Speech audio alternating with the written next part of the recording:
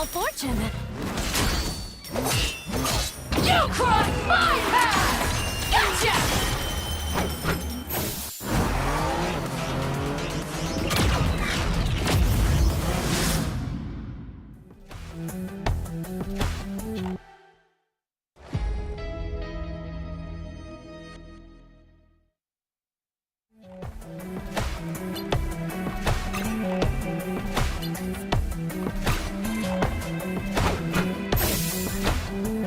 Hellfire!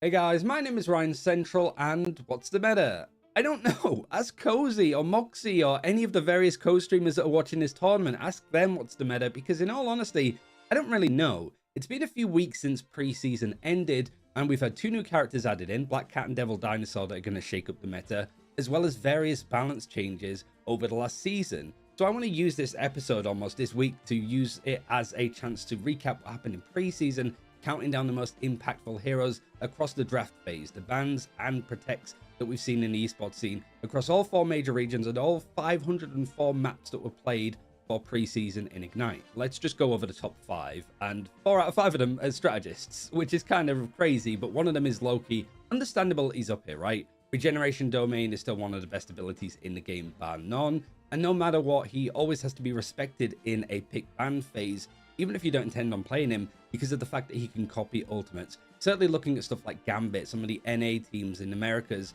going for triple Vanguard to just farm up a Gambit Loki combination and just get those Raging Royal Flushes going over and over again.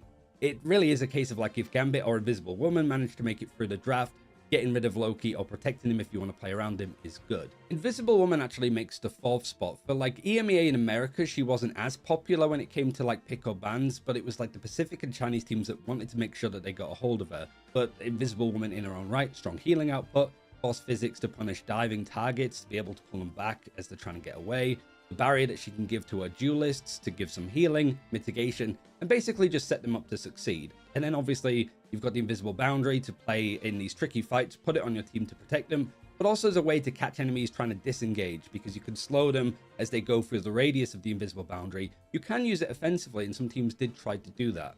3rd place is Mantis. It took a while for Mantis to get going, but her popularity definitely started to surge towards playoffs across all of the regions, most certainly again in Pacific and China, where she was the 2nd most rated character over for those teams. Making sure that you have Mantis or the enemy team doesn't have Mantis basically limits your impact of triple strategist, whether you can play around it as well or not. Damage boost helps. Her ultimate is good in all sorts of situations. You have the team up again with Groot and Loki. It'll be interesting to see how she does now that her damage boost has been nerfed and now she adds like movement speed.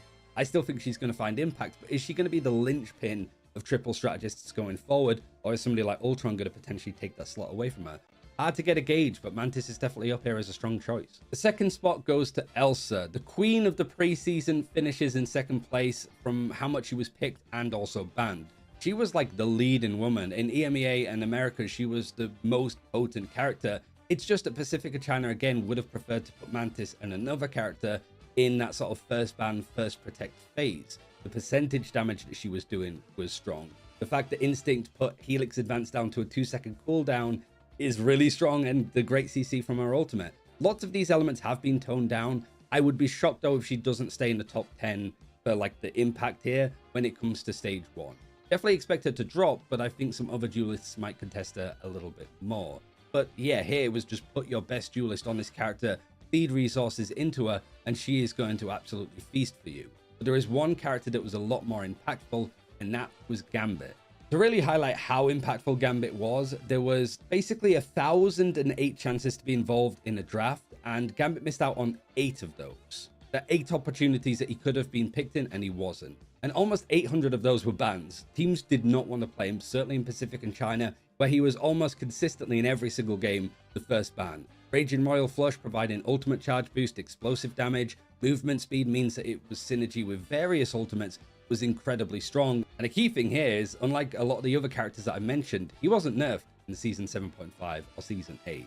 So Gambit still could very much be the top dog when it comes to Stage 1 rolling around. It really is just a case of whether the likes of Devil Dinosaur could really start to push for like that first ban slot. I expect him pretty much immediately, but also like Black Cat could have those moments if teams can actually get used to playing her. We'll see how things are going to look for Stage 1, but thanks for watching. Ignite the battle, and let's get back into the action.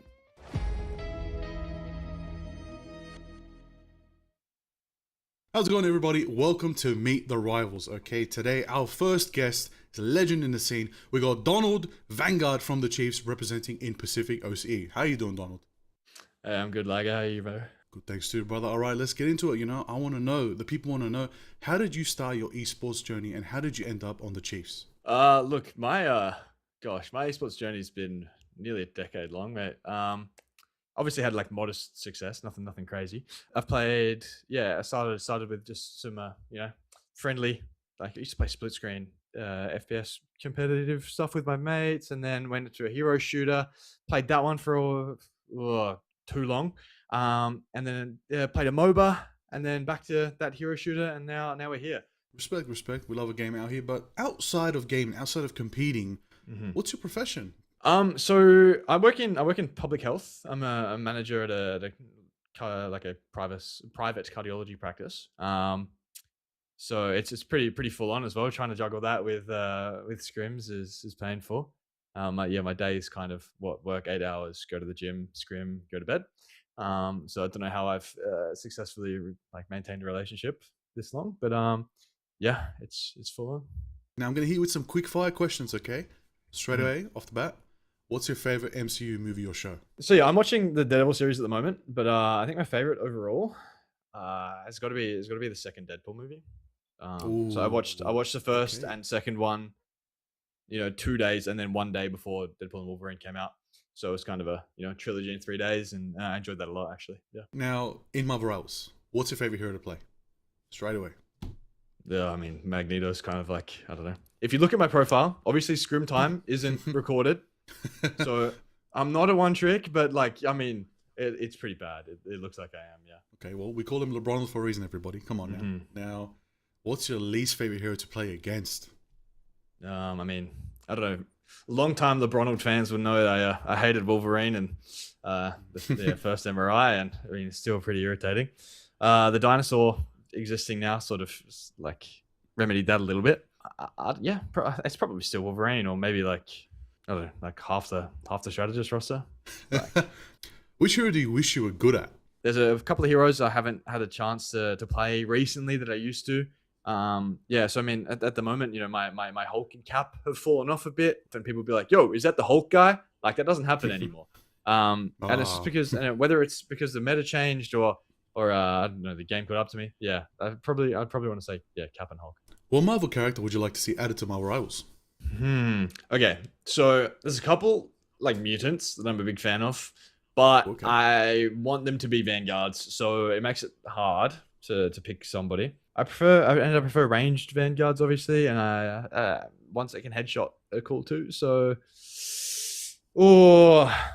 actually, thinking about that, no, I want Big Bertha from the Great Lakes Avengers. Yeah, I want to play Big Bertha. Yeah. That's a good pick. That's a deep cut. We like that. What's a new team up you'd like to see between heroes?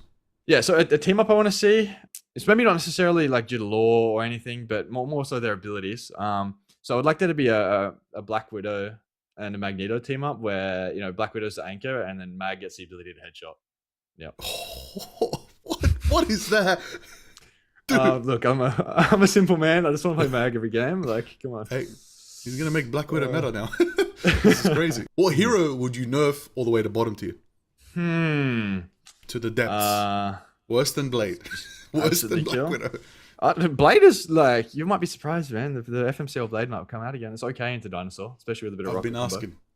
Yeah, okay. I think Sue Storm has been in the limelight a little too long. She's not as crazy as she has been right now, but she's still pretty consistent. Maybe White Fox, actually, a new addition. That's kind of And yeah, I mean, Black Cat is a little OP as well. I mean, it's better for our team when Daredevil is the one crazy DPS that runs everything. But no, Devil Dinosaur is perfect, and probably needs buffs actually. I think so. Yeah. Okay, well, yeah, following it up, what hero would you buff to the top? Straight to the Yep. best instead. I mean, yeah, obviously Mag, Devil Dino. I love playing with Loki. I think having Loki in the game's a lot of fun. So getting him when he's good, the game's good, in my opinion. When he's banned, the game's good as well. So like, yeah, get him out of there. I don't know. We need to ban. We need to buff something that brings it up to Gambit's level. So it first ban isn't just always Gambit. That's what it needs to be. So it shouldn't be Magneto then, so I can still play him. Maybe it should be something I don't like or I'm bad at. So yeah, like I don't know. Maybe Black Widow. Right. Make Black Widow overpowered. Yeah, when it was just Black Widow Hawkeye ban, that's easy, right? Everyone was doing that. Like, yeah, bring it back to that. True. Yeah. Okay. Well, you spoke about him earlier. What is your opinion on Devil Dinosaur? I think he is super duper versatile. Can be played as the like in the Groot Venom sort of archetype, and can also be the like have a similar playstyle to like appealing Emma. He struggles a bit into super duper mobile characters on like wide maps. There's one in specific that I lost a scrim on, and yeah, I was very upset. On push maps, like top 10 out of 10, better than Groot, like blah blah blah. Like you want to pick him. People are taking one-sided in scrims with us. Granted, we scrim other regions, so I'm not sure what else he's gonna do. Yeah, he's good. He's good, but he's beatable.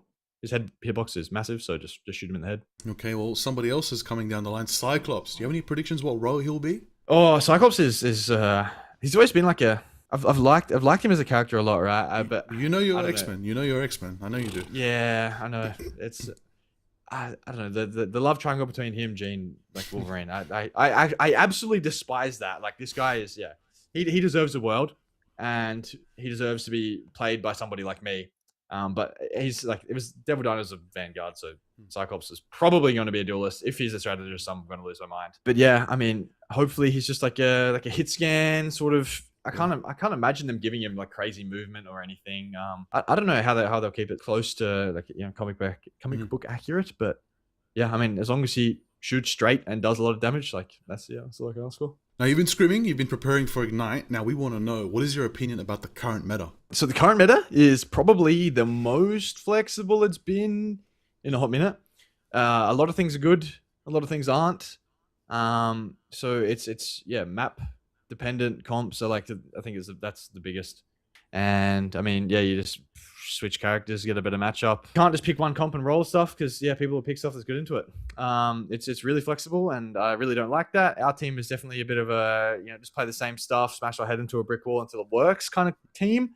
And yeah, it takes us 30 seconds to figure out a comp swap, whereas that's one fight we've lost effectively. But yeah, it's fun. I feel like we will get better, and everybody will get better as the season goes on. But yeah, and it's hard to get the understanding. We had so much time on last tournament's patch that everyone sort of knew what was good, knew what needed to be banned, blah blah blah. So now it's fresh. You'll see new stuff every day. I'm looking forward to it. Yeah, me too. Now, if you could compete in any other region in the world, which would it be? I've competed in Asia in other game as well. So I mean, another English speaking region.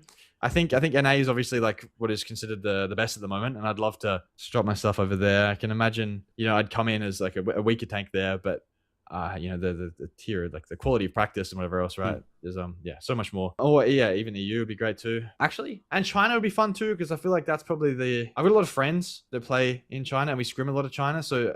Yeah, I think that's my answer, actually. And a lot of them are decent at English. Yeah, I'd like to play in China. Hypothetical scenario, okay? Multiverse. You have to swap teams for an entire stage with another player. Who's it going to be? All right, so for the, I mean, I want to stay in OS, obviously, I think. Respect. This is where the stories are, right? This is where my friends are, the people I care about. So the Chong MRC season that I was on the team, by the way. We came first. FMCL didn't wake up for the 10 placement games, so I subbed in as flex DPS for Chopper Mag, best team in Asia at that point. And I played some thing. That was the third. It was the DPS. So if anything, I'd like to swap with Pethic, FMCL, get back in the DPS slot where I belong. Yeah. It's the most recent tournament win I've had, so hey, obviously worked out for me. All right. I mean, maybe this might answer the next question. I don't know. Who in Ignite is your biggest rival? Ooh. Who on site? Who is it? Like, Who's on site? You're like, I'm versing them. I'm going all in, full comms, no holding back, not even letting them get one pick. Oh, I mean, every day, mate. That's just like every game should be like That's that. true. But yeah, I mean, obviously, like main rival, Gen G, blah blah blah. Like they're sort of seemingly like an insurmountable obstacle at this point. So we look down a tier and we focus on who we think is, you know, contesting us for second. And yeah, it's Kanga. It's kind of when the energy when we beat Kanga is great. I'm sort of always zoned in on it no matter what, but the rest of the boys will join in. We'll resonate off each other. It's always Kanga that's kind of BTA as they put it. Okay, Kanga, but who specifically? I want to. Oh, who specifically on Kanga? Oh, Timmy name. Valkyrie, mate. Yeah. I'm coming for you, Tinny, mate. All right. I might interview him next. We'll see. All right. What city do you want to see host a Marvel Rivals LAN? Oosh. Well, I'd love an Aussie one. I think Melbourne would be pretty chill. Yeah, I'm from a smaller spot, so yeah, don't come here. Or yeah, I think Sydney was great for a different event I went to. But also, if I'm qualifying to it, prefer for it to not be in my country. So yeah, I don't know, somewhere in Tokyo maybe. That's a holiday. That's the next holiday destination. So like go there for free, it'd be wicked. Final question of the evening: why do you want this? Why do you compete in Marvel Rivals Ignite?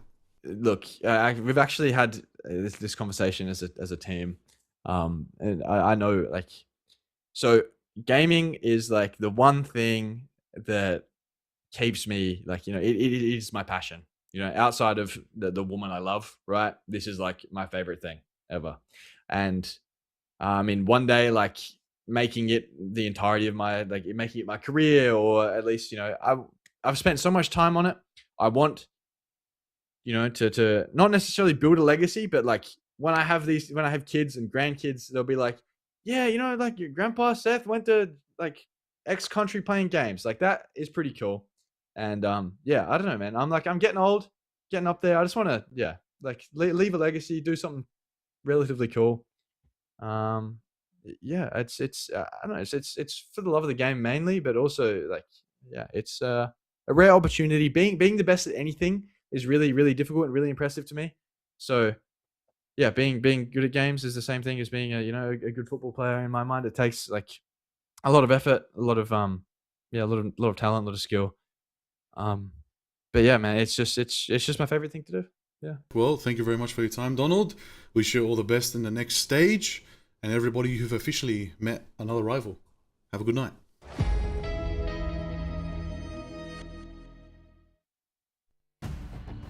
Welcome back, everybody, to Marvel Rivals Ignite here in the Pacific region. Today is officially stage 1, day 1 of Asia. We're in the mix of it. My name is Liger. I am joined by That One Dan and Diatonic here today to cast up a storm. The lads are ready. The players are geared up. The map is looking good. They've done just a fresh lawn mowing job on all the grass in the map. It's looking good. Players are ready to touch grass in game. In game, okay, guys? In game. Are we ready for it? I don't know about you guys, but it's going to be good. But of course, we'll talk about what is happening in Marvel Rivals itself. What is happening in the costume department and what's in store for us. Yeah, of course, gotta check out the latest drip available now in the store if you load up your Marvel Rivals client. A couple of new skins coming your way, something old, something new in this week's lineup. Strap in as Black Cat arrives in her high-octane wildcard Formula R gear, and witness Wolverine fully unleashed in the Alchemax X 2099 suit. Whether you're racing through the chaos or tearing through the front lines, these looks are engineered to dominate. The battlefield is your playground, own it. And these are both available starting now in your Rivals client. If you boot them up, you can pick these up. Just be careful if you bring that new Black Cat skin to the racetrack. I hear there's a Bowie knife individual running around out there causing some chaos. So drive safe, Rivals.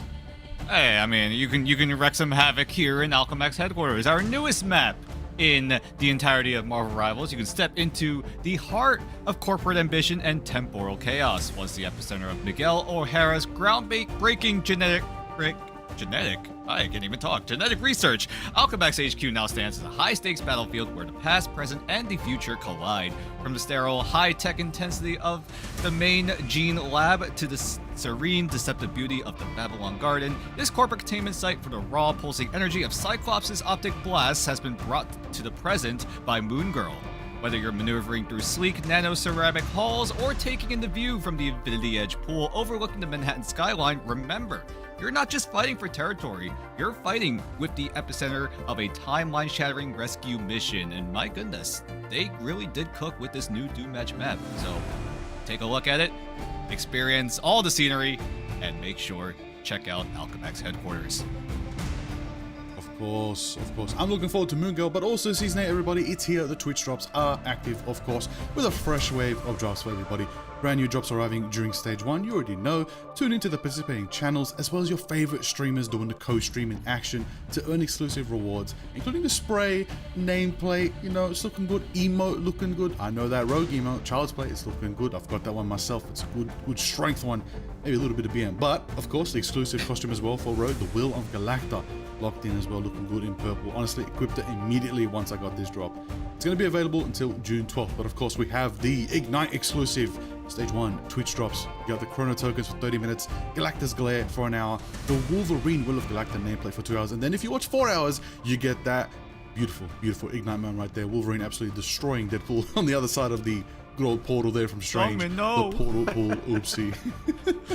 What a moment to remember. I hope we get more like this. I don't know about you guys, but I want more of these Ignite moments. Maybe the special Pacific 8K Jeff.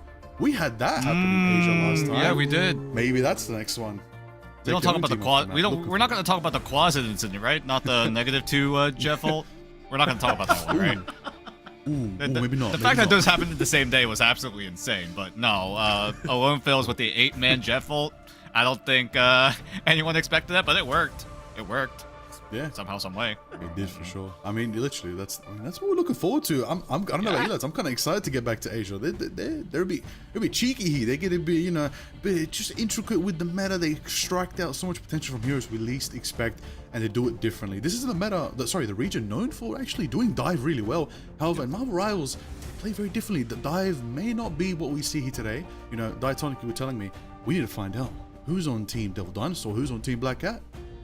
Yeah, I mean, kind of a reset coming in here, of course, the second branch of the Pacific region starting action tonight here, so definitely looking forward to seeing what Asia is gravitating to as of right now, because yes, they do play under the same banner, but OC and Asia tend to go down kind of different paths here. There are some different loose cannons, different people to keep your eye on in this region, so very much looking forward to see how things are shaking out. They've had a little bit more time to cook, you know, another week or so ahead of the start of their group stage, so definitely looking for maybe some sharper, tighter team play. But of course, as we'll probably talk about all night long, there are a lot of new faces coming into the Asia region this time around, and a lot of changes as far as rosters are concerned.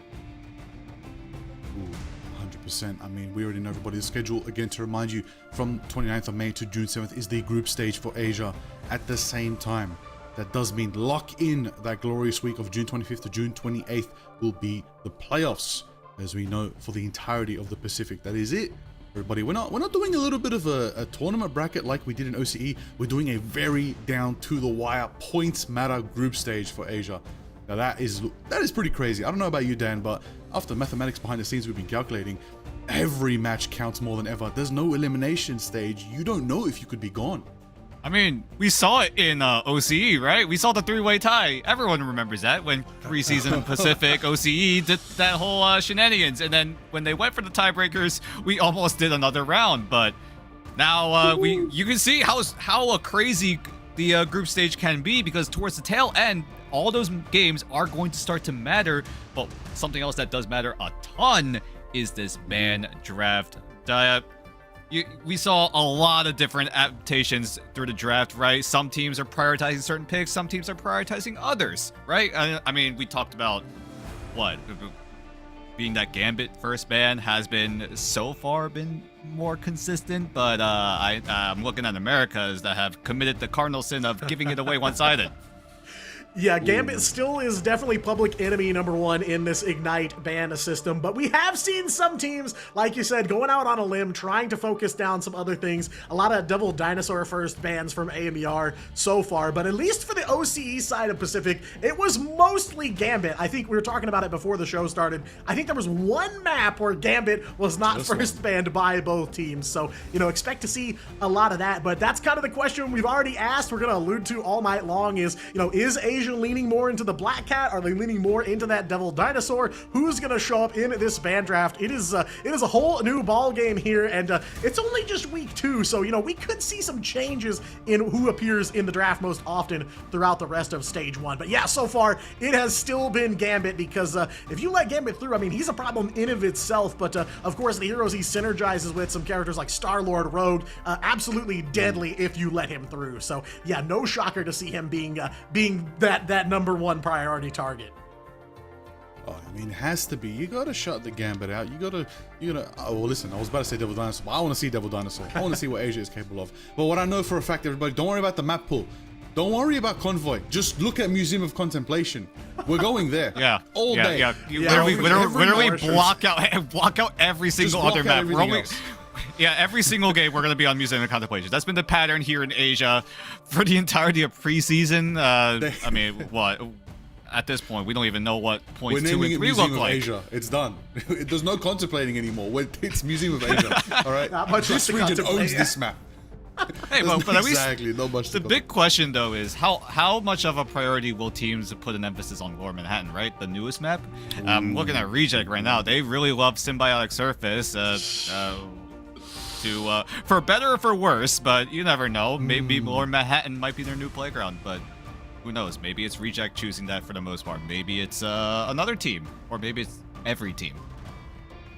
I was going to say, to be fair to Reject, they did kind of turn things around and picked up some wins there on Symbiotic in the back half of the preseason. So yeah, I'm curious to see if that love of Convergence extends to Lower Manhattan as it enters the map pool, but this is what we got on deck tonight. All Asia teams going to be in action here, and plenty of changes for some of these squads. So I am really looking forward to seeing some teams in action. You know, some like Loyalty that feels like they've turned over a lot of their roster. They've got some more staff in place, and they're not the only ones. But yeah, I am very excited to see what's changed. You know, especially as we've got a new face here in the mix. Pirates breaking up between preseason and stage 1, and now the Burgers, your season 7 Pacific MRC champs, are here. Yeah, and they're hungry, and they're going to live up to their name. We're going to find out very, very soon as they do get down to eating. But RVL might deny them the path. RVL said, hey, we're the gatekeepers here. You want to come from MRC, take on Ignite? You're going to have to go through us. Let's see if they can pull it off.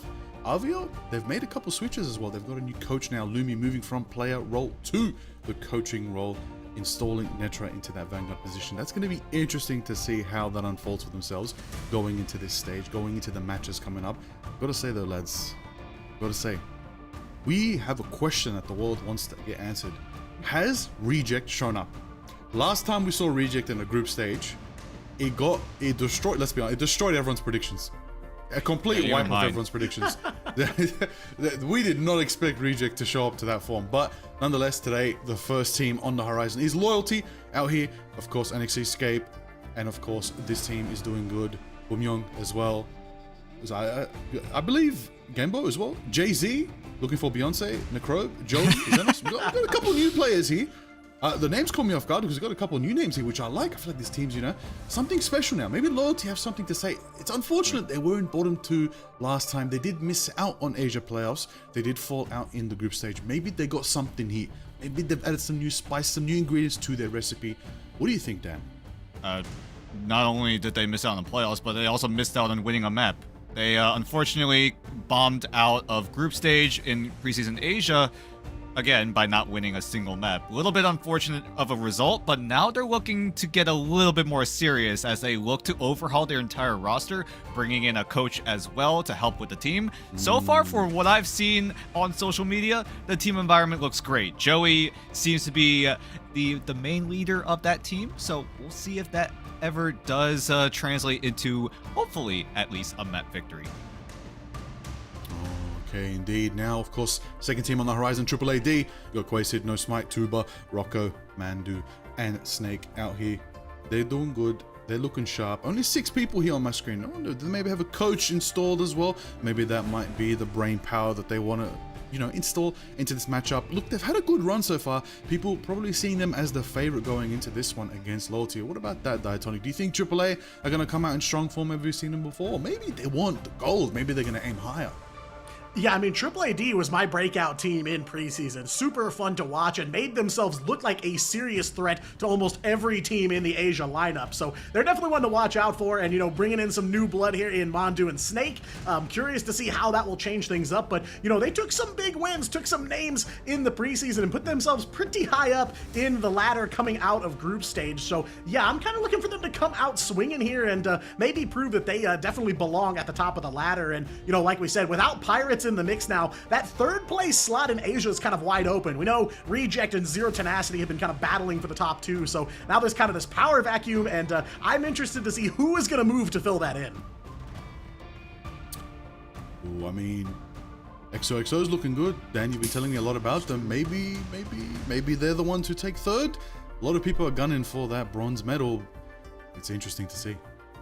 We'll see, because I feel like on social media I've been the XOXO Glazer. I mean, for good reason. They like to throw the playbook out the window. They don't care about what role they're playing. They can do whatever they so choose, but right now we gotta take a look at some of those nifty little stats from none other than Gembo from the preseason. Keep in mind, they're still hunting for a win on the Ignite stage, but so far Gembo looks to help the team move on forward as he switches over from the strategist role to duelist. Ooh. Yeah, very common strat, you know. Third strategist sometimes, you know, alternating to the Adam Warlock, to the Ultron could be definitely of high value there. Jeff is a good option as well. We've seen that from Gen G quite a lot. But of course, we've got Quasted here, crazy with the Jeff right here. You know, big heals going out, big representation, a lot of maps played as well. And, you know, up there with the accuracy, higher than most out there. But let's see if they can add that, you know, support. You know, that's the sort of supporting presence that this team needs right now for AAA to really secure themselves a good position. It's really all on them right now. It's all on these teams to see if they can go for a good early start. And you want that in a group stage. You want momentum more than anything. You want to have that deficit on your side. You do not want to be in a negative position trying to catch up, because even if you do, you might just fall short of making it. And reminding everybody, 8 teams here in the group stage of Asia. Only the top 6 qualify to playoffs. Now, it sounds a bit generous, but it's still very competitive. You don't know. Blink and you miss it, you could be in the bottom 2, and maybe even if the battle is uphill, you might not have enough strength to get up that hill. Yeah, I mean, the middle of the pack here in Asia is so deadly. So many threats from AAAD, XOXO. I mean, you know, and now there's a couple of new faces here and some big roster changes too. So looking to see how things will shake out. But yeah, you're absolutely right. Kind of these first steps here that you're going to see tonight from each of these teams. Super important for establishing their place here in the stage 1. You know, preseason done and dusted now. Got our first look at these teams, able to get their feet wet. But now, you know, this is go time for real here. There is a lot on the line. A trip to those Pacific playoffs, and, you know, a couple steps down the road, some invites to the mid-season finals hanging in the balance. But it all starts right here, and it looks like it's all going to start off on Krakoa for some domination action. Of course, like you guys have already said, Loyalty kind of in the hunt there for that first Ignite map win, so they have not found a win on Dom yet. I feel like AAAD had some pretty good looks in the preseason on domination, though, so definitely interested to see if they come with that heat right out of the gate on map 1 here.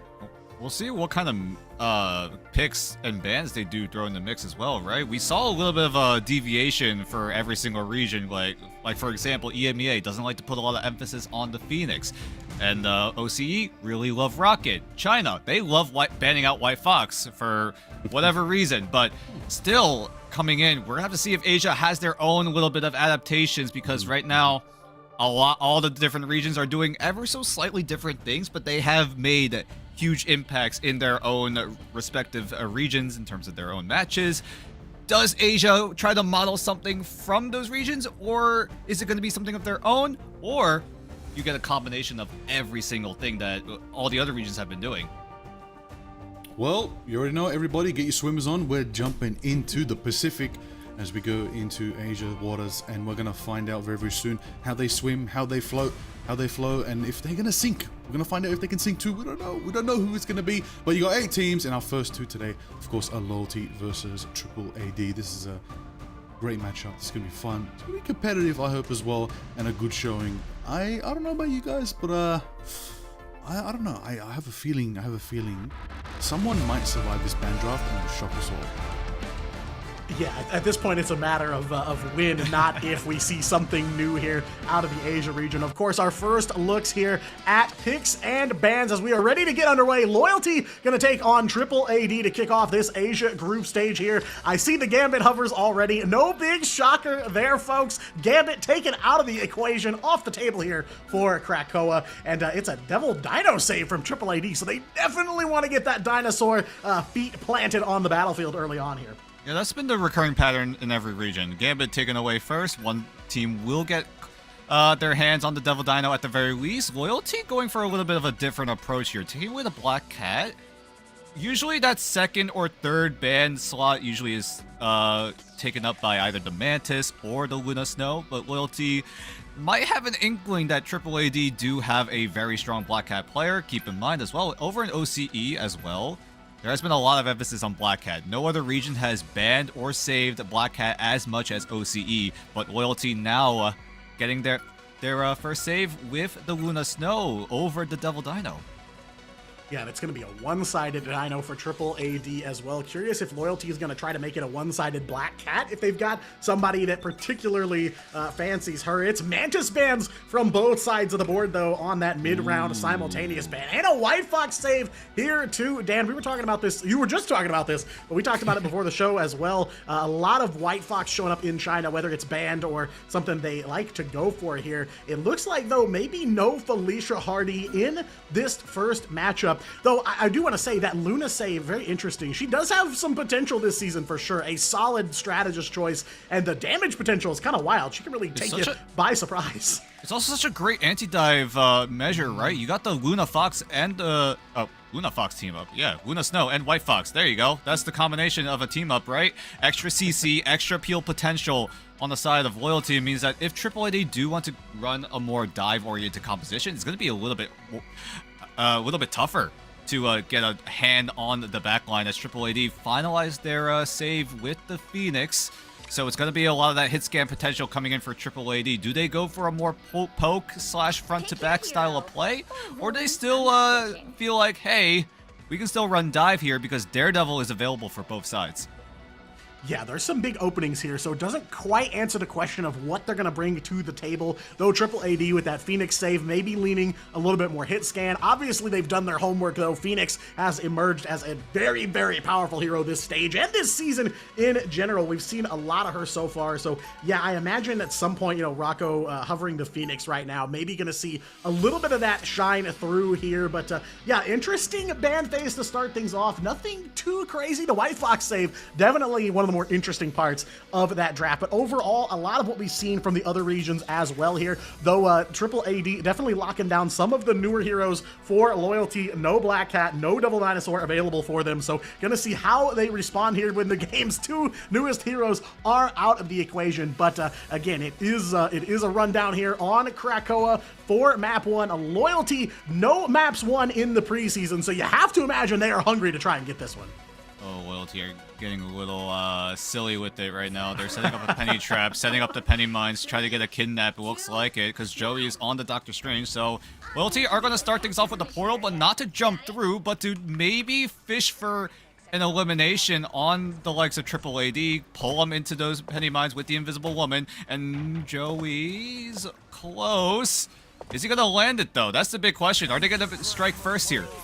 Yeah, gotta have some jimmies here, as this is the opening play of map number 1 for this entire stage. Portal is good, but Triple AD wise up to it. They are not gonna run headlong into it, rotating onto the point here and taking up some positioning around that capture point. It is online and ready to go here. Joey is on the point to start things off for Loyalty. They are gonna get right in the mix there. Tuba picking up the Devil Dinosaur this time, a very influential Vanguard for Triple AD, so glad to see him on the newest hero, ready for that Devil Dinosaur to cook here. It is gonna be Triple AD, though, making the first cap, just able to apply a little bit of pressure and get Loyalty off the point.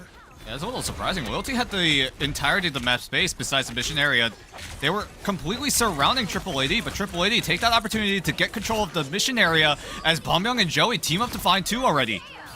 Yeah, quick double KO, and we've heard some things about Joey as well. Right. Heard that he is a big player for this Loyalty team, but man, that's a solid opener here for them. In spite of the portal not working out, they at least get the first cap and already looking for that forward pressure. And Loyalty have to keep that pressure on, right? Triple AD would want to look for some sort of entryway in. As soon as they get their ultimates online, it's going to be up to Triple AD if they're able to create space to facilitate some sort of retake. Loyalty not going for the aggressive move, instead hanging back near the mission area. Duba's going to try to contest his high ground. Yeah, just trying to get their feet planted here and at least try to take this first capture point. Get that ball rolling a little bit for Loyalty. I like it. They've got the time. They've got the breathing room here to make it happen. But Triple AD already dusted off and ready to go here. Jay-Z a little bit low on the Luna, but will survive as Loyalty almost 50% of the way captured here. Overhead, you can see it. And Jay-Z on that Luna first KO. Headshot onto Rocco. Jean Grey taking out the equation here, but Bambyung gonna fight through as well. Loyalty's Phoenix picking up 1 onto Tuba and holding that double beast Rampage, so 1 all out the equation. Quasino gonna battle back on the Rocket Raccoon, finds a quick one, but not enough to put a dent here in this Loyalty defense. Huge 1v1 win coming in from Jay-Z to take down the flanking Rocco. Nosebite tried to pick up the pieces, tried to get some sort of trade elimination, but unfortunately it just was not enough. Now Loyalty, with all this momentum, we're already at 70% and climbing.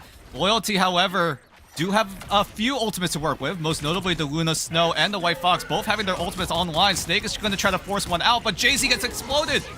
Yeah, satellite overhead here for Triple AD. Snake gonna pick up a double KO on the Ultron. Necrobe going so low, forced to unleash that Kumio, going back down to normal White Fox form, and Necrobe taken down by Rocco on the tree here. Shots from above. Triple AD, 5 ults online as they are gonna make this flip here. 20% captured for Triple AD, but Loyalty up to 94 on their first cap. Very good early looks for him here on map 1. Might have been a miscommunication on Loyalty.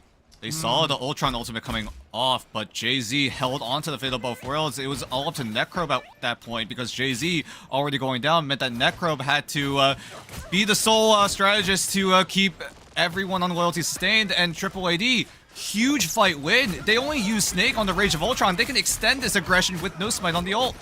Yeah, the target prio very solid for Triple AD. They know where the threats are. They're able to dispatch them, and they're able to make that flip here. 50% and still on the move for them here, but it is basically going to be one fight for Loyalty to take this capture point. If they can take out most of Triple AD, but they're going to have to get through these ults here. Eye of Agamotto from Joey in response to that CYA over on the side of Triple AD, and it is Triple AD coming up big in the KO feed. Jay-Z going to throw down that Fate of Both Worlds, trying to keep the team alive, or what's left of it, but even he will fall, and Necrobe still going back to spawn as well here. Game mode, basically everyone from Loyalty reset, and now Triple AD a quick battle back, 75% of the way there.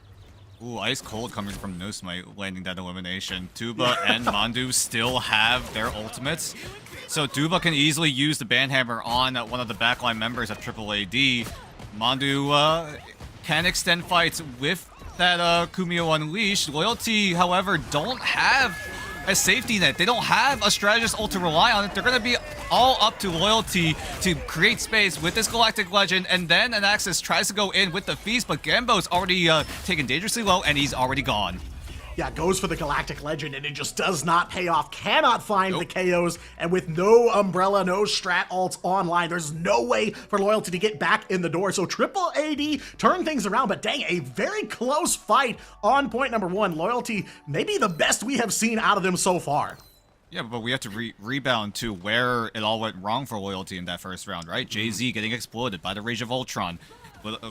Maybe it might have been a miscommunication between Necrobe and JC7 in terms of who wanted to use their ults first. And with Jay-Z gone, Triple AD complete the retake, and they were able to just never look back. They just kept going all in, dive right onto Loyalty, and Loyalty just never had room, never had an opportunity to fight back there. As I don't know if the portal was close to being off cooldown, but either way, huge win for Triple AD. Loyalty, if they were able to retain the site, there was a world where they were able to secure maybe like an overtime win somehow. But right now in round number 2, Loyalty, we saw them do it in round 1. They're going to do it again here. Yeah, gonna have to look for Triple AD to be wise to it again. Maybe focusing up on Tuba here. Portal gonna open up from Joey. There's an Ultron going right through, and Nice. Necro gonna take him down. Snake offline already. A good early pick here, especially considering Snake is holding Triple AD's only ultimate at the moment here. So Loyalty now gonna push their way to the point, but it is gonna be a bit of a fight here. I already see Tuba on that big dino right in the middle of the capture circle. So Triple AD gonna make him work for it from square one here. Joey, though, big maelstrom of madness onto Tuba. Will take the dinosaur out here. Snake should be backing on the point here, but it looks like Loyalty gonna grab first cap here. Yeah, huge pick, right? Snake holding onto the Rage of Ultron means that he's not going to be able to use it in the first fight. Loyalty are able to get early control of the mission area, but with Rocco finding a pick onto Access, it might get a lot more difficult. JZ7 also going down. Triple AD are going to retake just like they did in round number 1. They give Loyalty some of that mission area points, but then Triple AD just rip it right back. Yeah, and again, it's kind of like we saw on point number 1 for Triple AD. They're bringing some kind of umbrella, something to protect themselves, whether it's a strategist ult, whether it's that freedom charge from No Smite that they used. Loyalty, meanwhile, it seems like they keep getting caught with no strat ults, no way to really defend themselves when they're on the point. So yes, very aggressive on the attack. Loyalty looking good, but once they have control of the point, they've been having some trouble finding their footing here. So now Triple AD, lots of forward pressure here, looking to try and push Loyalty all the way back to their front door here as Triple AD gonna overtake, but somebody from Loyalty is on the point, looking for a little bit of a cheeky swap here. It might be Anxis there on the Captain America, but that capture progress gonna go right back down here as the rest of Loyalty gonna file in here. It's going to be so hard for Loyalty. Ancestor is really on the Captain America just to try to disrupt the backline. Claus is going to pop the ultimate because he knows that Bumhyung doesn't have the Ensong Inferno. So this is a free CYA coming in for Triple AD. Maybe it might have been a little bit of a misjudgment coming in from Loyalty for Bumhyung to use that Ensong Inferno, but at the very least, JZ7 is there with the Fate of Both Worlds to give some leeway for Loyalty to hop right on in, but Triple AD, they've got that Rage of Ultron coming up soon. They've got Mandu on the Kumio Unleashed very soon as well. Loyalty, I feel like this fight might be doomed already. Yeah, I mean, some good pressure from that Fate of Both Worlds, but it runs out, and Loyalty's time quickly running out here one by one. They are going to go offline. Triple AD still in control of the capture point, 70%, and Joey going to fight back there, does manage to take down Rocco, but that's about all Loyalty is going to get here. They will back off, but they're going to bring some ultimates to the table here, I think. Loyalty needed to find eliminations during that Fate of Both Worlds, but they could not find anything. Triple AD knew what had to be done. They just had to stall out on the mission area. Loyalty never even got the flip, so Triple AD keeping that control means that Loyalty, they're going to final fight territory, and they've already lost out on one. But at least he has Cocoon.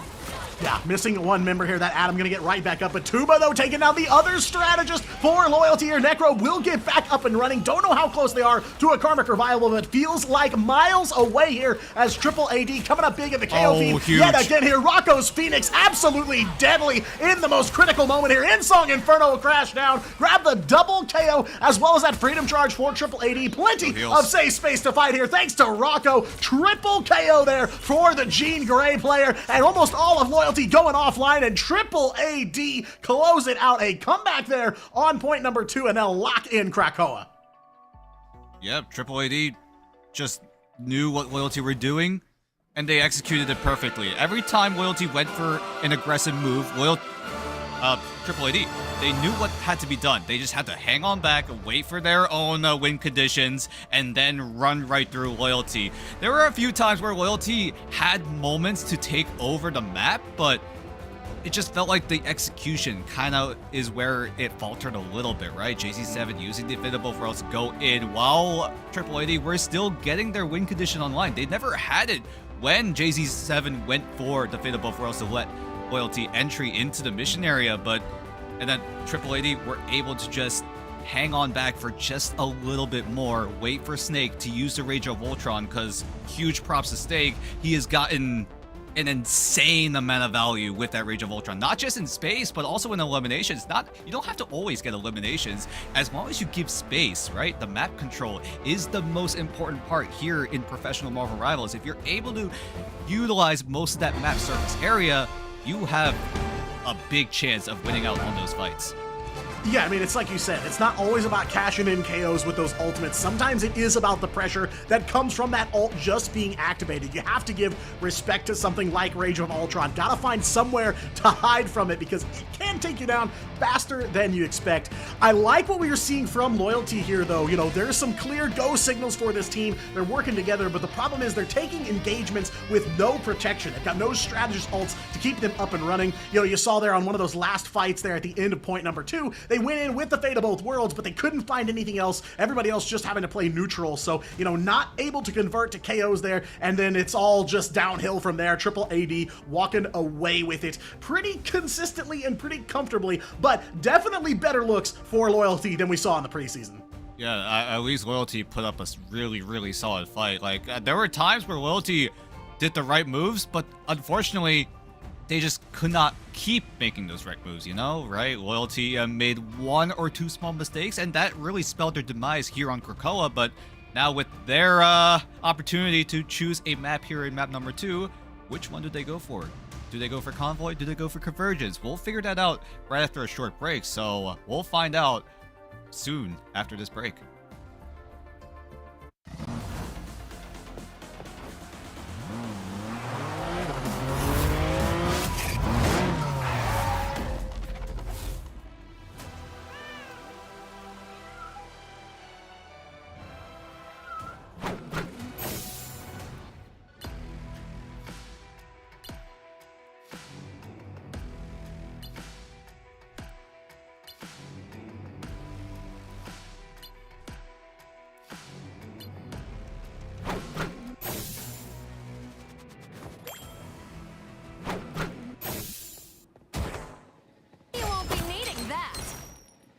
Fortune.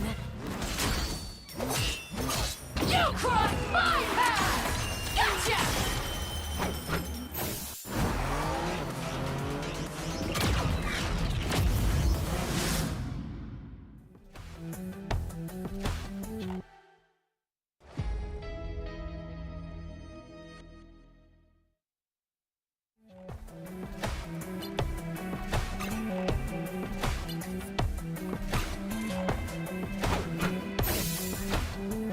Hellfire!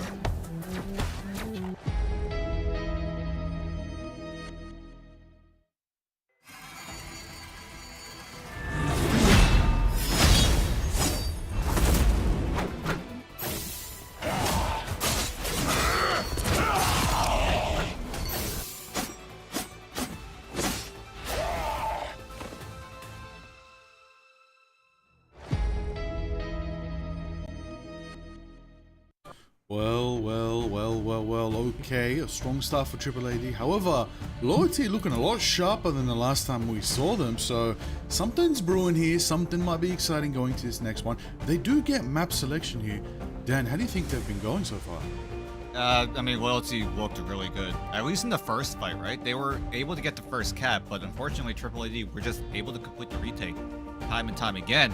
And I feel like somewhere that Loyalty could really work on coming into map number 2 is that resource management, right? Loyalty, they tried to get a little too greedy with those resources, at least in that first round on Krakoa, right? Having JZ7 go down to the Rage of Ultron just meant that Loyalty had to literally just start scrambling for something to rely on, and it had to be the White Fox ultimate, and that really doesn't really do a whole lot if Triple AD aren't gonna engage in that a big little skirmish at all. So maybe resource management might be something that they should work on, but coming into map number 2, we'll see what Loyalty decide to cook up here as Triple AD starting to ride that momentum, right? They finished 5th, 6th in the middle of the pack in preseason.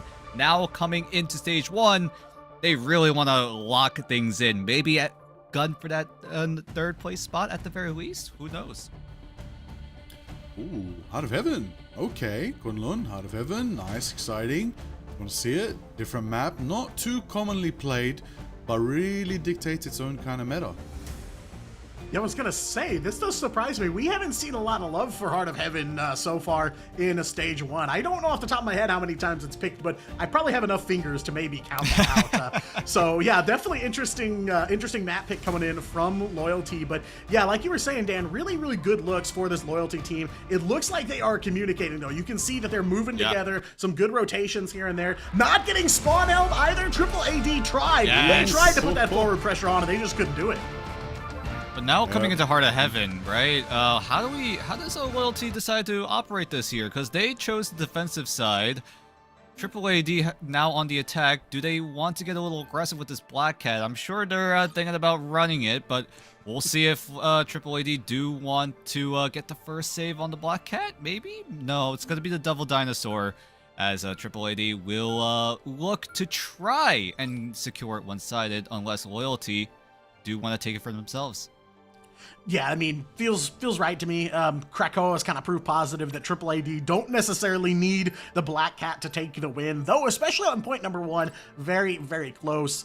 Black Cat ban does come through from Loyalty anyway here, so no Felicia Hardy for Triple AD, and they banned it out against Loyalty as well, so maybe not going to see a lot of Black Cat here in this matchup. Luna Snow save for Loyalty once again. JZ did pick up a couple of cheeky picks on Krakoa on her, so no shocker to see them going right back to that strat, but there will be no Devil Dinosaur for for Loyalty as well.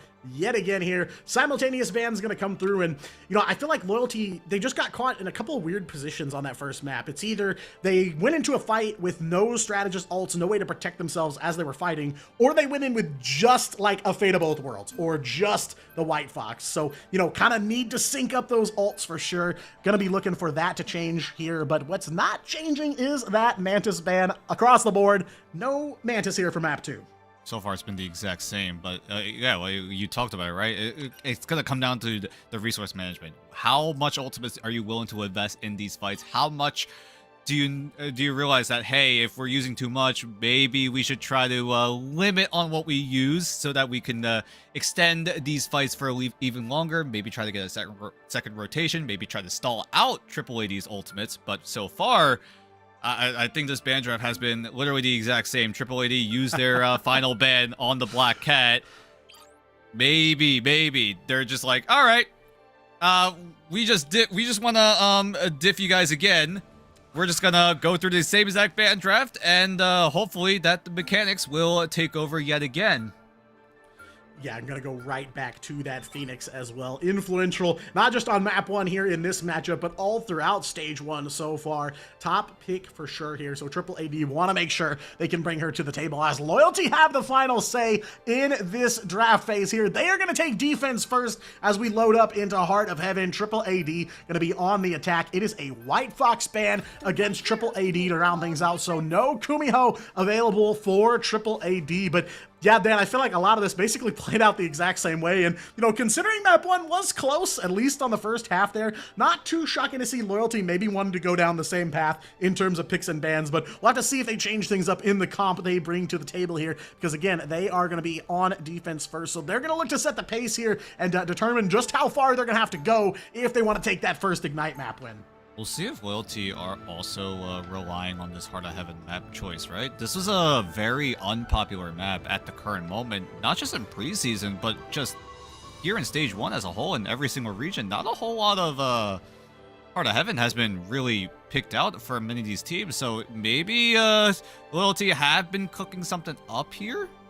Maybe, but so far, Loyalty are going to utilize a Necrobe on the Adam Warlock once again. We saw it pop up towards the tail end of that first map, but here, they're, especially on the defensive side first, they're going to try to rely on this Karmic Revival being that win condition. Triple AD, once they identify that there is an Adam Warlock in play, Triple AD should be accelerating this tempo very, very quickly.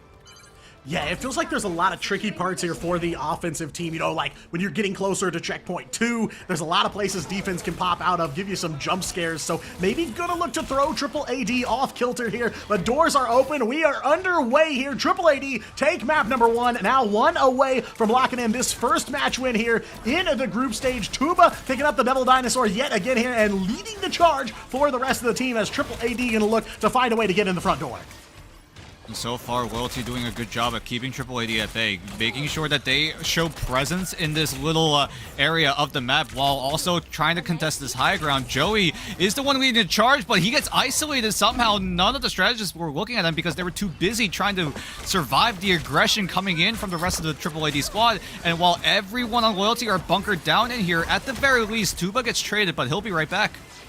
Yeah, backs against the wall here for Loyalty, though they are able to hold it off. 60 seconds away now, and Triple AD still circling that capture point, but no way to get a tick quite yet here. X is going pretty low, though, on the Groot. Needs a little bit of a heal. Will get it from Jay-Z on the Luna Snow here, and they're going to look to try and convert to some KOs here, but now Triple AD finally able to get a little bit of progress moving. Rocco going up for the Insong Inferno, and Tuba in the jaws here, taking down Anxis. Jay-Z will respond, though. It's going to be 1-for-1 as No Smite gonna go back to square one on the Captain America, but Loyalty gotta get on the point here and stop this progress. Triple AD almost 2 ticks away. They'll find it here as Snake goes for the Rage of Ultron. Jay-Z's finally got that dance floor ready to go. Fate of both worlds. That will let Loyalty get right back in the fight here and at least hold off this third and final tick. There is a portal here for Loyalty from Anxis right in the front door where Triple AD is trying to head here, but they're not ready to give this up yet. It is gonna be CYA as well from Quasit, and Rocco gonna get that damage buff and take down Bum Hyung. Wins the 1v1 here, making a double KO, but now the Karmic Revival comes through from Necrobe. Loyalty all back up and ready to fight this thing out. Half of a Triple AD's time away now as they've got some support ults ready to go here and are just looking for a way to try and close out this capture point.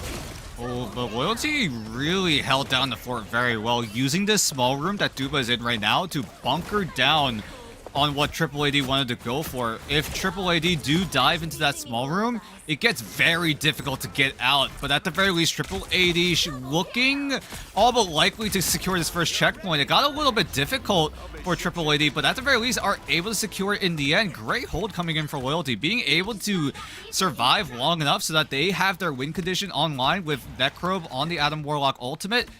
It looked good for Loyalty.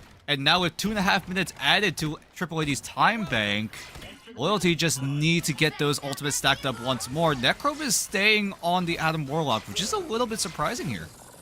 Yeah, I mean, not a bad start for Loyalty defensively. You know, Triple AD gain that 230 buff. They go back up to just 4 minutes, so they don't build up the time bank here. So Loyalty still have an opportunity to get ahead in this second capture point here, and they are going to rely on this being a little funky, right? You've got this bridge overhead, you've got the staircase off to Tuba's left there, so there's some places defense can really hold up here. Nice jaws, though, from Tuba. Going to drag Anxis back to the rest of the team, and they will finish the meal here. Tuba getting the last hit in on that Stranger. He's still holding that eye of Agamotto too, so they take one ult out the equation here. That's the go signal for Triple AD here, but Joey on the Magneto finds the mid-air dunk onto Snake, so Ultron shot down, sent all the way back to square number one. Solid stuff from Loyalty here. No Smite, though, gonna try to get Triple AD in the fight. Freedom Charge on the ground, plenty of overhealing for him and plenty of safety that he can go in and take down Joey. Rocco will find Gamebo as well, so White Fox off the table, making another double KO here for Rocco's Phoenix. Absolutely game-changing.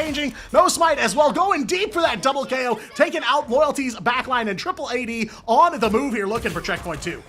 I'm not sure if Bumyoung had to use the Insong Inferno during that fight to try to get the health reset, but he really needs to save that Insong Inferno. Quasit already has the CYA with Gembo on the White Fox ultimate already burned away. It's going to force out Jay-Z's ultimate as Tuba's just stomping around. Quasit on there with the CYA. That's going to allow Rocco to get a double.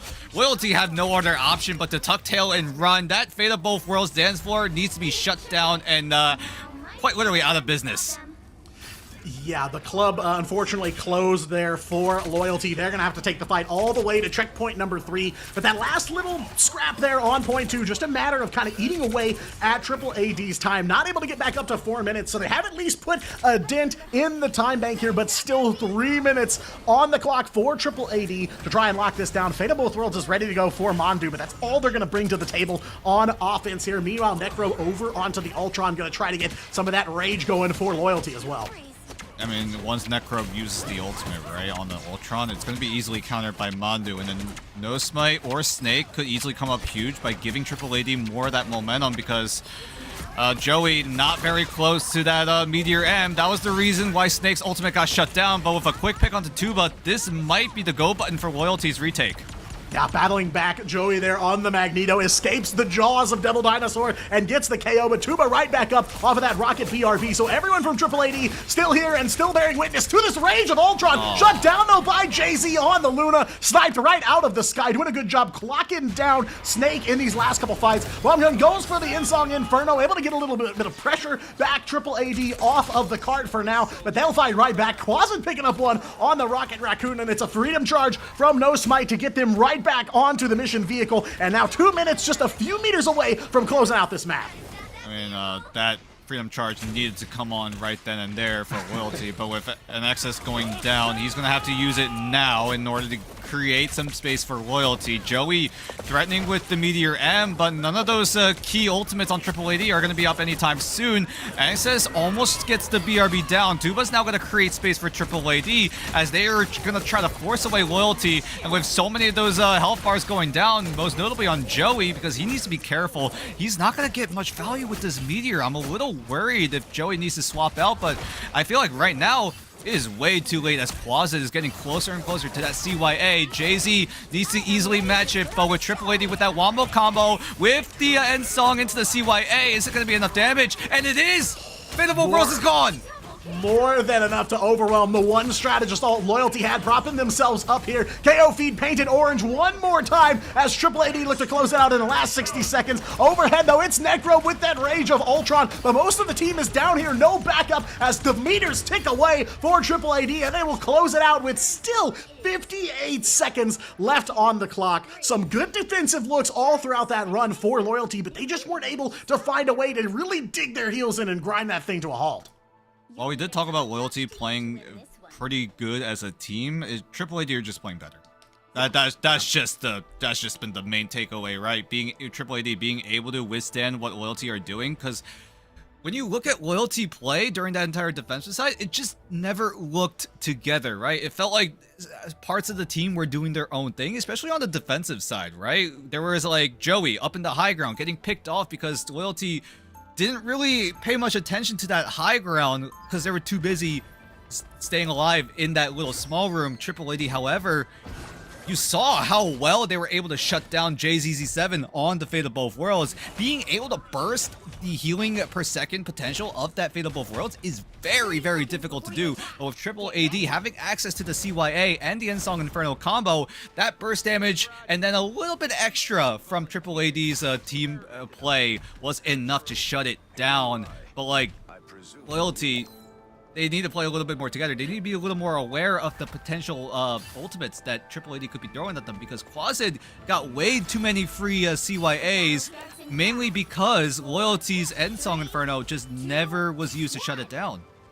Yeah, it does feel like they need to contest those rocket ults a little more, and I feel like they did kind of fumble a little bit on checkpoint 1. Like you said, that back room, they backed up into there a couple of times, and it just feels like they weren't ready to defend that first point with their whole chest, and then from there, it's just a shooting gallery for Triple AD. But speaking of shooting gallery, Necro coming out the gate, finds one pick on Tarako to start things off. Good look for offense for sure. Gotta try to capitalize on it, though, as Loyalty now taking the attack, and yeah, I mean, it just felt like they had the potential to shave off more of Triple AD's time at the beginning, and with them only ending with 58 seconds, who knows if they would have managed to push all the way to the end if there was more of a fight here. But we have a fight on our hands here. Triple AD in a little bit of trouble here. Tuba gonna have to make that big dino hop back to the back line for now to get freshened back up and get ready to take that front line one more time. Triple AD are just everywhere. Everywhere you look, there is a member of Triple AD threatening your life, and so far, No Spite just gets a quick little double in the back line. Loyalty just fall apart quickly. Triple AD taking a different approach from what Loyalty did. Loyalty, if you remember,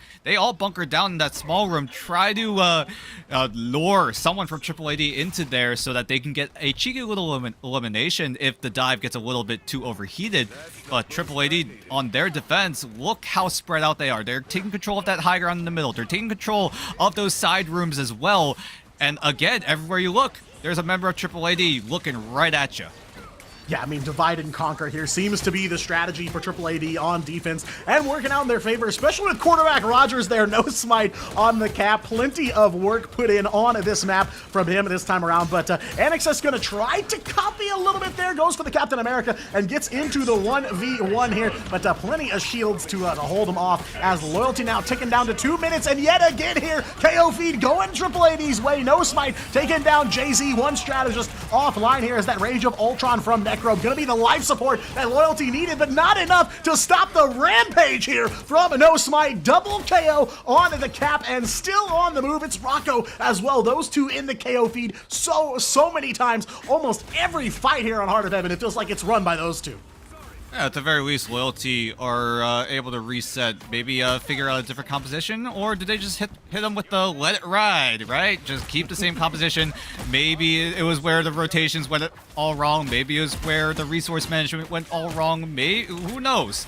Because Loyalty need to figure something out. Triple AD, however, have so many ultimates to work with. Closet does have the CYA as well, but Loyalty are holding on to the Endsong Inferno, so maybe there have been some lessons learned, but JZZ7 going down is already bad news. Yeah, keeping that Luna Snow on lockdown that's almost every single time. There goes the end song. That makes sense. Yeah, I was going to say, there is a dance floor down here. Snake will pick up one on the Ultron, wins that 1v1 here. Freedom charge from Loyalty this time around, trying to keep the team here in the fight. Just 60 seconds left to go, as Joey on the move on the Emma. Frost there taking down Mondu. So one strat for Triple AD offline. Snake goes over to the Strange. So we're going to see a portal here as Loyalty trying to close it out at the last second. Rocco up overhead, Insong Inferno looking for a target. Will crash down, but under that Fate of Both Worlds cannot break through here. 40 seconds left to go for Loyalty, so they've got about one engagement left here, but it is going to be trouble with Necrobe offline, and Excess as well going low here. Can only get some heals from a couple members of Loyalty, but I don't know, Dan, it doesn't feel like they're going to be able to muster much for this last 30 seconds. Wait a minute, you might have to eat your words here. Mandu thankfully does come back thanks to the BRB. Rocco does go down, so that's a huge amount of damage away from Triple AD's side, as Loyalty are moving on forward yet again. We're in full neutral right now. No ultimates are going to influence any of this fight coming in, as 10 seconds left here, but Triple AD looking to try to make a different approach, right? Only 4 members alive on Triple AD to try to, at the very least, stave off the aggression from Loyalty, but with no ultimates to rely on, Loyalty just win off man advantage. Yeah, man advantage and some solid target prioritization. Like you said, they took down Rocco very early. Big damage potential for Triple AD offline, as well as No Smite, kind of the two biggest threats to their dominance on map number 2 here. So Loyalty do manage to cut through. 2:30 on the clock for them, as they had to do it under overtime here, but it is not done for this Loyalty team just yet. Triple AD gonna have to take a moment to dust themselves off here. That gives Loyalty an opportunity to push up a little bit, but with 2 minutes away, they've still got a long way to go. Loyalty just need to make sure that they have a beefy economy in terms of ultimates. Triple AD do have a way to initiate fights, either with the Freedom Charge or even Snake on the Rage of Ultron. That's going to come up very, very quickly. Closet as well, being able to provide that extra safety net, but with Bumhyung actually holding on to the Ensong Inferno this time, it's going to be a little bit more difficult for Triple AD to win out these fights, because they have double-stacked their ultimates, but they essentially had to, right? Because Closet CYA is going to be easily shut down by the Ensong Inferno, but with Bumhyung already using it right now, Closet gets another free CYA. Yeah, just knocking on the door of Triple AD here, trying to find a way in, but there is no entrance here for Loyalty. Snake, No Smite, Rocco, name a member of Triple AD, and they find one of Loyalty in the shooting gallery here in that tunnel underneath that overhead bridge. 1 minute left to go. Again, Loyalty pushing it all the way to the end here, but the ult economy is going to favor Triple AD, and it feels like that's been one of Loyalty's bigger weaknesses here. They're lacking, especially in strategist ults, and now they're going to pay the price here. Rocco triple KO onto the Phoenix here, taking down the entire backline of Loyalty. No heals online, and it is just a matter of time before you're hunted down, whether it's No Smite, whether it is Rocco here. Triple AD fully in control with just 30 seconds left to go. Wombo combo wipes out Loyalty yet again. Triple AD still have ultimates to work on, to rely on. Loyalty, they also have options as well, especially Joey on the Psionic Seduction. Bumhyung going down isn't a good look. Gambo thankfully is on the Punisher to provide some of that extra damage, but with 15 seconds left going into Final Fight territory, this is going to be a long and arduous push for Loyalty. Yeah, just far too early to be getting picked off, though. Bumhyung gonna go over to the Elsa boy. Bloodstone swap at the last second. Fate of both worlds up for loyalty. Last bit of life support they've got here, as we are gonna go into overtime. But when that support all goes down, what does loyalty do next? Joey's got the Sonic Seduction ready to go on that Emma Frost, but Triple AD, again, a little bit of divide and conquer here. Hard to track him down, but NXS gonna find Tuba holding that Devil Beast Rampage. He'll get up right off of that BRB, and loyalty still on the push here, able to hold out, but they've got no ults left. They've got no damage here, as one DPS offline here, one by one. Loyalty go down, back against the mat, staring up at the lights here, as Triple AD gonna close it out on Heart of Heaven, 2 maps to 0.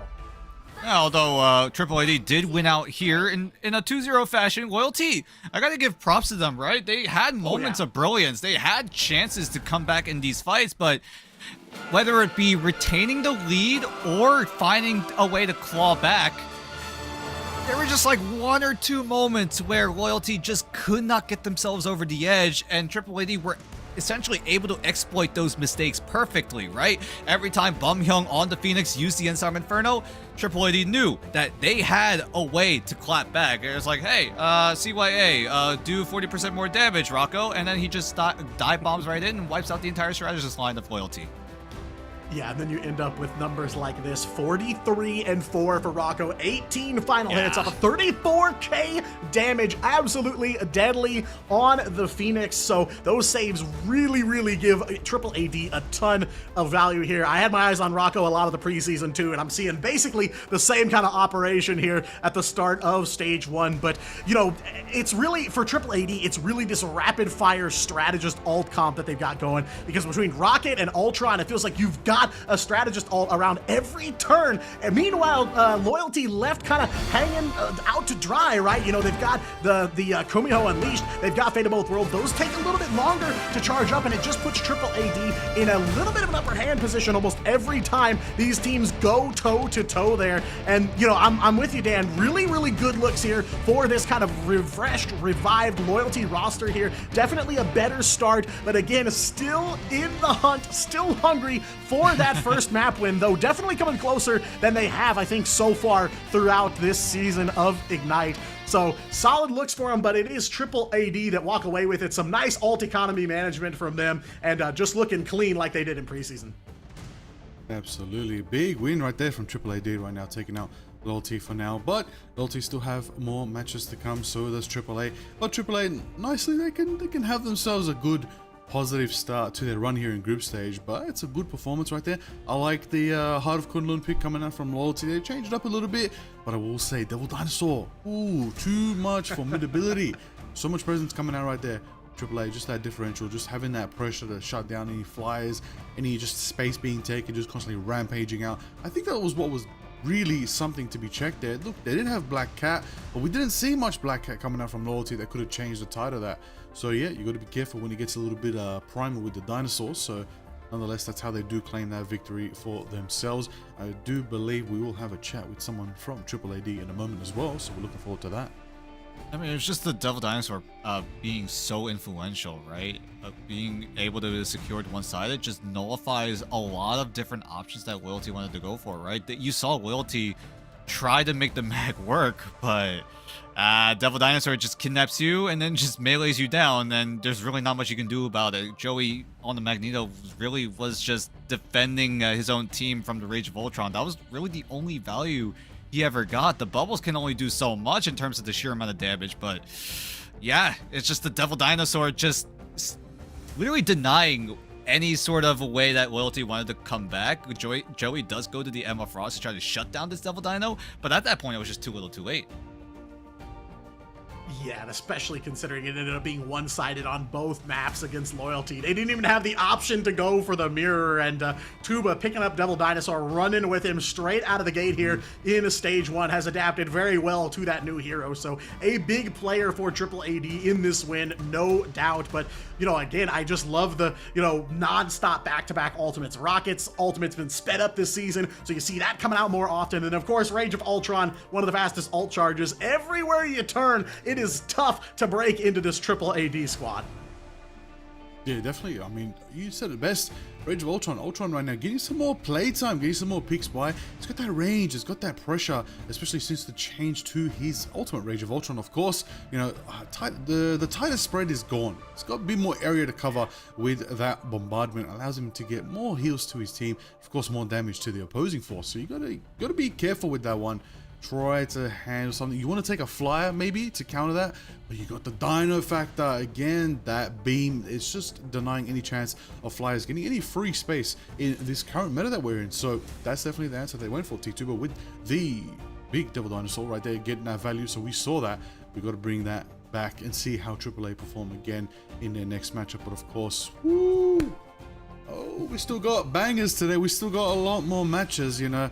How did you, Dan, do you think, you said Loyalty really performed here, really showed up, really showed out, might have a better run in their next matchup, but right now, what have we seen so far from the last time we saw Loyalty in preseason to today?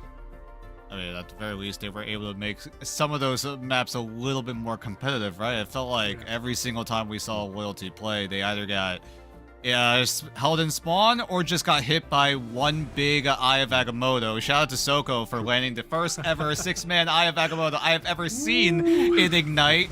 That was an absolute banger, but I'm getting word we do have that interview ready. So we're going to talk about the whole Eye of Agamotto, that Wombo combo that Loyalty just kept getting blasted by, as we're going to go into that interview with none other than No Smite.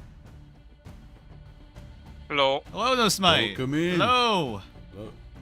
Welcome in, No Smite. Hope you're doing well.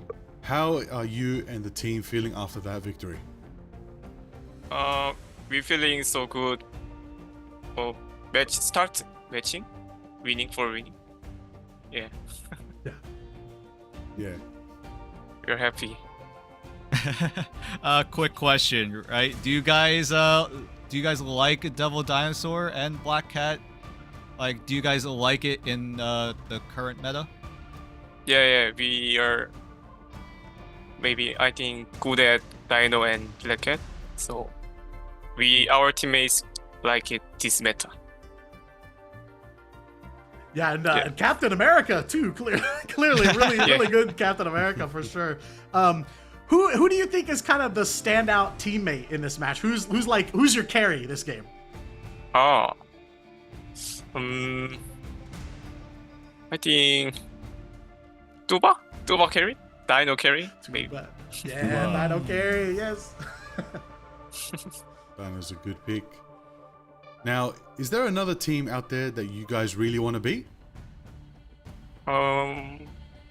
We really want to beat XXO because we lose to XXO a lot. Okay, well, hopefully you get that chance to take on XOXO. Of course, you know, wish you best of luck to you and your team in your next match. Thank you for your time. Thank you. Fighting. Fighting! Ha! You.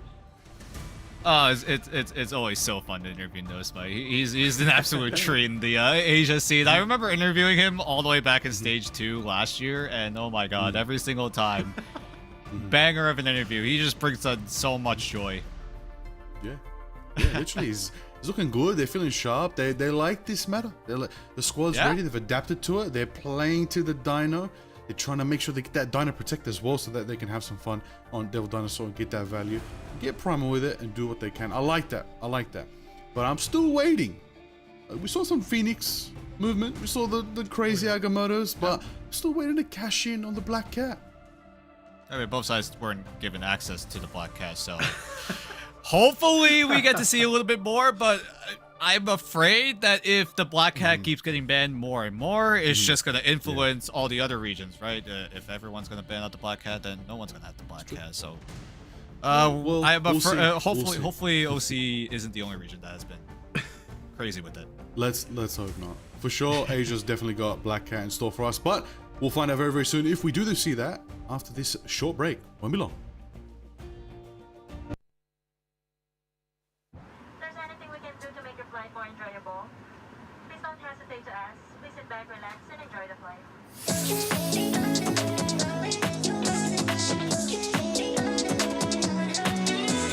Just watch me now under the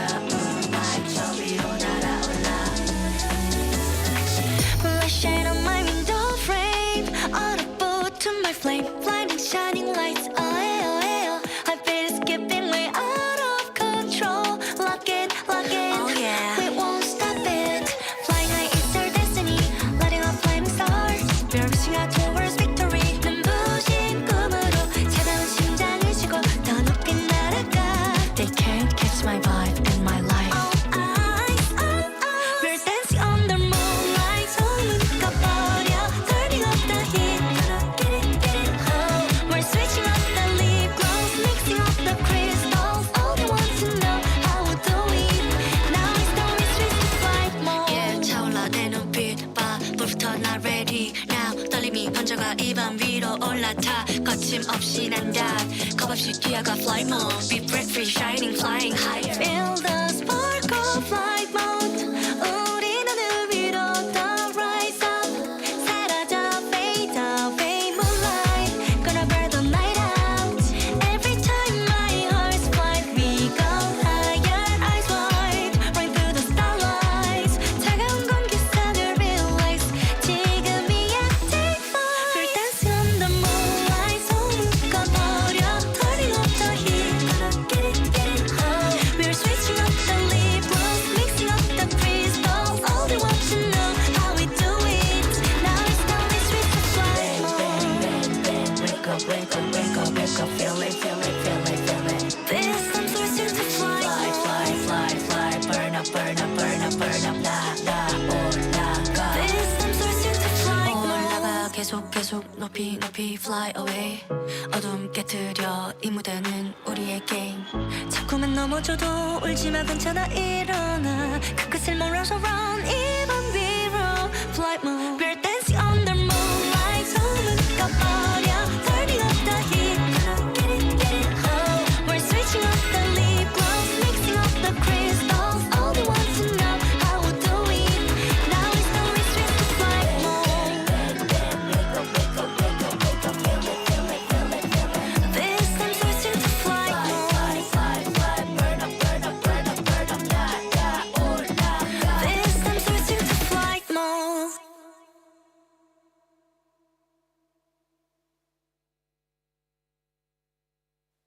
If there's anything we can do to make your flight more enjoyable, please don't hesitate to ask. Please sit back, relax, and enjoy the flight.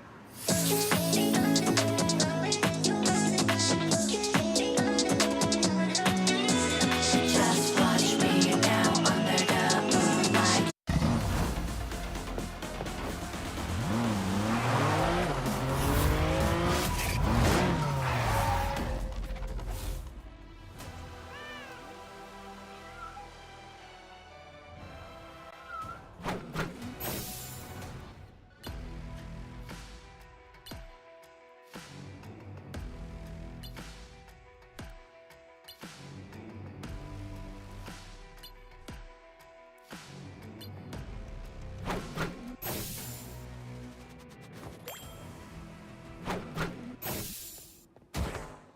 You won't be needing that. A small fortune. You crossed my path! Gotcha!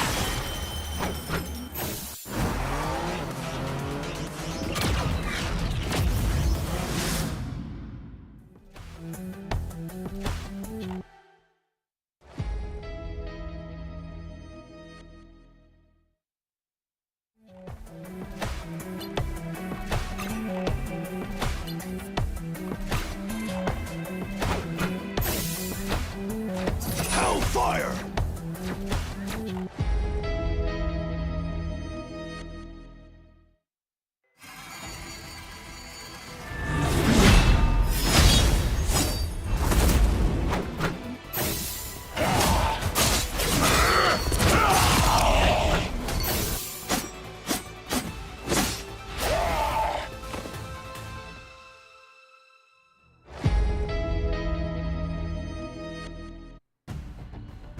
Let's unpack this. Let's unpack this, everybody. We're talking about Marvel Rivals Ignite here.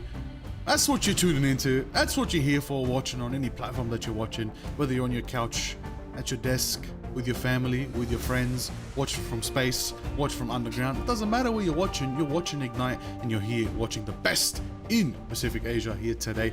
Now we got a banger matchup coming up. It's going to be between Zero Tenacity and XOXO.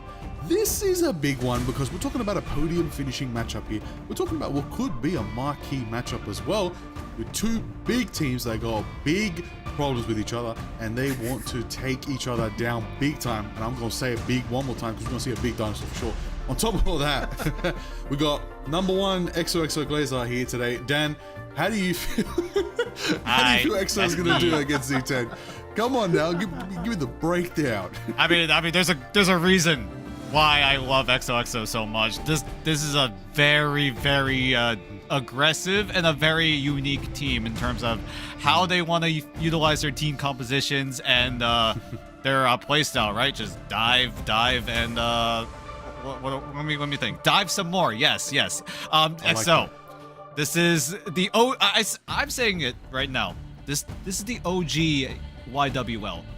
Yeah, you thought Yeah We Lost are good at diving. They're good at doing something weird, something spicy. XOXO have been doing that all last year. They've been doing that the whole time.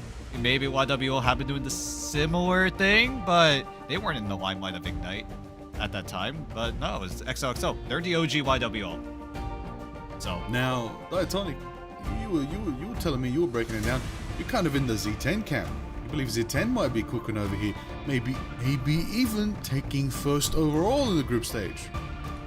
Yeah, I mean, Zero Tenacity, they came on the Ignite scene in the back half of last season. Stage 2, Asia was kind of their entrance into the Asia region. But the roster they've put together here is a killer one for sure. They immediately broke out in preseason as one of the top teams, one of the ones to really watch out for. And, back and forth with Pirates all throughout the group stage. Then the Reject kind of became their nemesis in the playoff bracket of the preseason. And now Pirates out of the way and Reject, a little bit shaky in the last group stage. I am looking for Z10 to maybe take this one home, at least in groups here. But yeah, this is a team seriously to be concerned about. Not the first time they've tangled with EXO, so I'm looking forward to kind of the next chapter in that matchup. Well, look, if I'm Reject, sadly I'm not the premier team right now in Asia, but maybe, you never know. If I'm Reject, I'm watching this match. 100%. I'm watching. I'm on the top of the mountain. I gotta watch out for who's climbing. Who wants to take down the top wolf in Asia? Who's gonna do it? It's one of these two teams that are definitely predicted to do it. However, if we know anything about Pacific predictions, throw them into the ocean. Throw them away. It's not going the way you expect. All right. If anyone has actually gotten 100%, I don't believe you. You must have just threw darts at a board. That's you can blame Reject for that. You can blame them for picking that's true. Symbiotic. You can blame them for going on Cloud 9 for a little bit. But that's a whole different story. We'll cross that bridge when we get there, right? But I think right now in this current matchup, as Zero Tenacity go up against EXO, Zero Tenacity have stayed together. They have made 0 roster changes compared from preseason to now in stage 1. They're just looking to build that synergy, build that long-term team building way of playing Marvel Rivals, because some teams have completely overhauled their rosters either for better or for worse, but Zero Tenacity are staying together. They're like, hey, if we play long enough, we can become unstoppable come stage 2, come those international tournaments. And Zero Tenacity are looking just that, as they already came in with a runner-up spot back in preseason, but up against XOXO01, XO did make a few roster changes, mainly because Rester left EXO to go to Kanga. I see. Big moves have been made in the past, but Z10 have locked themselves down with this roster. I like what I'm seeing so far from Soko, Laser, Wendy, Jerry, Marvel, Exit, and Creative. This is a big team, but they're going to be taking on the big dogs here as well. XOXO looking out here with Zethos, Songjaku, Eloni Fields, Ace, JT3, Felix, 27As, and D-Dobby. This is a roster. This is a team that has really, like you said, played chaos over calmness here when it comes to how they approach Ignite. It's gotten them pretty far. It's gotten them some good fair prize winnings, but hasn't gotten them a medal finish. Hasn't gotten them that top gold spot. Hasn't gotten them to take down the, probably want to take down Reject. They've got to be careful. AAA is looking at them as well. They've got a target on their back while at the same time putting targets on other teams' backs. But, it all depends. And I got to say though, I think Ace with that cheeky, little thinking face right there, it's got something planned. He's a strategist I don't know, man. I don't trust him. Oh, a little roll switch. Okay. got a lot to contemplate here. Maybe some museum of contemplation in our midst. Don't say that.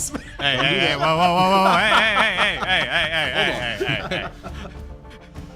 Yeah, I mean, Come on. EXO, they've been kind of the loose cannons here, like you guys said, kind of like along the same lines of YWL from the Americas region, but kind of the OGs, kind of the initiators of that kind of strategy. They've been playing Ignite for a while, kind of feels like they've always been the bridesmaid, never quite the bride, but they've consistently been in the picture in playoffs time and time again, and just haven't quite found their own wedding yet. So the wedding planner's on site, making some plans here, potentially ready for that to happen, but yeah, you gotta imagine this EXO team very hungry to move on up and, bringing in some fresh blood here, especially like JT3, definitely got my eyes on him here in this matchup. No doubt they are coming, and they are coming hungry. I mean, EXO have made a decent amount of roster changes, especially because of the fallout of Rez going into Kanga Esports over in the Oceania side. Unfortunately, that just wasn't meant to be. Rest in peace, Kanga Esports. But sticking to the present here at EXO, right? Bringing in JT3, who last played on N1 Hex. He has played with EXO in the past, all the way back in MRC Season 5. Felix coming in to EXO as well. And it's been a while since he last played in Ignite. The last time he played was all the way back in Asia Stage 2 back in 2025 when he was on Gen G. And with the coach being brought in as well, Dobie, if you remember that name, he was on Reject back in 2025. And now with him taking the reins as the head coach of XXL1, a little bit of questions need to be asked, right? How does Dobie facilitate in this system that EXO have been working on throughout the entire year of 2025, right? Just going in, diving as much as possible, disrupting as much as possible as well. Does Dobie put in some order to the chaos, or does he essentially let them be and at the very least just help them facilitate that same dive ideology? That's a tough one. I mean, you're literally calling it right now. You're asking for order and chaos to coexist. Can Dobie do it? Can that be the case? I mean, look, Eggsy's on the team. Eggsy, as we know, a prominent figure in Ignite, constantly out here detecting and studying other regions as well. I know for a fact Eggsy has been watching Gen G quite a lot, really looking at those dragons and seeing if there's potential for, the matchup to finally happen. I know Z10 and Gen G really want to get that matchup. I've also heard Chiefs Z10 is something that people want to see. And the beautiful thing is, if they perform well here in these 2 weeks of Asia, they will get their wish. They will get their chance to take on the Chiefs and Gen G from OCE. But right now, you still got to go to your home region and conquer yourselves. Right now, everyone's looking smart. Everyone's looking confident on Z10. I feel like a lot of people's predictions put Z10 as second, but a lot more people confident in putting them in first. But same thing with XOXO, they have the same vibe, they have the same storyline behind them right now. Bit of chaos, bit of madness of it all, but can they finally get themselves into the upper ranks as well? Get themselves into that main event situation, and can people look at them and say, these guys are also champions of Pacific Asia? Yeah, I mean, EXO really has lock on the middle of that pack. They're always coming out on top, just below those top teams. So you know that they've got the lock on some of these matchups already, but playing against teams like Zero Tenacity, especially early on, can kind of help prep them for those later group stage matches that they're very likely to take home. So, definitely curious to see what, it is going to be a matchup of legacy and chemistry versus kind of this new blood being injected into EXO. Obviously JT3 coming back into the fold, but, Zero Tenacity kind of staying the same, and we saw Exy, he's been a pillar of this Zero Tenacity team ever since they broke into Asia, and now the team kind of built around him. He's been kind of the big centerpiece for the squad, so definitely looking for that kind of legacy built over time versus some of this new kind of new blood being injected in. Most definitely. I don't know about you guys, I want to get into the match. I want to find out what they're going to be playing. Domination map, different maps tell a different story. We could see very, very quickly how this can all play out for themselves. As you said, to summarize it again, Z10, a team that has stayed solid with their roster. Quite a few teams statistically who've stayed consistent with their roster. Shout out to VP, shout out to Gen G. They've won. They've gotten themselves championship first slot positions in their region, in their splits, and so. However, going to Hell's Heaven, you know, would be change of Heart of Heaven. We're going to Hell's Heaven. We're changing it up. We're going to Hydra Charter Space. It's a very interesting map, very closed in, boxed in, can get very dangerous very quickly for both these teams, for Z10, for XOXO. We're going to find out very, very soon. I'm reminding everybody, it's a best of 3 here in the group stage. Of course, the first team to take 2 maps. And look, I don't know about you guys, but Hell's Heaven, it's a very snowball driven map. You get that momentum once, it is so easy to bunker in and defend and clap and absolutely get that first round very quickly. 100-0, it's very common. Yep, it's gonna all come down to the first fight. Whoever wins that first fight, not just here in Hell's Heaven, there's just domination in general, right? If you're able to take control of that first fight, get the first cap, you have a high chance of converting it into a round win because of the sheer amount of potential that you can play around with the map. You don't have to worry about the mission area as much. As long as you take control of everything around that mission area, you're set for success. You can do whatever you want. The other team has to go for a retake, and if you're marking all of those small rooms, all of those little corners that maybe someone could be hiding out in, you essentially just set yourself up for success, right? Just hold it off and win. Yeah, I mean, it does feel like, you know, I want to say it favors EXO to some degree. I feel like some of that, you know, using the corners, using the map to your advantage does feel like it's in their wheelhouse for sure. But yeah, you guys are right. I mean, it is all about tempo with domination. And either you are the maestro or you are trying to catch up and get on tempo. The question is, who's rushing, who's dragging? It's all going to come down, like you said, to kind of the opening scrap between the two of them. So, you know, look for some of that aggression early on. Both of these teams, they know that they are very competitive, especially against one another. So they're both going to bring claws to bear right out of the gate. And, you know, you're going to be seeing some up-close brawls for sure, especially considering this is not the first this is not the first time they have tangled. Listen, we've got 3 variables here, okay? 3 variables. The first one, who's going to win? Unfortunately, we can't answer that variable. Not yet. We're going to see the match. The second variable is it a banger guaranteed? Yes, we can confirm it will be a banger guaranteed. The third variable is what will be the second map. It's Museum of Contemplation. Don't even bother coming back to the map screen. It's still going to be Museum of Contemplation. I'm more than confident it's going to be Museum. So Hell's Heaven into Museum of Contemplation. I'm hoping 1-1. I think this could be a 1-1 series. I think we could lock that up into the second map and have a decider in our third map as we move to Convergence. That could be the move, that could be the key. But Convergence, I want to bring everyone's attention to Convergence. I have a feeling Shin Shibuya might make an appearance, okay? Or spice it up a little bit, change the plan, change, you know, maybe catch the opposing team off guard, depending on who gets that last map pick.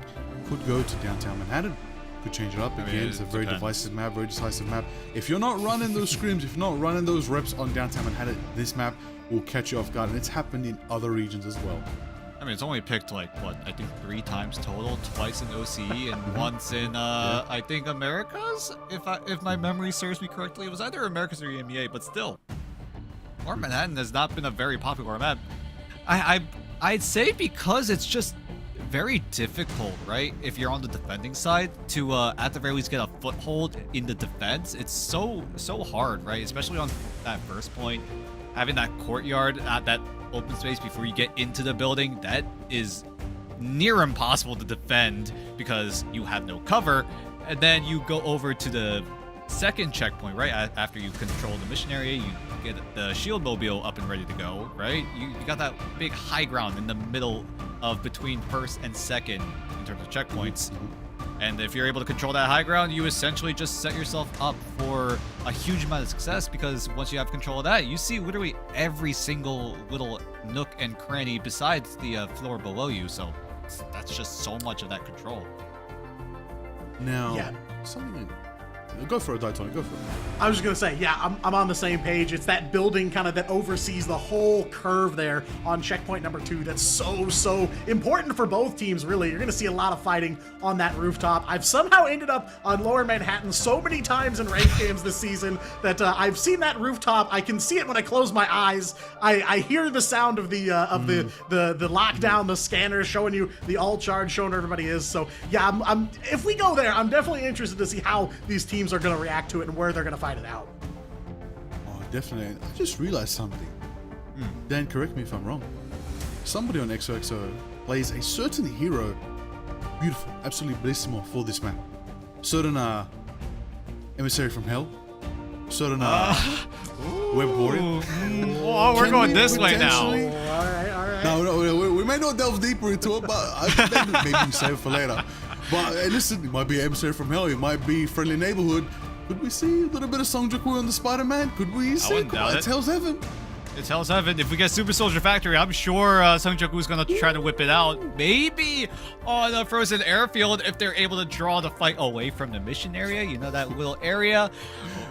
We don't know. Sung Joong-woo plays literally every single dive character in the entire game. That's true. He plays the Spider-Man. He plays the Magic. We've seen Alone Fills. Who's not Sung Joong-woo, who has whipped out Black Panther before, but Sung Joong-woo also going back to him. That's a whole different story. Jeff. We're gonna Jeff is great too. Yeah, Jeff is also Who's great. Jeff? Oh my god. He got 8 people with Jeffel. Who else can get an 8-man Jeffel and still win the game? It's only Alone Fills. No one else can do it. XOXO1, go with the team. This is why I glaze him so much. I love this team so much. Absolute cinematic team. We love to see XOXO pull off, but Z10, we're talking.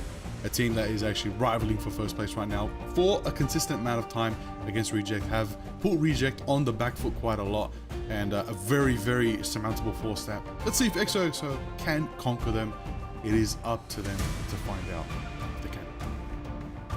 Yeah, and I mean, a lot changed throughout the preseason in Asia because, when Zero Tenacity and the Reject cross-pass in the group stage, it was pretty much no question. Lights out for Zero Tenacity. Same when Z10 and XOXO faced off with each other, it was Zero Tenacity all the way. So, by the end of that preseason, it was Reject 4-0ing Zero Tenacity in Grand Finals. So, curious, has something fallen off with Z10? What are they going to look like here coming into stage 1? Because, everybody's kind of got a new fit. First day of school, got to bring out the new outfit here, got to bring out the new clothes for the start of the brand new stage. So, curious to see what kind of different looks we've got. A lot has changed since the preseason, namely Black Cat, Devil Dino now in the mix as well. So curious, if Black Cat will make an appearance. We haven't gotten to see her yet, banned out every single time there in our first match of the night. So, I'm interested to see what the position of Zero Tenacity is now, because they were bested by Pirates in the group stage, they were bested by Reject in the playoffs of preseason. Now with just Reject left standing, who else can kind of go toe-to-toe with Zero Tenacity? And, if there's a team that I would put my money on, EXO would definitely be one of them. All right, well, before you go toe-to-toe, we've got to hold your horses, everybody. We're going to cut to a short break. We'll be back with the match.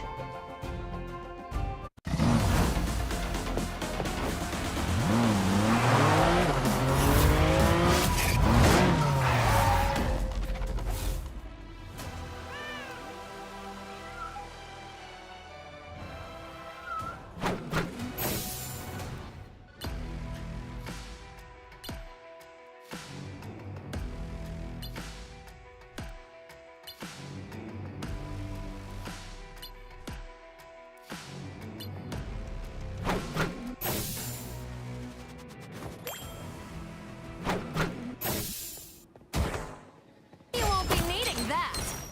A small fortune. You crossed my path! Gotcha!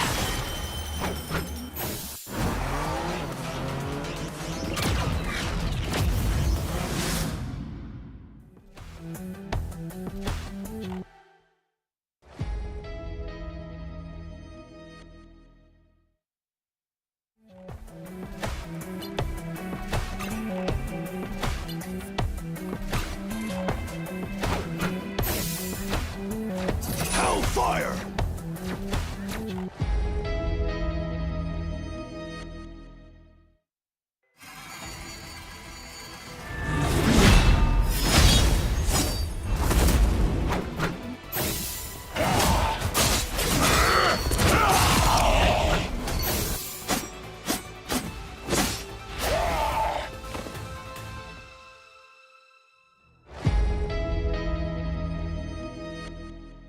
Hey guys, my name is Ryan Central, and what's the meta? I don't know. Ask Cozy or Moxie or any of the various co-streamers that are watching this tournament. Ask them what's the meta, because in all honesty, I don't really know. It's been a few weeks since preseason ended, and we've had 2 new characters added in, Black Cat and Devil Dinosaur, that are going to shake up the meta, as well as various balance changes over the last season. So I want to use this episode almost this week to use it as a chance to recap what happened in preseason counting down the most impactful heroes across the draft phase, the bans and protects that we've seen in the esports scene across all 4 major regions and all 504 maps that were played for preseason in Ignite. Let's just go over the top 5, and 4 out of 5 of them as strategists, which is kind of crazy, but one of them is Loki. Understandable he's up here, right? Regeneration Domain is still one of the best abilities in the game, bar none, and no matter what, he always has to be respected in a pick ban phase, even if you don't intend on playing him, because of the fact that he can copy ultimates. Certainly looking at stuff like Gambit, some of the NA teams in Americas going for triple Vanguard to just farm up a Gambit Loki combination and just get those Raging Royal Flushes going over and over again. It really is a case of like if Gambit or Invisible Woman manage to make it through the draft, getting rid of Loki or protecting him if you want to play around him is good. Invisible Woman actually makes the 4th spot. For like EMEA in America, she wasn't as popular when it came to like pick or bans, but it was like the Pacific and Chinese teams that wanted to make sure that they got a hold of her. But Invisible Woman in her own right, strong healing output, force physics to punish diving targets, to be able to pull them. We're back everybody. I think it's game time. I think it's go time. I think we have the match ready between Zero Tenacity and XOXO ready here in Marvel's Ignite Asia. It's going to be a fun time. It's going to be a good time. Let's get into it. Surely, lads, we've been waiting. We're all here, guys. Don't worry.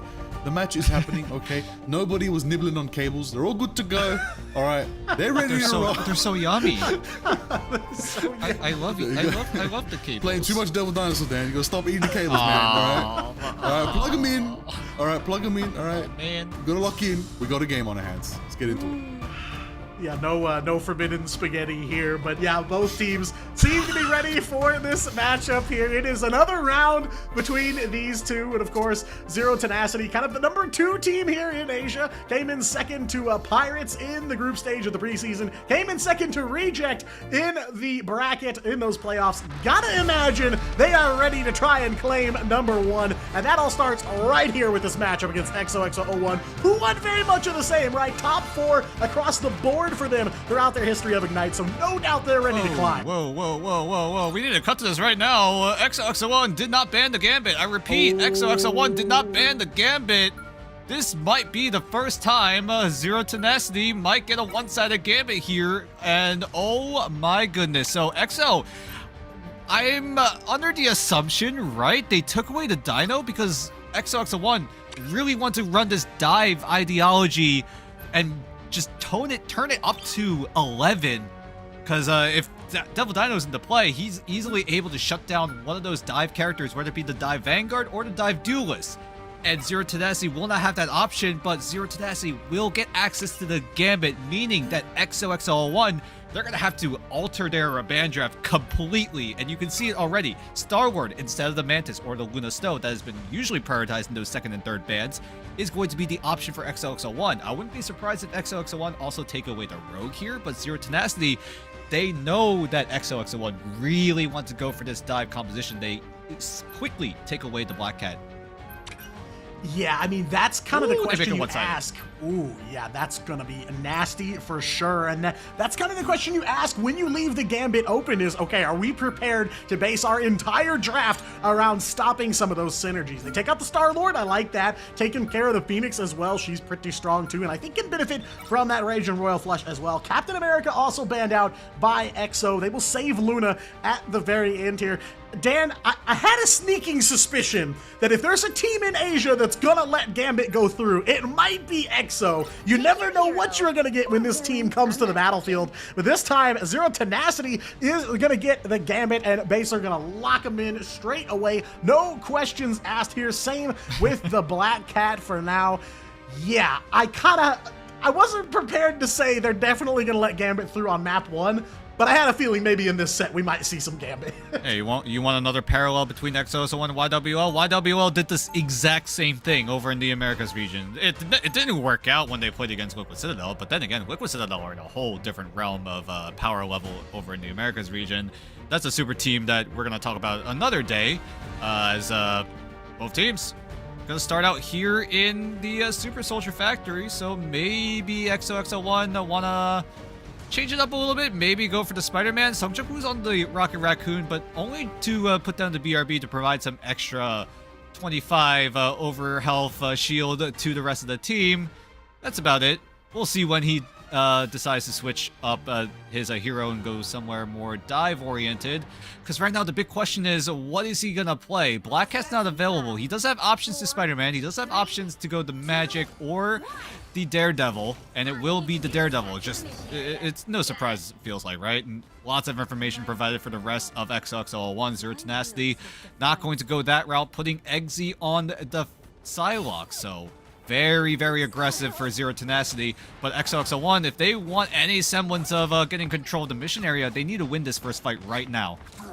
Yeah, going to be an uphill battle for him for sure, but like you said, you know, this is going to be critical to start things off here. We talked about with Gambit being through, you have to ban out some of his synergies. One that makes it through and one on the battlefield, Rogue, being played by Marvel. So we're going to be see some of that explosive entanglement team up in play here, but we are underway. Zero Tenacity and XOXO01 matching up for the first time here in stage 1, but not their first tango here, as Alonefill's going to be the first victim of Xy's Psylocke overhead, grabbing that high ground, shooting down onto Sungjuk Woo as well, putting down some damage, just not enough to quite break through yet, though it is going to be one Black Cat KO for Jerry. Marvel picking up one as well, and it is Zero Tenacity off to a hot start here as Soko on the Deadpool as well, picking up one. He's already got that banhammer ready to go, making a double KO. Stop for that selfie, and it's Z10 in the driver's seat.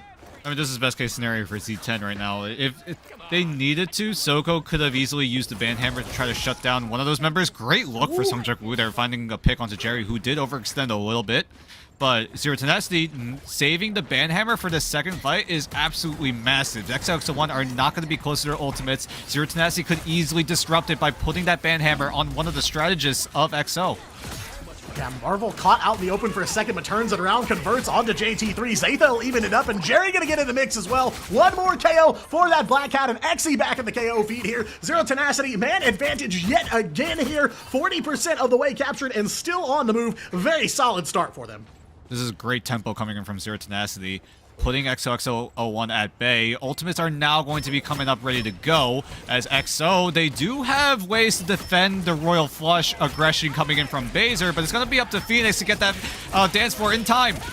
And in the middle of all that chaos, it's going to be a dance of the butterflies coming online. Jerry's got calling card ready to go to. No KOs can be converted, though. It's fate of both worlds from Felix, saving XO here in this fight. They're going to turn it around, though. JT3 will take down Marvel in the middle of that Heartbreaker. So 3 ults committed from Zero Tenacity in this fight. They've still got control, though, one by one. XO going to find some KOs here, but Z10 quick to battle back. Jerry on that calling card, and Wendy's going to CYA down, though. Zatha providing some friendly fire here for XO. Freedom Charge good to go here. Ace gonna dive right on in and unleash that Kumio, as well as Z10 now out of ultimates, out of gas here, and maybe out of time. Sungjuk Woo chasing down Wendy in the back hallways here, so Rocket can't get to the rest of the team for healing. XO gonna take advantage of that here as that KO feed going orange, and they are in control, making that flip for the first time. Baser wanted to completely wipe out XOXO1 during that fight, but thankfully Felix was there with the dance floor just in time. If it had been a second or two late, XOXO1 would actually have been wiped out. That was a great anti-heal pop coming in from Baser during that fight as well, but XOXO1 being able to get that just in time before Marvel also gonna try to shut down with the Heartbreaker. It just didn't come in the nick of time, at least on the Z10 side, but Z10 are looking to fight back, but it's easily traded out. Yeah, 1-for-1 to start things off here between these two teams. JT3's got a double beast rampage, so looking for some way to get that Dino into the middle of Zero Tenacity here. They will stand tall, though, shoulder to shoulder here, looking for a way to get on the capture point. It is a banhammer from Soko to start things off, though, ripping the ults left and right. That rampage in effect now. JT3 shaking the screen, shaking the ground, and will take down Exy on that Psylocke just in time, too, because that Cutterfly coming very close here as XO slowly shrinking the gap between these two teams. Capture progress here. Alonefill's in a little bit of trouble, gets the healing, and just like that, XO maintain control. Felix now has access to the Fate of Both Worlds. Zero Tenacity are very close to the Raging Royal Flush. Jerry getting sniped down by Felix. Literally just gets clapped back as Zero Tenacity are going to have to fight this 5v6 with the Royal Flush, but Felix is doing a great job at making sure that the team is ready to clap back with this dance floor, and Sungjuk Woo already finding Wendy is already a huge sign. Baser going down means no heals. Yeah, hand fully on the table here as that Royal Flush cannot keep Z10 alive here. The wrath of XOXO washing over the battlefield like a wave. You saw them moving there in a straight line, Final getting fight. that forward pressure on. So now, just like that, we are looking at one more brawl between these two teams. Can they even touch? Okay, Soko is there to, at the very least, trigger overtime, but now the clock is on Zero Tenacity. The ball is in their court. Calling card going to be invested. Zero Tenacity are just going to straight up ult dump onto XOXO1. Zeta going to try to keep the team sustained with the Freedom Charge, but a singular Captain America ult might not be enough to handle the sheer amount of damage coming in from Zero Tenacity. Jerry's still active with that calling card, but it's Xe that's lighting up the KO feed. Yeah, just the strategists go offline for EXO so early that it's a matter of when and not if they go down here. Gonna try to make the touch. They will get it into overtime here, and EXO have the ult advantage. It's one fight yet again here. Neither team giving each other the quarter here as there is a portal coming in from the Felix, and now the ult dump for EXO. There's nothing Z10 can do to defend themselves here, so they gotta survive the onslaught though with one White Fox down early. There goes Baser as well. Strategist offline for Z10, and now one by one, the lights go out for Zero Tenacity. EXO make the flip, and it is a matter of time here. Banhammer from Soko just to try and keep this team alive, but there is no way they can do it, and in a double 99 overtime, EXO steal point one away from Z10. Holy moly. XOXO1 are able to hold off the aggression coming in from Zero Tenacity. Zero Tenacity literally ult dumped everything to try to wipe out XOXO1, but it was not enough. Zeta coming in huge with the Freedom Charge was just barely enough to at least stall out for long enough so that XOXO1, when they do go for the retake, you saw how much damage that they had. You even said it during that fight. XOXO1 had the ult advantage. Zero Tenacity had literally nothing, and they come into this first fight still with absolutely nothing. It's going to be up to Baser in how fast he's able to get that Royal Flush online, but XOXO1... I'm sure Sungjak Woo is gonna really want to let the devil out in this first fight. Oh, no doubt about that. And I mean, it really all came down to how fast EXO were able to get back to that point, because Z10, they dumped 4 ults all at the same time active against EXO, but they knew they would have the swing if they were able to make another fight. So they come back through the portal, they play the Uno reverse card, Zeta gets the team there safe and sound, and they just walk away with it. Now 1 point of taking the map away from Zero Tenacity, but the fight, I dare say, far from over. Yeah, Zero Tenacity are also adjusting to a more triple strategist lineup, putting Jerry out of the Black Cat and putting him on the Mantis. Maybe to provide some extra sustain for Zero Tenacity, provide that extra damage as well. Zero Tenacity have won that first fight back in round number 1. They need to look for it again here in round number 2 if they don't want to lose any of that momentum. And so far, JT3 going down by Xe is great news. Yeah, Xe again leading the charge here for Zero Tenacity. Marvel and Baser as well, gonna pick up some fast KOs against EXO, letting that devil out, Sungjak Woo, but just like that, the devil sent back inside. The streetlights outside are on, and unfortunately, Matt Murdock hanging up the mask for the night. It is Zero Tenacity coming out on top here in fight number 1.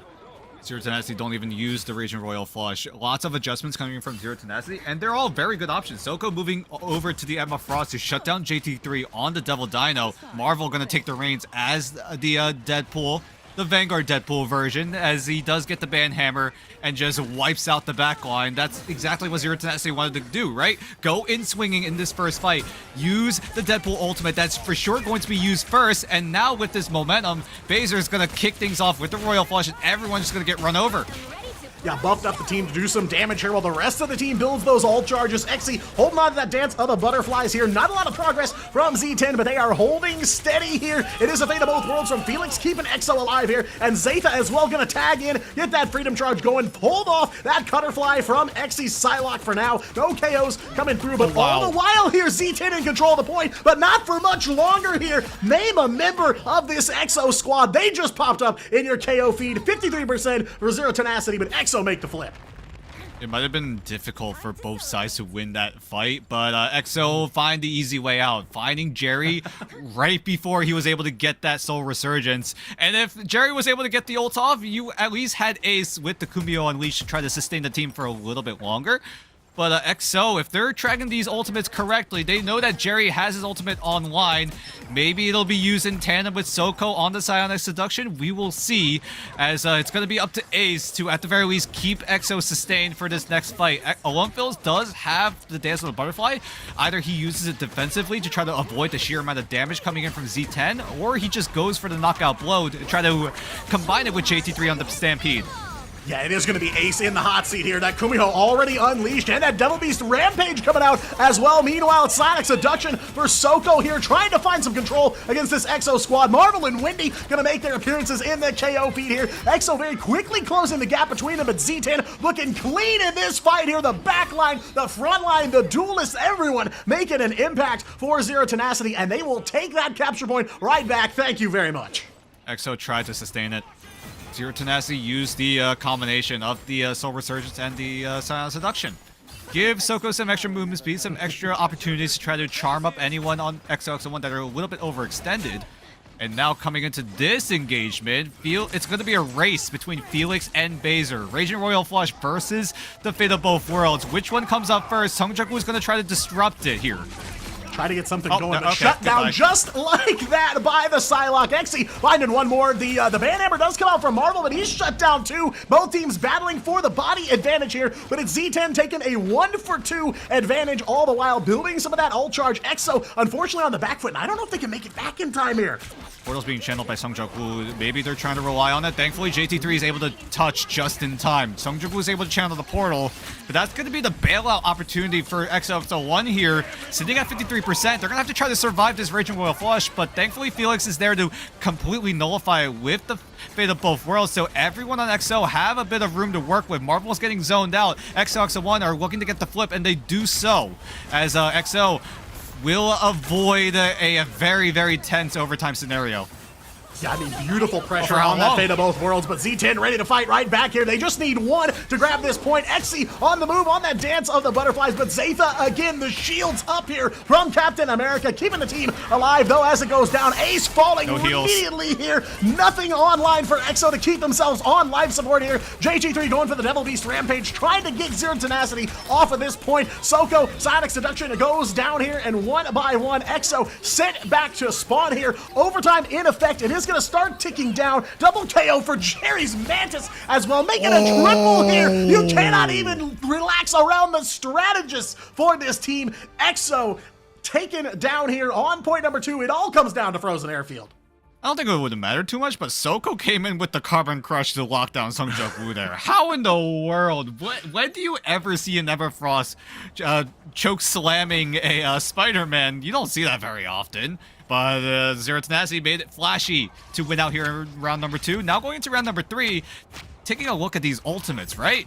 Jerry will have the Soul Resurgence in this first fight. XO1, it's just going to be a matter of them if they're able to sustain with the Kumiho Unleashed. It's a little bit inconsistent in terms of how you want to use it to sustain the rest of the team, because quite frankly, Zero Tenacity can easily just explode the White Fox ultimate and give Zero Tenacity all of that momentum, but XO1, they do have knockout opportunities. If they're able to survive Jerry's Soul Resurgence, Alonfils could easily just wipe everyone of Zero Tenacity out. But then again, you've also got Marvel on the Vanguard Deadpool. Surely he will have ultimate ready during that fight as well. So Banhammer might come up huge to either tag up Ace or Felix. Yeah, I mean, it feels like this is a fight brewing here where things are going to change right in the middle of it. And you're right, you know, the Soul Resurgence is going to be big here for Zero Tenacity, as they are going to look to control the tempo right away here. But once again, comes down to this first fight here, the final point between these two teams. No surprise to see them going all the way to round 3.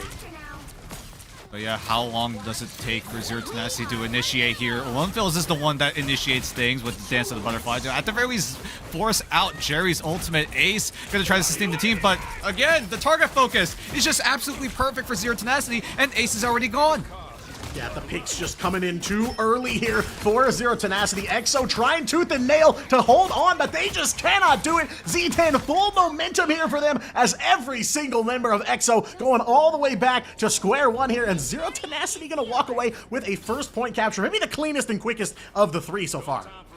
And BRGR having access to a Raging Royal Flush. Felix is lagging behind this time. Every time BRGR went for the Raging Royal Flush, Felix was easily there to counter it. But I feel like if BRGR pulls the trigger right now, XO are not going to have a response. Yeah, and they're so close to that Dance of the Butterflies too. What damage can they do with this Raging Royal Flush up and running here? Backs against the wall. XO here pushed back to the spawn as that forward pressure comes out from Z10 here. 30% of the way captured and still looking to keep control here. JT3 on the march and on the hops here with that Devil Dino as XO gonna try to invade Z10. They do have a Kumio unleashed. Xy's finally got that Butterfly ready to go. XO though, not a lot of tools in the tank here. Great discipline coming in from Zero Tenacity. They realized once they used the Raging Royal Flush, they couldn't find the eliminations that they wanted, so they just back on out, but Alonefill's not getting access to that dance floor, just a little bit outside, might have been near the bar or something, but XOXO1 not gonna have any sort of opportunities. Zeta is just desperately trying to keep some sort of retake opportunity going, but with Soko on that Scion Seduction, this one might be cooked here. A little bit of trouble for Z10 though. XO gonna bite back here. It's gonna be JT3 leading the way for XO. They do pick up some KOs here. They will flip it in the middle of the fight. Zero Tenacity stopped at 73%. But yeah, I was with you there, Dan. I thought Z10 had that one on lock for sure. All right, my fault. XO, I was not familiar with your game. I should have never doubted you. I'm the one glazing XO, and I unfortunately I doubted them, and I will for sure will never do that ever again. Anyway, taking a look here as XO trying to make more of that space, but XZ goes in with the dance, finds Ace, so it's going to be up to Felix, and he's already gone, so no heals for XO. Yeah, big trouble here once again for XOXO01 and Zero Tenacity. Dangerously close to closing this one out. Sungjuk will find one, but for one, they get three picked up by Zero Tenacity in response here. They create value around every turn. XZ picking up another one on the Psylocke, and just like that, as quickly as they took control, Zero Tenacity back in the driver's seat. XO may have to get a little bit desperate here. We're going into Final Fight territory. BRGR having access to the Raging Royal Flush. Now it's out of sync with Felix's ultimate. So BRGR, if he does go for the Raging Royal Flush again, it's just going to be a matter of can Zero Tenacity once again target down Ace with the Kumio Unleashed. Yeah, Raging Royal Flush now down and out. The flop made here by Zero Tenacity looking to close it out, and it's BRGR picking up the first KO in the fight. Jerry will find one, a headshot onto Ace here. Target prioritization on lock for Zero Tenacity. They know who needs to go first, and it is the backline, and it is a matter of time now. OT will tick down, and Zero Tenacity in 3 points will take Hell's Heaven. I feel like the entirety of those 3 rounds, yeah, it seemed close, but it felt like Zero Tenacity just had the upper hand every step of the way. It almost feels like XOXO1 got a little bit lucky in that first round, right? They had opportunities for retakes, and they were able to pull off that because it got so close. It was like, what, around 97 to 100% in that first round? But either way, now Zero Tenacity, you saw how well they play as a team. You saw how much of an emphasis they had in terms of who they needed to prioritize, who they needed to target down, and you saw that because Ace literally got 0 value with that Kumio Unleashed. Yeah, unfortunately not the game changer I think they were looking for. And yeah, you're right, Dan. It felt like point number 1, XO kind of had this reverse Uno card at the end. They said, hey, we'll lose this fight at 93% for you guys. We'll come back and take the last fight. But that was really one of the few moments where it felt like XO had that upper hand. Like you said, Z10 able to just create value in every valueless situation you could imagine here. XO would pick up a single KO and it would be 2 or 3 for Z10. So every step of the way, it just felt like XO were stuck in the rearview mirror. I also feel like they got out-healed a little bit too. The sustain for XO just not quite as strong and not doing enough protection of their backline. Every single time it felt like they could just get right on to Ace and Felix at the start of the fight. So it just left them with no opportunities to really heal and sustain themselves through all that damage that Z10 were putting out. You also got to give props to Zero Tenacity for changing up the composition, right? They tried to rely on the Gambit and the Rogue win condition, but they realized, hey, it's not working out. Let's switch it up a little bit. Let's put Marvel on the Vanguard Deadpool, make sure that he's able to get his Banhammer up during those fights, and Zero Tenacity were able to use that tempo, use that momentum, because quite frankly, the Rogue Gambit team-up is just a little bit behind in tempo. If Zero Tenacity were able to outpace XOXO1's game plan, Zero Tenacity would have the upper hand, and they did just that. Great adjustments coming from Zero Tenacity. The synergy is there, but are they able to follow through on this series? We're going to go into a short break. We'll see what XOXO decide to whip out here in map number 2, so don't go anywhere. We'll be right back.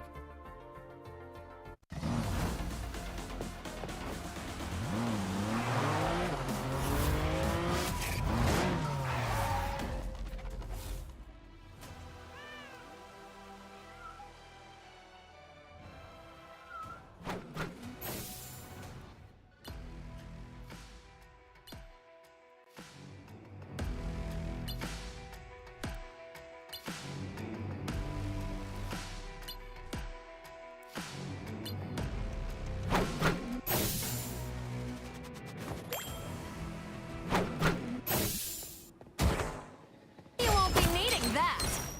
A small fortune. You crossed my path! Gotcha!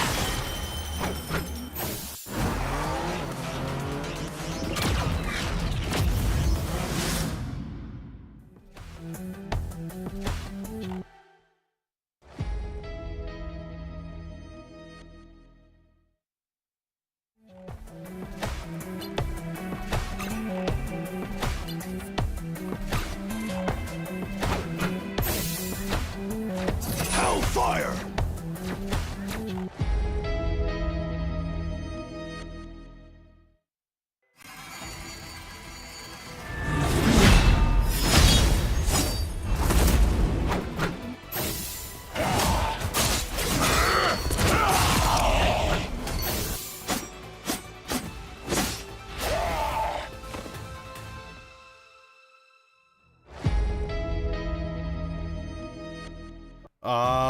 Come on, guys. Come on. What do we know about letting Gambit through in the band drop? What are we doing? Look, listen. I won't lie though. They cooked. They did pretty good, but it just wasn't enough to get that map victory for themselves. But break it down for me, Dan. This Gambit factor. It's been like it's a high risk play, and just no one has pulled it off yet in all of stage 1. I mean, America is the biggest region in terms of committing the cardinal sin of letting the Gambit through one-sided. It's before this this map that we just saw, Gambit one-sided happened in 17 games. You know how many times Gambit one-sided won those 17 games? 14. 14. Damn. You have an 80+% win rate if you have the Gambit one-sided, and we saw it just there in Zero Tenacity, right? See, EXO, gotta give props to them a little bit for finding ways to work around the Gambit one side, but Zero Tenacity just figured out, hey, what if we just picked heroes that outpaced your tempo and we won that way, right? Vanguard Deadpool was the biggest factor in terms of Zero Tenacity coming out on top there. Getting that banhammer almost every single fight meant that XOXO won. If they wanted to make some sort of plays, they had to make sure that their own backline stayed alive. So Absolutely. Absolutely. we'll see what. Oh, wait. We ain't contemplating. Okay. No contemplating. We're going to Spider Island. Oh boy. Okay. Usually Took EXO it like 29. Arako in preseason, but is this their next option here? Have they been cooking up? I mean, Arako worked out pretty well in preseason, but now going into stage 1, is Spider Islands their new playground? I was gonna say, I can't remember the last time I saw EXO take us to. I mean, in general, Spider Islands, haven't seen a lot of it lately, but I can't remember the last time I saw EXO go for it as their pick here. As you heard all of us react at the same time, like, this is kind of surprising here. I was thinking maybe Arako. I mean, contemplation for the meme, just to keep the theme of contemplation in everyone's thoughts. Oh, yeah. But I really thought it would be Arako from EXO, so no, very surprising. Well, look, it's a good pick. Spider-Man Islands, as we know.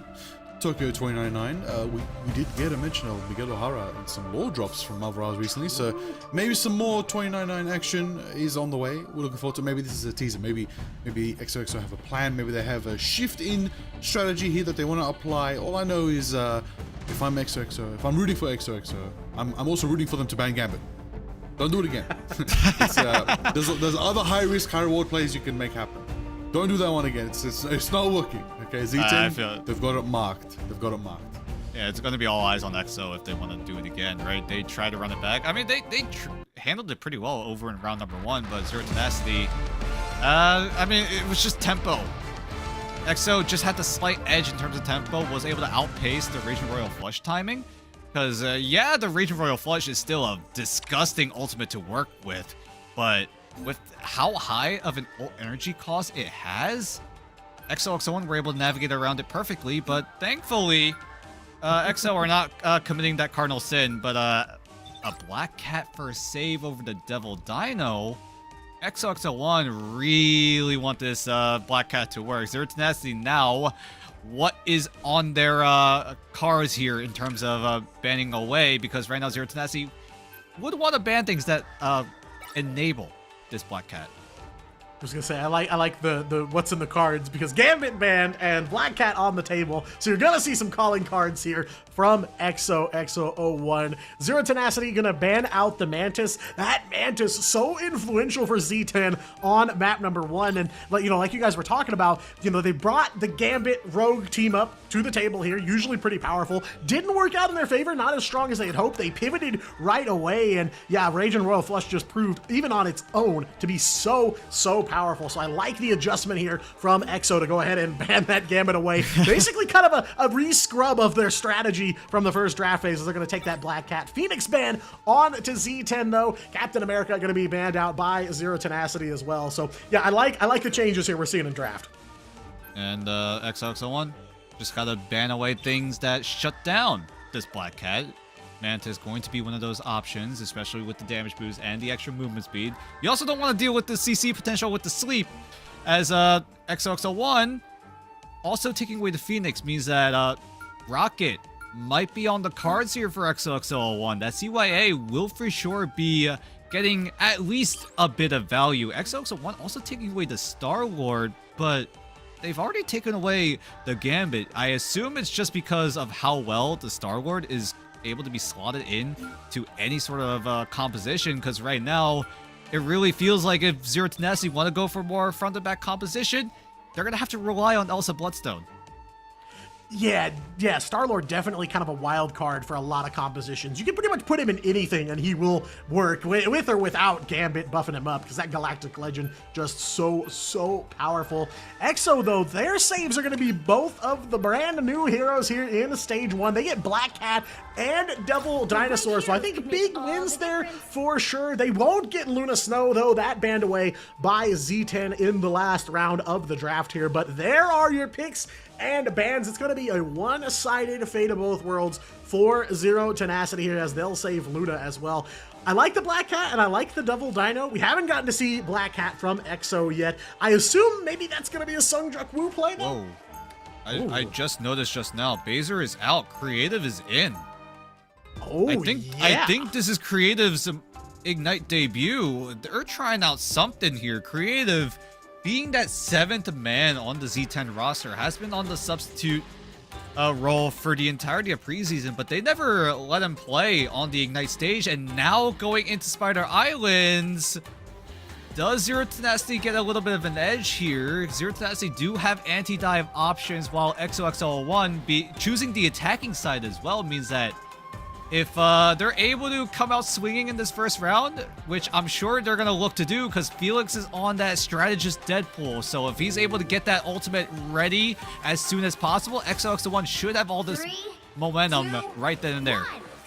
Yeah, ult charge race on deck for us here. Map number 2 in this matchup. Z10 walking away with Hell's Heaven, now looking to close out the series. I was going to say, you cannot trust these guys until those doors open up, but it is Ultron. He is wide open for both teams. Exy playing Ultron on the side of Z10 to start things off here. Looking for some plays from EXO, though, as I saw Sungjuk Woo on the Black Cat for just a second.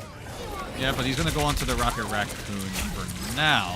It's just going to be a triple strategist push coming in for EXO. Alonefills is going to be the one running the Star-Lord. Keep in mind, this is also one-sided, so Zero Tenacity just have to play this high ground. 1-for-1 trade overall. Alonefills takes down Marvel. Felix goes down, but he'll be brought right back. So EXO will come out on top in terms of that engagement.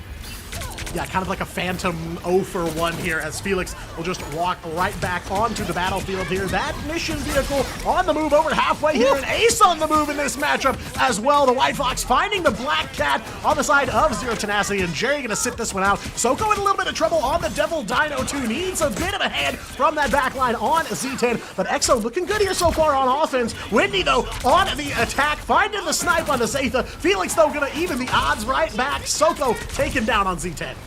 Yep, a little bit of an extinction event. Both dinos going down at the exact same time. Felix is very close to that Rage of Ultron. Could easily use it in tandem with Olympus.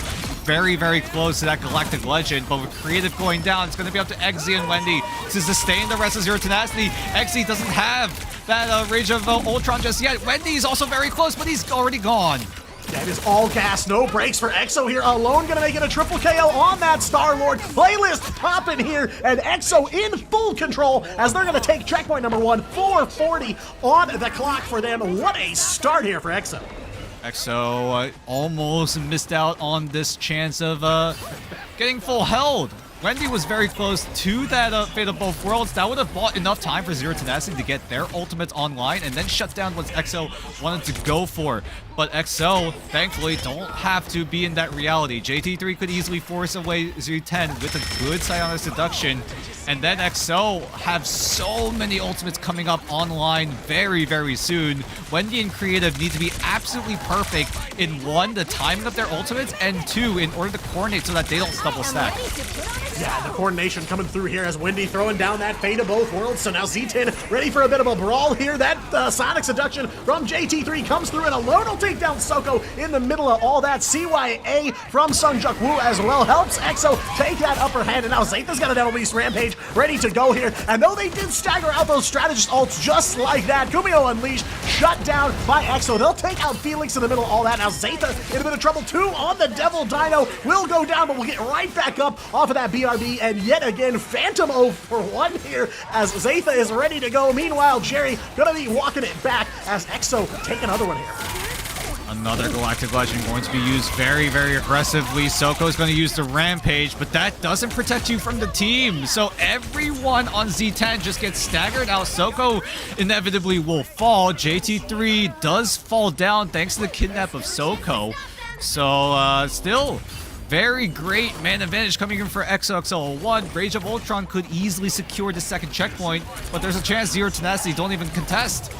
No, the tempo is just too fast here. Z10 cannot keep up, and that Rage of Ultron gonna come down here, rain down some damage onto Z10. They've got no strategist ults. It's gonna be Dance of the Butterflies, and they're gonna let the Devil out here. They're gonna use what they got to try and stop him short of checkpoint 2, and it's a double KO for Exy here, so they will get some value. Make it 3 for Psylocke. Soko gonna win that prehistoric showdown there, and make it 4 for the Psylocke. Exy picking up 1 more, and they will find the stop. And if no one on Z10 can find a way out, you know they got Exy. Bro is just cooking on the Psylocke, just gets the Dance of the Butterfly at the perfect time. As soon as Exo exhausts the entirety of their ultimate economy, Exy just goes in, cuts them down, and allows Z10 to stabilize. Marvel's gonna try to keep things going even further as they take out Felix and the BRB. Yeah, and they've wrested control of the tempo because now it is all Z10. Creative will find one onto Zatha here, and now Z10 gonna battle right back. Jerry picking up one onto JT3 as well. Under 2 minutes to go here for EXO, and where they had that hot tempo to start things off, now it feels like everything is ground to a halt for them. All eyes are on JT3 with the Psionic Seduction. Needs to try to force out Wendy's invisible boundary. And if they're able to do so, Alone Phils and Sungjuk Woo could easily come up huge with the CYA into the Galactic Legend Wombo combo. Felix already getting picked apart. Means that Zero Tenacity, again, have all of this momentum. Sungjuk Woo's going to try to save the team with the CYA. JT3 is going to try to accompany it. Alone Phils is just going to try to laser people down. Great stuns coming in from JT3. Carbon Crush from the Psionic Seduction is just absolutely perfect with that 1-2 punch. Yeah, and Wendy holding on for dear life to that invisible boundary. Gonna let those members of Z10 go down for now. Just 60 seconds on the clock for EXO here. Finally able to get some progress going. Z10 again gonna make a last second dive here. Under 5 meters to go. And they're gonna try to battle it out here with just 50 seconds on the clock. Pretty even in resources as well.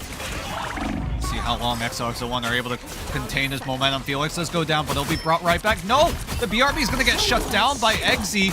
So XO need to find a way to sustain themselves. The White Fox ultimate can only do so much. Rampage invested. So will the Banhammer. And Wendy still holding on to this invisible boundary. Because it doesn't even matter. Zero Tenacity are able to win out this fight yet again. 20 seconds left on the clock. XOXO1. Do they want to go for the portal play? Do they want to force space with the Rage of Ultron? JT3 will answer my question by channeling that portal ASAP. Yeah, I mean, they've got some options here as they're going to come through the other side of this portal. It's going to be 10 seconds, so you know this is going to go to OT. Portal open, though, for EXO as they're going to make one last march onto the mission vehicle. Wendy's still got that invisible boundary, too, saving it for this moment right here. Alone Fills goes for the Galactic Legend, and now they are shielded. Peter Quill cannot break through here as EXO, unfortunately, left out in the cold for now. Zero Tenacity still holding control of that mission vehicle. Soko, they're fighting for a dear life to hold on to it, to try and get this OT to take down, but EXO have the body advantage here. Marvel and Creative in trouble, and Creative goes down. Wendy, the last strategist standing here, they will fall to almost everyone from Z10 taken down. EXO find a breakthrough under overtime here, and they will keep this rolling. Yeah, EXO break through the portal perfectly, using Ace on the Loki to provide that regeneration domain so that XOXO1 can jump through the portal safely. Felix is there also with the Rage of Ultron, was able to squeak on through. It's very hard to get through the portal like that as an Ultron and make sure that Zero Tenacity don't shoot him down, but at least Z10 were able to find him, but the BRB being invested by EXO means that this momentum will keep on going. But great fight coming in from EXO, knowing what resources they had, and they executed on it perfectly. Yeah, just trying to stay a couple steps ahead here. Jerry's got the Devil let out here. Nothing big gonna come from that Daredevil all here, and Z10 gonna cool the heels just a little bit. CYA from Sungjuk Woo, so EXO's gonna try to commit to this, but Jerry will find one on to Felix there, shutting down the Ultron. Sungjuk Woo gonna bite back though, finds Soko. Creative in trouble after that. Kumiho Unleashed goes down as well. Will manage to survive, and Exy going over to the Bucky now, taking down Zatha. Jerry finds Sungjuk Woo, and now Zero Tenacity slowly but surely here, wresting back control over this mission vehicle. JT3 trying to even things out for EXO, but it is Zero Tenacity walking away with this one. They'll get control of the mission vehicle. 15 seconds left to go. At least XOXO1 were able to find some extra trades, so a little bit of that pressure is alleviated. Xy's going to move over to the Bucky to try to prevent the dive potential, but here comes JT3 making space with that Silent Seduction. Zeta and the rest of XO just making sure that they do not step off of this mission vehicle, as the CYA going to be copied by Ace, and that's going to allow everyone on XO to utilize that 40% damage amp, make sure that they're able to get the eliminations, and Zero Tenacity need to reset quickly because XO, they have a chance to full push here.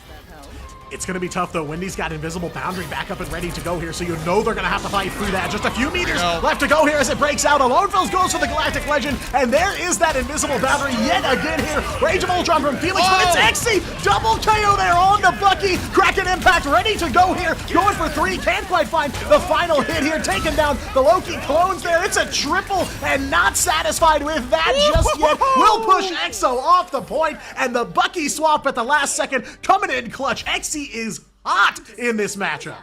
It wasn't for anti-dive, my fault, because Exy used it because, hey, Ace is playing Loki. I can get resets with the Loki clones. And Exy, as soon as he got that Kraken Impact online, it was pretty close, because there was a chance where Exy didn't have a chance to get that online, but with the sheer amount of damage being output by the Winter Soldier, Exy was able to quickly stack up that ultimate, stamps out XO, and just barely prevents them from, at the very least, securing an overtime scenario on the likes of XO. And now Zero Tenacity with their turn on the attack.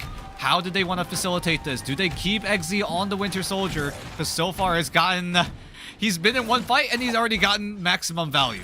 Yeah, I was going to say, absolute value city on that swap for Zero Tenacity. EXO, a really, really solid push, almost to the very end of the map, but critically, Z10 stop them just short and leave that window for victory open here on this second round of Spider Islands.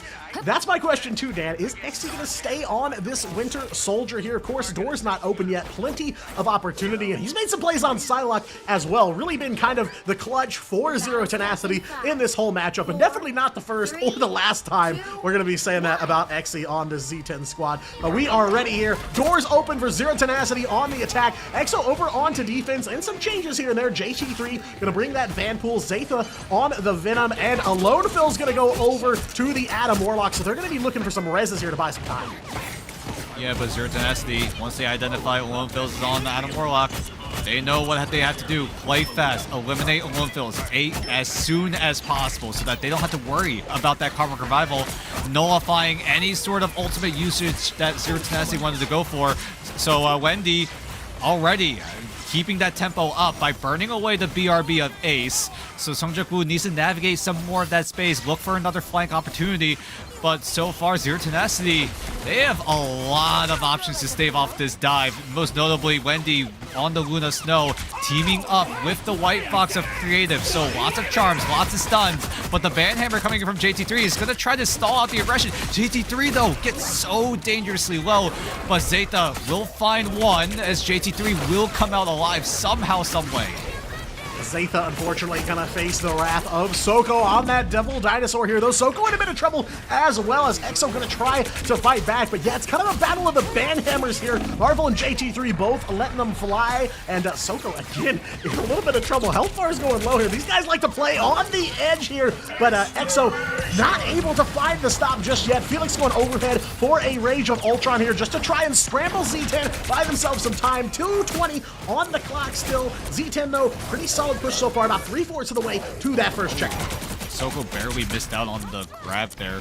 Not sure what exactly happened, but Zeta was able to use the symbiotic defense to keep himself sustained and was able to luckily get himself out to safety as he looks for another engagement in the backline. Lots of members of Zero Tenacity trying to peel away, and they do so successfully. Creative will find Zeta and burn away the BRB, but XO, they have access to that CYA, and now the calling card's going to be invested. They're gonna try to buff up that Black Cat. JT3 gonna find one onto Exi here. A lot of ults being committed to this one. Zeta and Sungjukwu lining chaos as well. Zero Tenacity melted down here. The Venom will find another one. Adam Warlock into the mix as well. Sungjukwu relentless there on the Black Cat, and just like that, full reset here for Z10 with just a minute 30 on the clock. Damn, that defense looking really solid.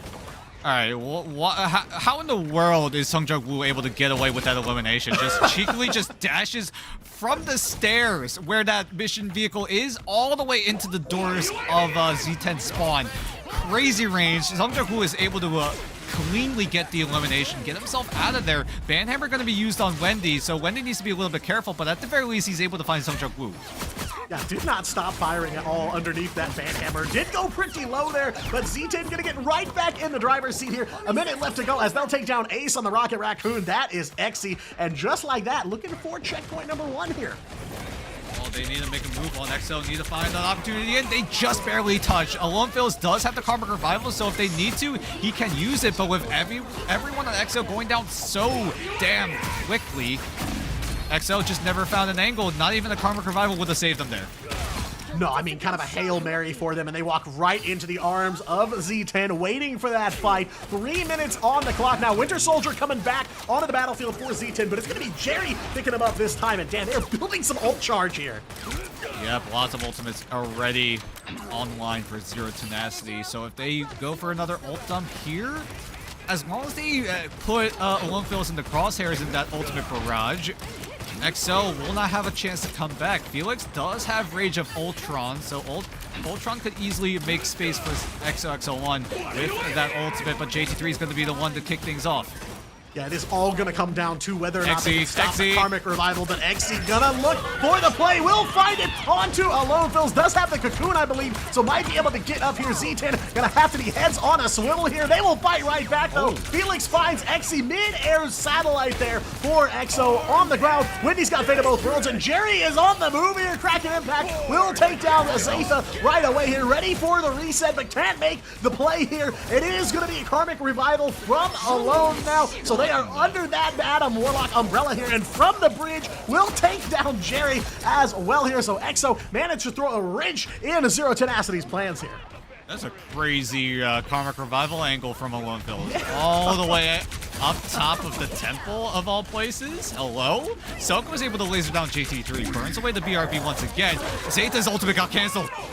shut down almost immediately there. Back to 50%, but Ace with the CYA here trying to right the ship as they hit some rougher waters here, courtesy of Zero Tenacity. They're in full control of the mission vehicle, though. EXO has been swarming that thing for a lot of this matchup here. Now it's another calling card from Sungjuk Woo. Look out for that Black Cat here. Cards on the table from EXO, but Windy target practice here, taking down Sungjuk Woo and shuts down the calling card. There they are. At the very least, Sungjuk Woo is able to be contained this time around. Sungjuk Woo could have easily let EXO stabilize, and there's a chance that the stagger train could have kept on going. Zero Tenacity, however, will have access to the mission vehicle, is able to push it a little bit further. Felix is very close to utilizing the Rage of Ultron. They will do just that. JT3 does find the Banhammer onto someone, and with Zero Tenacity not having access to any of their ultimates means that they're going to have to tuck tail and run just for this fight at the very least. So Zero Tenacity, all they need to do is poke and prod, wait for their ultimates to come online, but at the very least, EXO are able to find some trades, some eliminations to make sure that XL will have the space that they need, so that if they're able to close hold, Zero Tenacity are going to have to use some of those ultimates if they want access to the mission vehicle. Yeah, very quickly here, Zero Tenacity running out of ground to stand on. This has been quite the grind for them on offense, and now that clock, 10 seconds left to go here. Zero Tenacity close to a Kumio Unleashed, but not a lot of ults, and saves his ult shut down again, keeping that Venom on the lock here. Big plays for Zero Tenacity. Marvel will get through the BRB one more time here. XC's got Dance of the Butterflies ready to go. EXO have no tools here on the table to try and play here under overtime. Z10 holding all the cards here. Kraken Impact for Jerry gonna be online soon as well, and Marvel so far forward here. There is the Banhammer coming out, and there is that Cutterfly from XC. Gonna find some damage here. Marvel gets the headshot. XC will take down a Lone Fills, looking for that backline yet again here, but JT3 makes the stop onto Psylocke. Kraken Impact from Jerry as well here. They've lost just a couple seconds of overtime, but one by one, the members of EXO goes down, and there it is, the Karmic Revival getting the team back up and back into this brawl here. Underneath that Kumio from Creative, triple kill from Jerry on that Karmic Revival, and just a couple more meters left to go here, but they can't find a way to close it out. Oh, Karmic Revival came in clutch from a Lone Fills, but there is no option other than that. Zero Tenacity just stamp out XL once again, but this time it's Jerry running the Winter Soldier, and that Kraken Impact is just gonna haunt the rest of XO as they were so close in getting the hold down, but again, Karmic Revival was the only win condition for XO. They had nothing after that. Yeah, and that's kind of the question here for EXO now. They didn't have anything going into that fight, but they've got a couple things online for this next one, and they've just got to try and hold for 60 seconds here. So looking at Sungjuk Woo, got to get that calling card moving here, but it's Soko on that Devil Beast Rampage. Marvel finding a pick early onto Zeta in this fight. It is a little bit of trouble, but the Rage of Ultron overhead from Felix getting the team back up to full health here and trying to buy themselves a little bit more time, holding on to those ults until they absolutely need them here. Felix and Jerry will trade back and forth here, but now Wendy over on the Rockets got BRB. Jerry taking down Sungjuk Woo early as well, still holding the calling card. Not looking good here at the very end for EXO. EXO needed to prevent themselves from getting staggered even more. Marvel is doing a great job at disrupting the backline throughout this entirety of this round 2.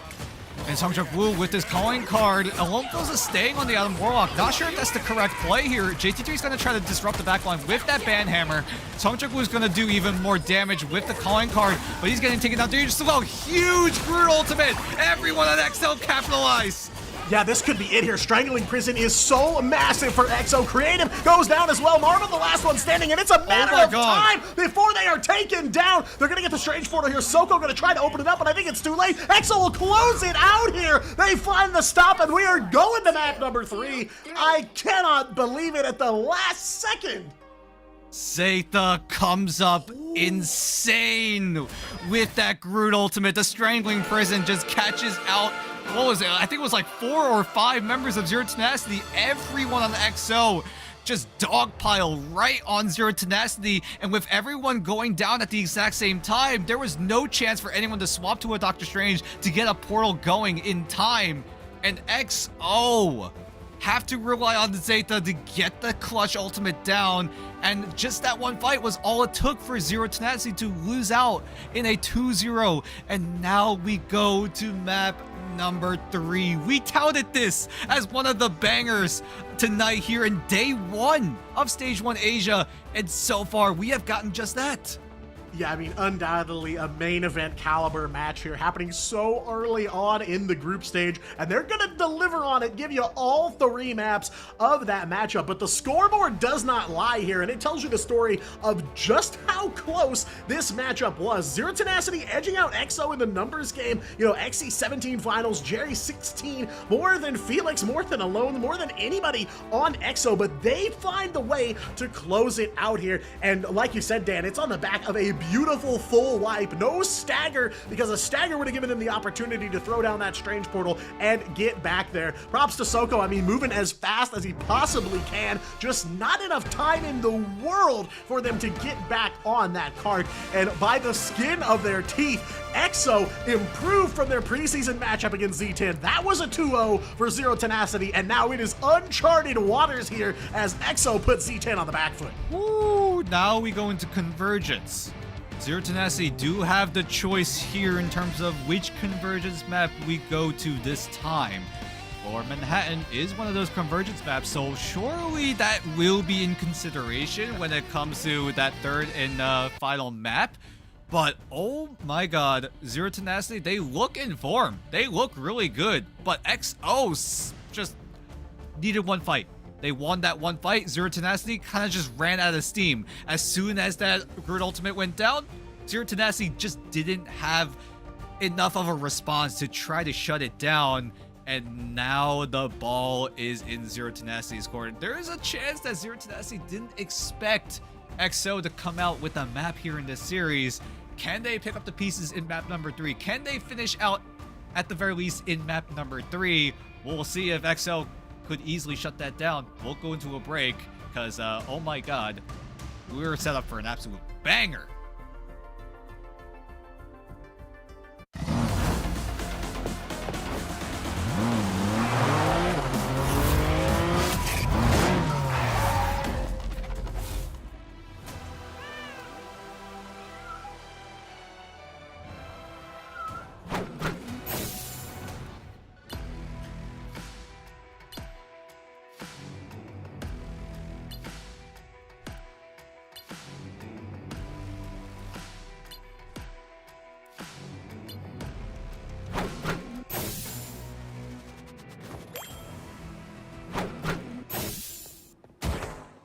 You won't be needing that.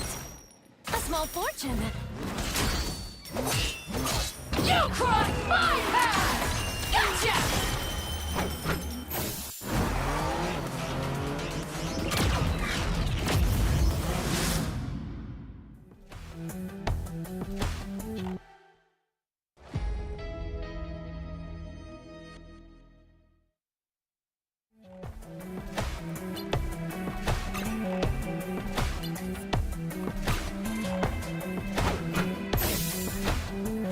Hellfire!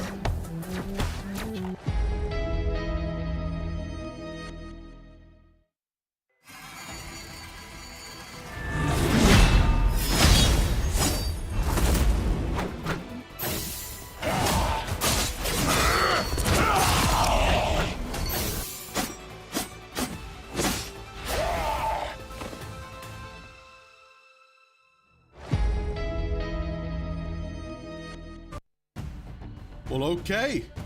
Or should I say, flip it back. XOXO got hands. They're here to scrap. They're here to take points off the board against Z10. You kidding me? What a cinematic experience. Now, we're gonna unpack it. We're gonna really just rewind the clock here a little bit. How did they take this one?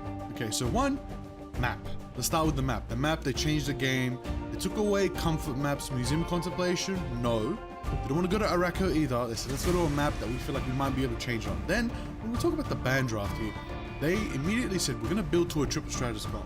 However, a little bit unique, because triple strategist with the new, glorious, very ready to destroy your backline Black Cat. So they got the Black Cat there as a solo focus for Song Joku to go carry hard on. They also took out 2 duelist picks in the ban phase, they took out the Star-Lord and they took out the Phoenix, which nullifies so much mid-fight presence, so much power that they could have brought, which meant they constantly had to go on an alt rotation to stop their momentum. Z10 had good pushing power, but as you lads mentioned, they couldn't slow EXO down enough. Even if they had their hero moments, even if they had the big cracking impacts, it didn't matter. But then, you know, just let's talk about the reality. Let's talk about what really grounded it. Zeta, the Groot, insane Groot. Come on now. I believe it was a 5-man Groot ult. Absolute cinema we're getting here in this first 2 maps. It was really close, down to the wire both times.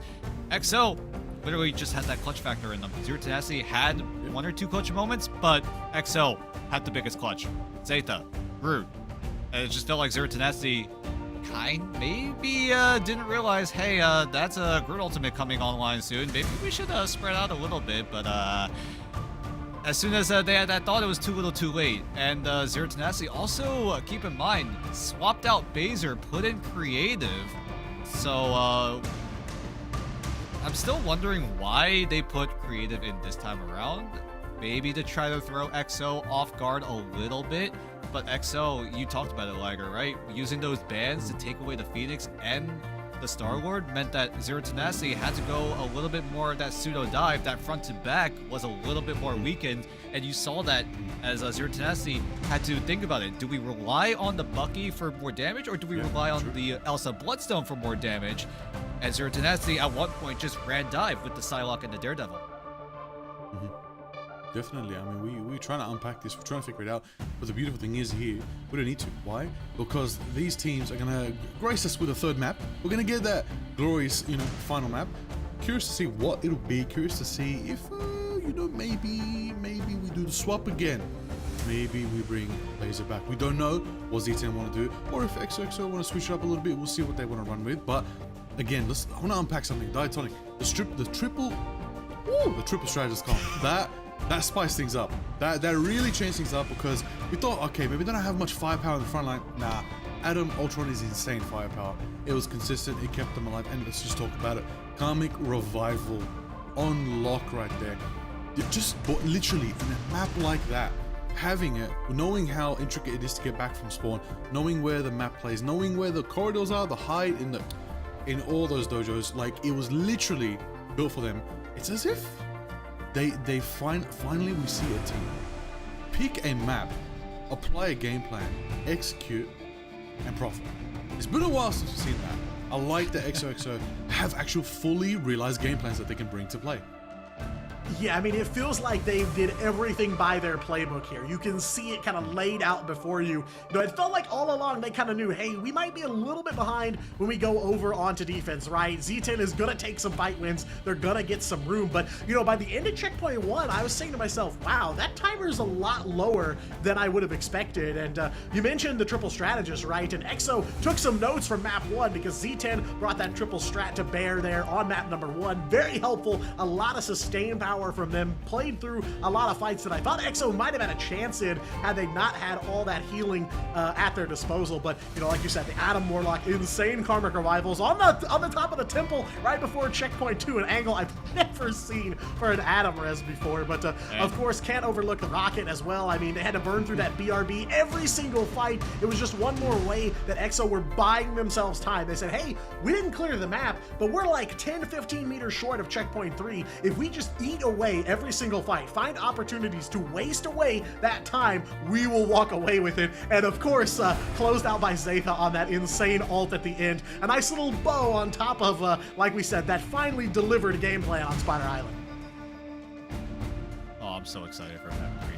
I'm so hyped. This is what we wanted. This we talked about, right? This could be the match of the night. And so far, it's living up to the hype. I'm all for it. This is insane. XO coming in with roster changes, having to figure out the Rester problem, right? He had to leave to go to Kanga.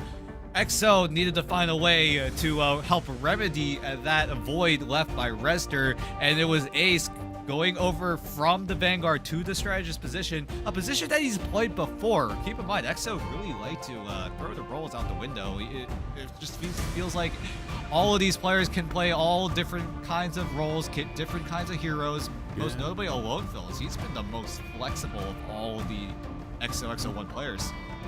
I mean, we've seen it, haven't we, guys? From stage 1 across the regions, we've noticed these specialists, these one tricks, they're getting walled off, they're getting banned out. And as Ignite evolves, that's going to be more the case. You need to build diversity, you need to build flexibility, you need to turn your team into the Flex Demons. You need to be able to show that our roles aren't locked, and you got to play to the advantage of the game structuring like that. We have duelists out here delivering on the Jeff, on the Atom, on the Ultron. We have people out here flexing from duelist to Magneto even, to switch it up, to allow, for example, a Vanguard who may be a dive enthusiast Vanguard, like a Venom or a Cat player, bring out the Black Cat. Or potentially go to the Dino solo to enable double duelists with triple strategist. And it works because the Dino is such a meat shield. He can sustain all that damage with the strat supporting, with allowing them to bring that sustain and bring that firepower. So we're going to see now in this third matchup, everybody, how it's going to unfold between these two teams, between Z10 and XOXO. Right now, 1-1 aboard, both teams showing up a big performance here. XOXO had a really good showing in map 1, but Z10 took him out. But XOXO had the number of Z10 here in Spider Islands, but Z10 still showed firepower and energy. And the thing is now, we might see them kick it up a notch here as we're taking it to Central Park.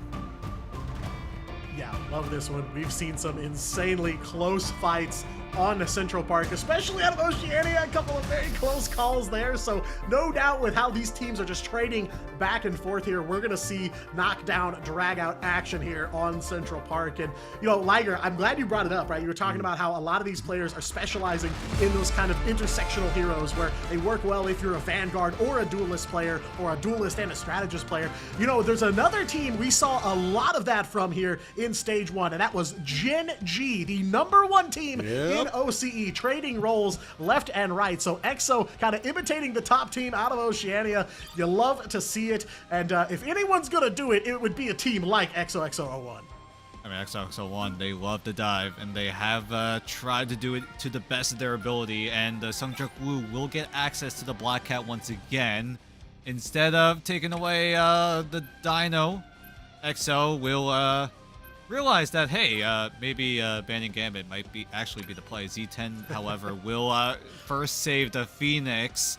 So adapting from what they saw in map number 2, EXO used their second and third bans on the Star-Lord and the Phoenix. So at the very least, Zero Tenacity, if they need to, can rebound to that front and back style play. EXO will actually find a way to seize this opportunity to take away the Devil Dino. Yeah, big opening for them here. It's a big ban. I like it a lot. Not just because Devil Dino is big himself, but, you know, a very powerful hero, like you guys were talking about, you know, can soak the amount of damage that 2 Vanguards might do on your team. And they know that Zero Tenacity has played that triple strategist in the past. They don't want to set themselves up to face 2 duelists, 3 strategists. So I like the play here for sure. They do, EXO bans out the Mantis here, but Z10 doesn't take the Mantis ban quite yet. They did that already. They're going to take out Cap here and save Luna Snow for themselves. So they've really favored the Luna here in the back half of this series. I like the change-ups from both sides of the board here, and EXO gonna lock in that Black Cat one-sided here. I really like this for EXO. Oh yeah, EXO have so many different opportunities, right? Z10, they have taken away some options that help enable the Black Cat on EXO by taking away the Captain America. So if EXO really want to go for the dive, they're gonna have to resort to either the Deadpool or the Venom here. And Z10 have not touched the Devil Dino, so XO, if Z10 don't use their last ban on the Devil Dinosaur, EXO will be able to secure it one-sided. Z10 are thinking about taking away this Ultron that has been working out so well on the side of EXO's camp. And with that Rage of Ultron being gone, EXO are going to have to find different ways to make space. But with that Phoenix save being on for Zero Tenacity, that Rocket Raccoon emphasis might go down a notch or 2. Yeah, definitely not as safe to run Rocket here. I like the Phoenix save. I love the Phoenix save for Z10 here. One of the saving graces for the draft, but I think EXO walk away with this one pretty big here. Like you said, they're going to get that one-sided Devil Dino as Z10 did not ban it out, and then of course they saved the Black Cat for themselves. So the game's newest heroes, two of the most powerful ones right now, definitely at the top of the tier list, are both in the hands of XOXO01 one-sided. So I think that is huge. But again, you know, Phoenix save for Zero Tenacity, of course, probably going to be an XE play here, and we've seen that Phoenix before, and now so powerful here in Season 8. No doubt that's going to be a game changer for them. So Z10 not out of the race here, but you know, I'll at least make the argument. I think EXO walk away with a pretty big win in draft. There's a chance, as EXO are still experimenting with what they want to roll out on. Zeta's thinking about running the Doctor Strange to give high ground opportunities, or at the very least give EXO some space to work with, because as soon as they jump out that portal, they may use it to get some sort of room, but no, they're just going to walk it down Main Street for now, as Zero Tenacity. Looking at their composition, they've got the Rocket Raccoon, so they will have access to the BRB, so if anyone on Zero Tenacity either overheat or get picked apart, they will have something to rely on. Yeah, and EXO saw the writing on the wall. Not going to bring the rocket to bear just yet, as they know XC Phoenix going to hunt down those CYAs around every corner. But this is the decider here. Central Park, map number 3 for Zero Tenacity and EXO. A win for EXO here would be a massive statement to start things off here. JT3 starting it off, though. 1 KO onto Soko. That BRB is already gone. They'll take down Marvel on the Groot as well, and it is an avalanche from frame 1 here for EXO. They'll at least get 1 tick here. Ooh, great Mento Fish coming in from Sungjuk Woo, limiting the mobility on the side of Z10. XZ is able to laser down a lone fill, so that's a huge 1v1 win for XZ, as Sungjuk Woo tries to buy a little more time, but Black Cat in a small room usually spells disaster. XOXO1 are gonna get up to the second a tick here in that first zone, as Marvel does invest in the portal on the side of Zero Tenacity, so at the very least, EXO can just back away, wait to stack up their ultimates on their end. With Zero Tenacity, keep in mind, they have ways to burst through it, most notably Wendy with the CYA, stacking it with the Ensong Inferno right here. Yeah, but it's going to be all gas from EXO again. No overhead XE on the Insong Inferno spells the end for this push from EXO. They're going all the way back to square number 1 here on the back of just that buffed up Phoenix. All insane stuff. Woo. I am at a loss for words. I had a feeling Ace would just get bursted, but I didn't realize the entire backline of EXO just getting blown up. XE with a huge 3-man Ensong Inferno crashes out half of EXO, so now Zero Tenacity get a huge boost of opportunity in terms of ultimate economy. Sungjuk Woo gonna try to disrupt the backline. It does draw out Soko's Psionic Seduction, catches out Felix, so he's gonna be taken down. That's gonna be no Fate of Both Worlds available. Olymphos is gonna use that Ensong Inferno, but Zeta is there to bail him out, at the very least try to do something out of nothing, but a great wall coming in from Soko as well to just isolate Zeta, but he still stands tall. Yeah, Soko on point there, gets that Psionic Seduction moving, creates a lot of uncertainty for EXO. They don't have a lot of room to breathe here, but they will play right on through, almost able, and there it is. Right. They do make checkpoint number 1 here. It is going to be a bit of a trade back and forth, burning through another BRB from Zero Tenacity, but EXO now breaking on through, 3:30 on the clock, and Ace on a roll here, taking down Marvel on the Doctor Strange, still holding the eye of Agamotto.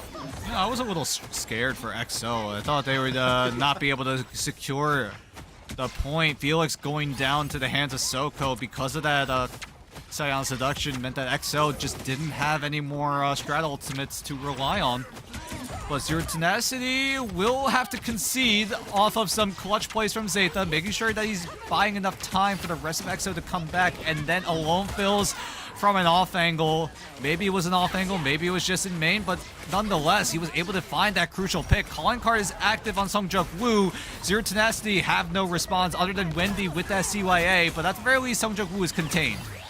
Yeah, they do manage to walk away with the least amount of damage they probably could here. Zeta taking down Marvel. Gotta respect that Flora Colossus here, as they have seen what he is capable of. CYA from Wendy now. Felix gonna respond in kind, though, with Fate of Both Worlds. EXO still trying to keep this thing moving. 2:30 on the clock as Jerry gonna let the devil out, but in the background, Zeta will find one onto Soko, so Emma Frost out of the picture here, and so is Jerry. Wow. Zeta on the move on Groot here. Quadra KO yet again. and becoming a hero for this EXO squad as all of Zero Tenacity out of the way here. Portal not off a cooldown yet, and EXO pretty much guaranteed to get checkpoint number 2. Nifty little baby portal from Sung Jae-woo to zone away the rest of Z10 there, but Zeta coming up clutch again. He came out clutch to make sure EXO come out with a win in map number 2. Now in map number 3, he's looking to do just that. Second checkpoint already unlocked for EXO. With 3.5 minutes, that is plenty of time to try to navigate to the top of these stairs, get right in front of Dracula's throne, and complete the full push. But now, this is going to be a difficult push, I feel like, for EXO. There's a lot of environmental KO potential right at the stairs. JT3 could easily grab someone off the edge, but Zero Tenacity do have a few of those environmental KOs of their own as well, with Soko with a good crystal kick. But Felix taking down Jerry is going to allow EXO to keep on moving forward. Soko's going to try to stunt it though.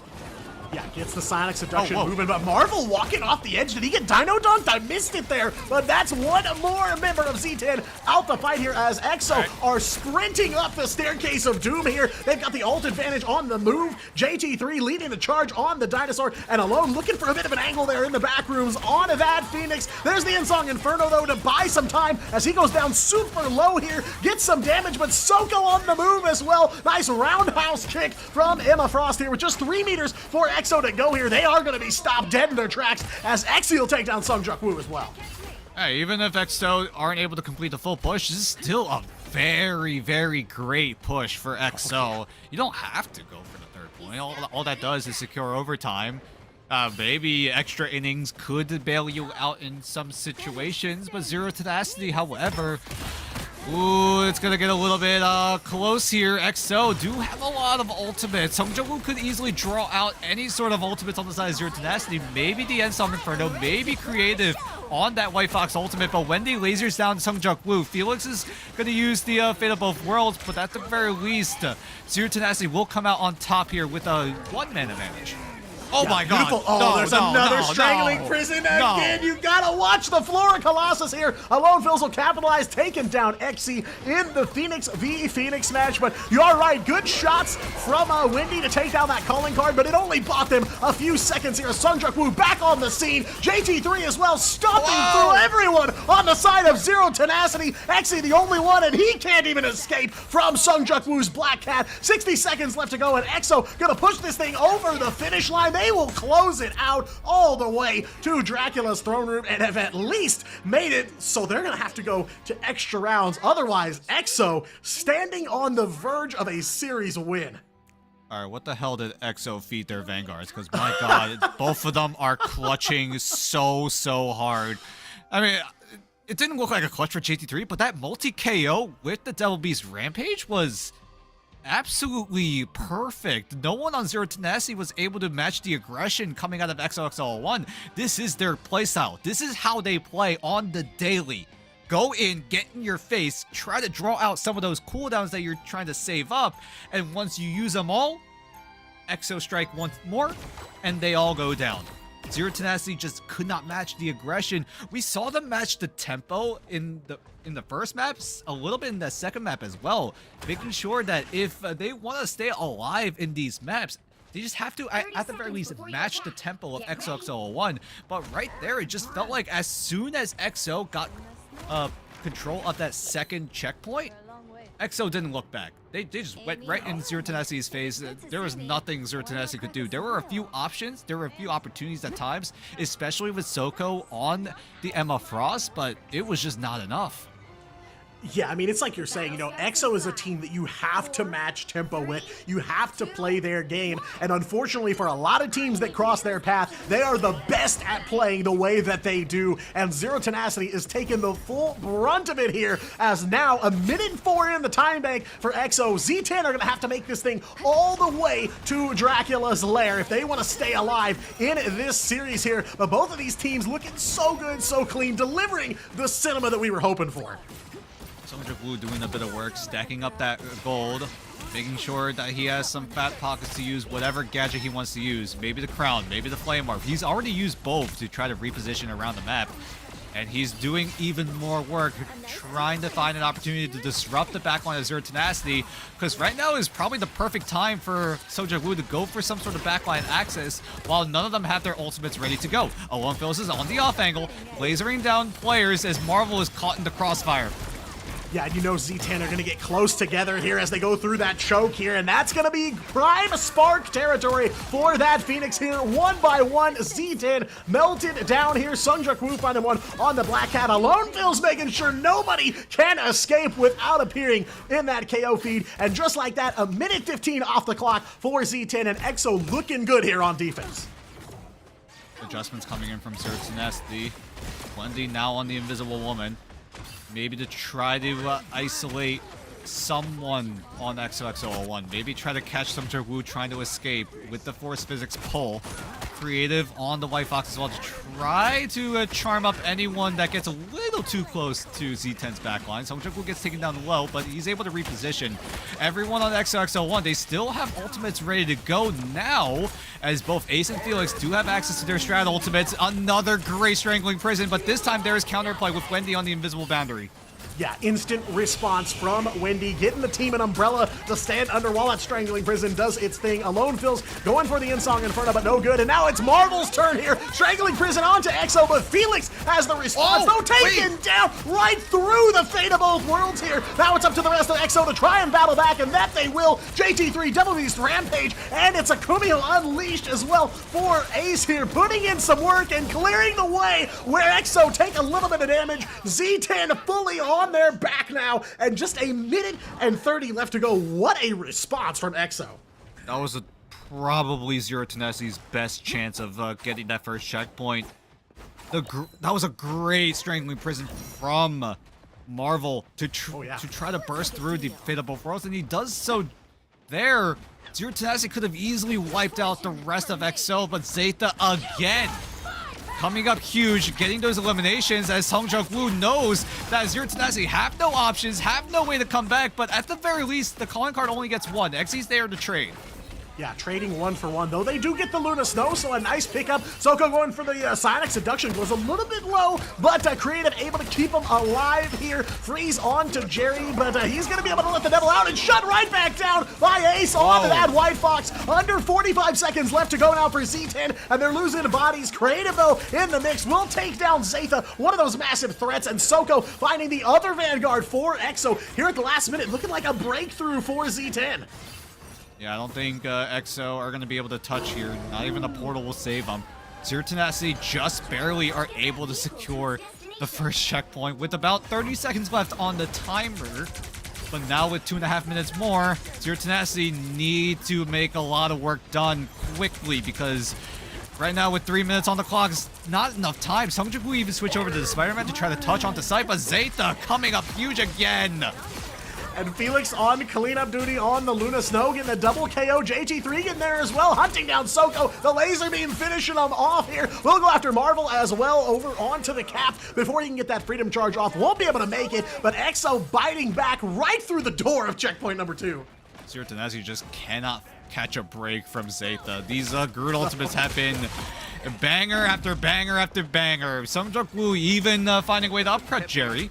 So this stall potential, this spawn hold is looking likely for XOXO01. They're gonna have to find ways to break through. Zero Tenacity, I'm looking at Marvel with the freedom charge. That's gonna be one of those options, but with Alone Phil's taking down Soko, Zero Tenacity might just have to regroup for just a few more seconds. Jerry thankfully is able to zone away Alone Phil's, but he gets going right back on the rooftop. Songjak-woo providing a lot of that disruption as well, getting closer and closer to that spectacular spin means that XOXO1, if they see Zero Tenacity get a little bit aggressive, there will be counterplay. Great shot from Alone Phils. God, Jerry thought he would take the 1v1 here, but couldn't even touch the Phoenix here. EXO will find one onto Songjak-woo. There's the fate of both worlds from Felix as well. EXO gonna try to commit a little bit more to this fight as the time ticking down, but a double headshot onto Alone Phils from Exy here, the star for Z10. Not quite ready to give this one up. Wendy finding one off the freeze as well. Merciless here, Z10, but now the issue is just 60 seconds for them to try and get to checkpoint number 2. Great awareness coming from Exy. Realizes where Alone Fills will re-peek that angle. Was ready for Alone Fills for the peak and was able to shut him down instantly. So that's a little bit of room for Zero Tenacity. Great map awareness coming in from Exy as well. In the heat of the moment, very, very difficult to pull off. But Zero Tenacity, with a lot of those strategist ultimates at the ready, means that they should be able to outlast what EXO are going to throw at them. But Zeta, look at him with that Strangling Prison, because so far, Zero Tenacity have found no ways to counter it. Yeah, they know that that Strangling Prison is coming their way, especially if they took down Windy before that Fate of Both Worlds, but it is good. All the ults from EXO online. Insong Inferno from Alone Fills will break right on through, taking down the Luna Snow here. 15 seconds left to go. Creative goes for the Kumiho Unleashed, but is shut down. There's that calling card from Sunjuk Woo. One last call to dial out here to Zero Tenacity. One by one, they are battling back. It is a dead heat between the two of them. Marvel and Soko, the Vanguards for Z10, stepping up in a big way here as we go into overtime, and it's Soko again, double KO there onto the Emma Frost. Sunjuk Woo over onto the Doctor Strange to try and stop him, and if they win this overtime fight, it is over. We'll see about that. EXO have no ultimates coming into this final fight. It's going to be up to Felix if he's able to get the Fate of Both Worlds in time. 90% and counting. EXO have to rely on this dance floor, or else this fight will be over. Yeah, trying so hard to use the Strange Shield there to block everything, and there's the Fate. They do manage to make it happen here, and everyone from EXO standing tall on this point here, but Z10, of course, not throwing in the towel just yet. Overtime ticking away, though, just a second or two left. Exy and Sunjuk will trade double KO there for the Phoenix on the side of Zero Tenacity. Big comeback play here. JT3's got another Devil Beast Rampage ready to go, and Z10 have no answers here. Damage coming through. They will find Jerry. JT3 makes a big chomp out of Daredevil here. Marvel so low and will go down, and that's all she wrote there. EXO upset Zero Tenacity in a map 3 heater. This is only the second best of 3. We already got an upset. What in the world is this? EXO. Holy crap. It all came down to clutches there. Zeta rightfully gets the MVP. How many times you pull off a multi-man Groot ult and get so many of those eliminations off of that? EXO, although the eliminations may not have been flashy, it may not have been the greatest, but it did come at the perfect moment. That's been the story, at least over in map 2 and now here in map 3. Sometimes it's not just one person 1v9ing the entire lobby. It's gonna be all 6 members of EXO doing their part, knowing what they need to do in order to overcome Zero Tenacity. And Zero Tenacity, my god, surely they are stunned by that loss. Every single member of this EXO roster is a threat at all times. There is no point in which you can really take your eyes off of one member, and there are definitely some shining moments for a couple players. Zeta, of course, being a massive hero to this EXO team in this matchup, but it is every single member putting in the work, and the scoreboard shows it. I mean, EXO walks away with almost all of the medals here, topping almost everything except for damage. That goes to XC, 42k on the Phoenix, but that is one of the few saving graces for Z10 in this match, which going out of that draft phase, something I pointed out was the Phoenix is going to be big for them for sure. And it was, but not big enough to stop EXO-01. Not big enough to stop these Groot ultimates. Not big enough to stop the Dino Jaws from JT3. I mean, almost every single member of this roster coming up big. But really, like we've already highlighted, it is the Vanguards for EXO that truly lead the way here. Duelists, of course, on some cleanup duty as well, but beautiful, beautiful performance here from EXO. And guys, like you said, this is only the second match of this stage for Asia. Day 1, match number 2. Liger, how are you not losing your mind right now? You look so calm. You look so nonchalant right now. The reality is we're gonna rewind. You know, when you have a one-sided Black Cat and a one-sided Devil Dinosaur in this patch, come on. With a Groot like that, it's insane. I mean, right now, EXO, they're on fire. They got momentum, they're doing an upset, they've come in strong, they've changed up their roster a bit, and they've adapted to the current environment of Pacific Asia. And they're getting value, right? They've invested, they got the dividends. That's the question, but here's the question now. Okay, EXO have officially installed themselves into the top tier, you know, little trio sort of a battle going on for top of Ignite Asia right now. The question is, next week, they face off against Reject. We'll see. That's a big match. That's a Right big now, match. XOXO are definitely in the conversation of at least being the top 3 in all of Asia in Ignite. Because we talked about it, right? We were thinking, Pirates are gone. They were the ones that occupied that 3rd place spot. Now Pirates are gone. The Burgers that won MRC7 now take their spot. Who takes that 3rd place now? That void has been left wide open. It's going to be a power struggle between now we thought about it. Could it be Triple AD? Could it be XOXO01? Could it be some other team that could come out on top? But right now, XOXO1 have made a huge statement in this series at the very least. And it's a matter of if they're able to keep that momentum, right? Can XOXO1 keep this momentum, really stay on fire throughout the entirety of the group stage? Because remember, back in preseason, they got a huge win against Triple AD at the start of preseason. But as the group stage went on, it felt like they got outclassed by like the top teams. Because back then, they got outclassed by Reject, they got outclassed by, what was it, Zero Tenacity as well. So, is this early game XOXO1, or are they playing for the late game?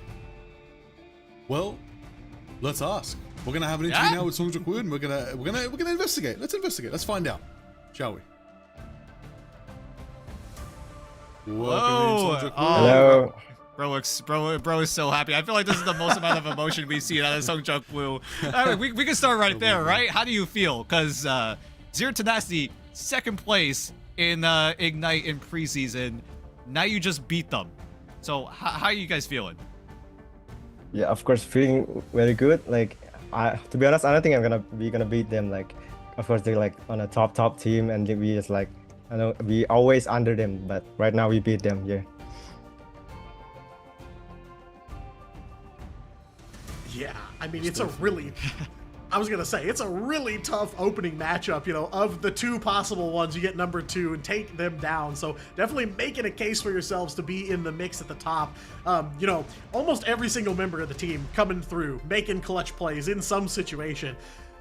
It's a hard pick. It's a hard question to ask, but is there somebody you point to on this team as kind of like the carry here, or who had the most standout performance of the standout performances?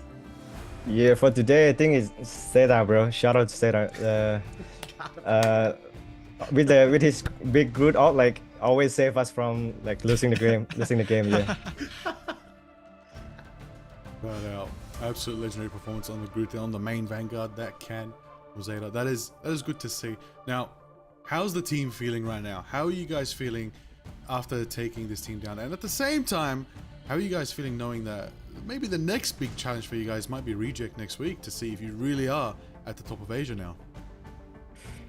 Yeah, like we're really happy about this win, and we're looking forward to win like every team, I guess. Like, because right now Pirates is gone. There's only like, we're looking for like a Reject to beat Reject, and I think only Reject that we're looking for, I think. Yeah. And I got another question, right? You did bring in a coach. It's Dobie. Dobie used to be on the Reject roster. How has he fit in with the team, right? If I remember correctly, you guys really didn't have a coach until now. How has Dobie been helping you guys out in figuring out this sort of playstyle that you've been working on throughout, like, what, the whole past year and a half now? Yeah, he been helping us a lot with auto replay, auto pick bans, and the comms. Like, he's really help us a lot. Like, from before this, like you said, like we have no coach, like we have to do everything ourselves. And right now, yeah, here comes Dobie, save us from losing the game. Yeah, I mean, honestly, you guys, wow, the ban philosophy is crazy, I have to say. Oh yeah, the ban draft did go really well. I won't lie, you guys made some really interesting approaches, especially in map number 2, taking away the Phoenix and the Star-Lord. Was that planned at the start for you guys when you went into that ban draft in map 2? Yeah, that 2 character is like the XC is like most like she's really good with those 2, so we have to get rid of it. So yeah, that's what we planned. Yeah, I mean, the drafts looked amazing here. You guys got so much potential coming into the battlefield before you even hit boots on the ground, so love to see that. I guess kind of, this win definitely puts you guys on a trajectory. The top 6 teams are going on to those Pacific playoffs where you're going to finally cross paths with those OCE teams. I gotta ask, how do you feel about those matchups between like Gen G or the Chiefs, the 2 teams from OCE and playoffs? You guys feel good about the cross-region play now? Yeah, I feel good about a cross region, but like there will be some like little ping issue thing that's like sometimes like more than 100 ping I cannot play DD, but yeah, I feel good. Nice. Well, that's fair. We will find out how those specific playoffs go off, but for you to be able to qualify into them, you still have 2 big matches tomorrow as well. You're going to be facing Loyalty and RVL, so we're going to let you head off and go with your team and rest. Get a good night's rest and prepare yourself for a big day tomorrow. Best of luck to you, Songjuk Woo, and to XOXO. You too. Thank you. Thank you for your time. Holy You're locked in moly. more than ever. They're feeling good, man. They're feeling good right now. It's the best feeling. You could Seeing a tell. team- You can tell. You can tell. Usually when get that Songjuk, usually when we interview Songjuk Woo, he is calm. He does not show much emotion. locked in. There, yeah, you can tell the entire team is hype. You can tell they're all ecstatic about getting a huge win against 0-0 Tenacity. Oh my god. In esports, it's one of the greatest things when you get that coach, you finally unpack your team's issues, your solutions, your advantages, disadvantages, all of that slapped together. You finally go into a match, execute the game plan, and walk away not just with a clean victory like, oh, okay, we were built for this. No, with a hard-fought victory against a tough opponent like Z10. Z10 are crazy good. For them to get that, this is a big morale boost, a big maybe ego boost. We'll find out as they have 2 matches tomorrow, of course, and many more to come. And next week, the big behemoths of Reject they got to face as well. So before all that, we're gonna go to a quick break, and we're gonna be back with the next matchup. If there's anything we can do to make your flight more enjoyable, please don't hesitate to ask. Please sit back, relax, and enjoy the flight.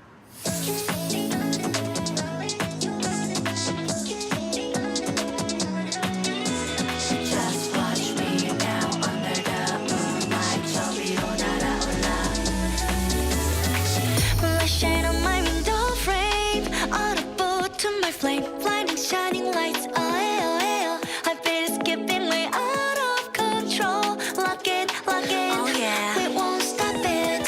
Flying high is our destiny. Lighting up flaming stars. We're reaching out towards victory. 눈부신 꿈으로 차가운 심장을 쥐고 더 높이 날아가. They can't catch my vibe in my life. We're dancing under moonlight. 손을 꺼버려. Turning up the heat. Get it, oh. We're switching up the lip gloss. Mixing up the crystals. All they want to know how we do it. Now it's time to switch to flight mode. Yeah, 차올라 내 눈빛 봐. 불부터 나 ready now. 떨림이 번져가 이 밤 위로 올라타. 거침없이 난다. 겁없이 뛰어가 flight mode. Be free, shining, flying high. Feel the spark of flight mode. 우리 하늘 위로 더 rise up. 사라져 fade away moonlight. Gonna burn the night out. Every time my heart's flight, we go higher, eyes wide. Right through the starlights. 차가운 공기선을 relax. 지금이야, take flight. We're dancing on the moonlight. 손을 꺼버려. Turning up the heat. Get it, oh. We're switching up the lip gloss. Mixing up the crystals. All they want to know how we do it. Now it's time to switch to flight mode. Wake up, feel it. This time switching to flight mode. Fly, burn up, 나 올라가. This time switching to flight mode. 올라가 계속 높이 fly away. 어둠 깨트려 이 무대는 우리의 게임. 자꾸만 넘어져도 울지마 괜찮아 일어나. 그 끝을 몰아서 run even 위로 flight mode. We're dancing under moonlight. 손을 꺼버려. Turning up the heat. Get it, oh. We're switching up the lip gloss. Mixing up the crystals. All they want to know how we do it. Now it's time we switch to flight mode. This time switching to flight mode.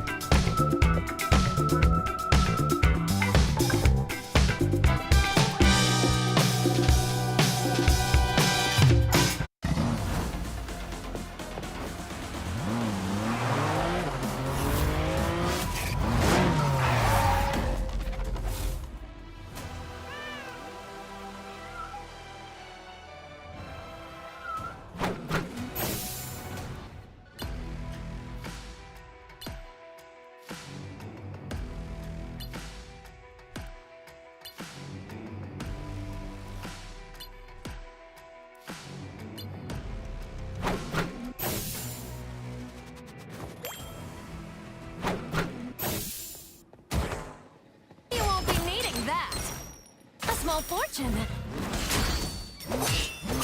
You crossed my path! Gotcha!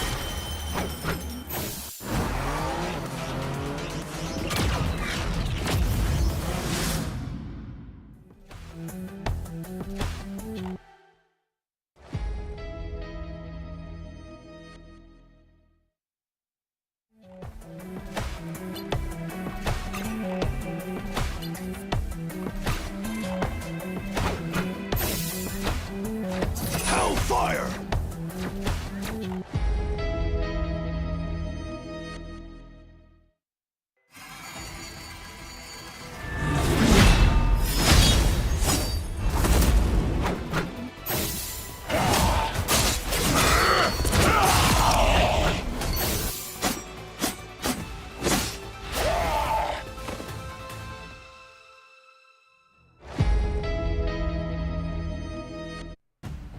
Welcome back, everybody. Welcome back to Marvel Rivals Ignite here in the Pacific region, representing Asia. We are here today talking about the gaming, casting the gaming, hosting all the madness, witnessing the biggest plays there are across your gameplay screens, across whatever method that you are watching, and of course witnessing the big strangling prisms from the Groots out there and the big Kraken impacts, and maybe cashing in with Black Cat, doing all the above. Tell me, Dad. Tell me, Dad. I'll say, I hope everyone is watching Ignite in the game, because if you're not, you're missing out on a chance to edit your predictions. And if you put XOXO1 down a little too low, maybe you want to fix that. I'm just saying, you should boot up the game right now if you're not doing that. Watch in-game, I think, for at least, 15 minutes, and you're able to get access to two chances to edit your predictions. So, yeah, you might want to do that if you really want that all-seeing oracle. I think I put EXO at third. That's just me though. I don't know if anyone else put them up that high, but I'm looking pretty confident in terms of if EXO are able to fill the void that the Pirates left behind. They have really made it a task and a half to figure out how to predict this group stage. So thanks for that, EXO, guys. But seriously, a fantastic match, a great showing from them, and yeah, you know, definitely pick up those edits for your predictions, because if you watched Asia during the preseason, you know things can change very quickly. You know, across both Asia and OCE, really. So yeah, take advantage of that, because I certainly will be doing that next chance I get. Oh, honestly. You gotta lock in, everybody. You gotta tune into the path. Remember, in Asia, right, in the group stage, all these teams will face off against each other. We got a 2-week-long round-robin group stage bracket. It's going off. Everybody's gonna take on everybody. At least one set in a BO3 situation. It's gonna be crazy to see how that's all gonna unfold for these teams. I've gotta say though, right now we're looking already at a post-upset matchup with XOXO having taken down Z10. It was a hard-fought match. They did get a point on the board though, so Z10 do walk away with something, which is good. It may be the difference later. Every point counts, but they got a lot of matches ahead of them. But the next matchup is going to be between N1 Hex and Reject right now. This is a very interesting one. The question is, in their time away from the scene, they never got the chance to play in the playoffs as they sadly fell out in the group stage of preseason. N1 Hex, do they have the silver bullet to take down Reject? That is the question here, because Reject, they're big dogs, they're champs of the region. I mean, right now, N1 Hex have gone through another one of those overhauls, right? The first one being right before preseason to make sure that their roster is ready for preseason Asia. But now coming into stage 1, they've gone back to the drawing board. JT3 left, Doxlin, and Jambomber all left the team, and now coming in is NRX, Louis, and Winsger. Winsger is a familiar face here in Ignite. He last played on Loyalty in MRC Season 6 and last played on Triple AD during their preseason run. And NRX coming back into Asia, previously in the EMEA region on Team Vision as a substitute player, now coming over to N1 Hex as one of the main players on the team. So is N1 Hex's roster change enough to put them in the conversation of, at the very least, being maybe the 5th or 6th team going into playoffs?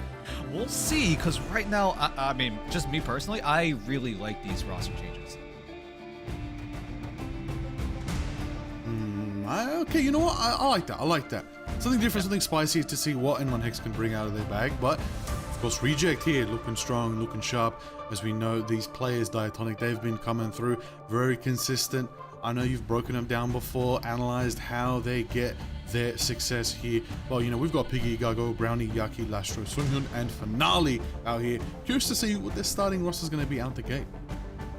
Yeah, I mean, that's kind of the biggest challenge for N1 Hex coming into this matchup. Reject has not changed since the preseason. These are the reigning, defending, undisputed champions of Asia. Yeah, I mean, why change? You know, if it ain't broke, don't fix it. And that's exactly what Reject is coming into stage 1 here with. So it will be a challenge for N1 Hex because they're still kind of working with this new roster after these changes. They are going up against a team that dominated in the playoff bracket, but Reject did have kind of a surprise struggle in the group stage of preseason. Lost a couple of surprising matches, had some C9 moments, had some interesting antics with Symbiotic Surface, but they really turned things around in the back half of the preseason and showed, you know, they are the partner team here in Asia at the top of the ladder for a reason. Definitely one of the 2 gatekeepers here in Asia, you know, alongside Zero Tenacity. So yeah, it is definitely going to be a hard uphill battle for N1 Hex, but a good opportunity for them to kind of test out the new roster.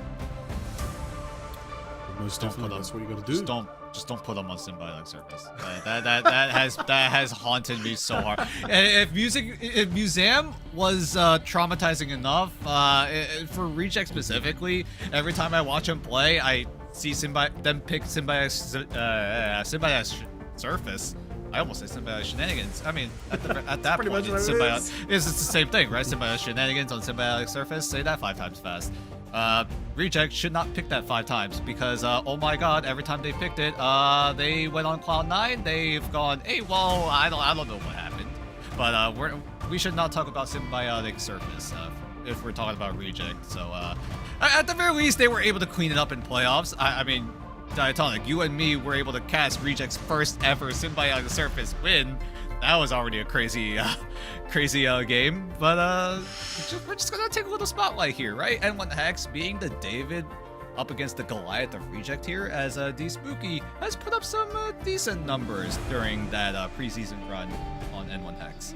Yeah, I was gonna say one of the imports here. You know, formerly played some with Nightmare Academy, previously played with Project Blue Lock earlier in the Ignite season last year. So Spooky's been around for a while, and yeah, put up some numbers for sure. Definitely one of the standouts here on this N1 Hex roster, and obviously retained from the preseason. So one of kind of the key pieces of the foundation for this team. But how do you pick a player on the side of Reject to highlight? Because so much to talk about for every single player. It's Gargoyle here, but you know, Piggy, for example, one player I had my eyes on through a lot of the preseason. I mean, the numbers don't lie for this Reject team, and they definitely show you kind of the upward trajectory they were on throughout the preseason. A slow start for sure, a couple surprise losses, but like you said, Dan, you know, they were able to put together the Symbiotic Surface by the very end. They overcame their demons in several ways in that bracket. So, you know, impressive stuff from them, no doubt. Expecting to see much of the same here, but, you know, maybe an asterisk on the group stage of like, okay,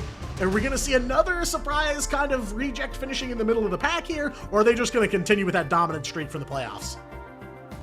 Ooh, they're going to have to. They're going to have to if they want to claim victory once again. I mean, look, we've seen Gargoyle go crazy. Gargoyle, someone who also, you know, role switched in the whole scenario of Ignite, you know, preparing for themselves and all the above.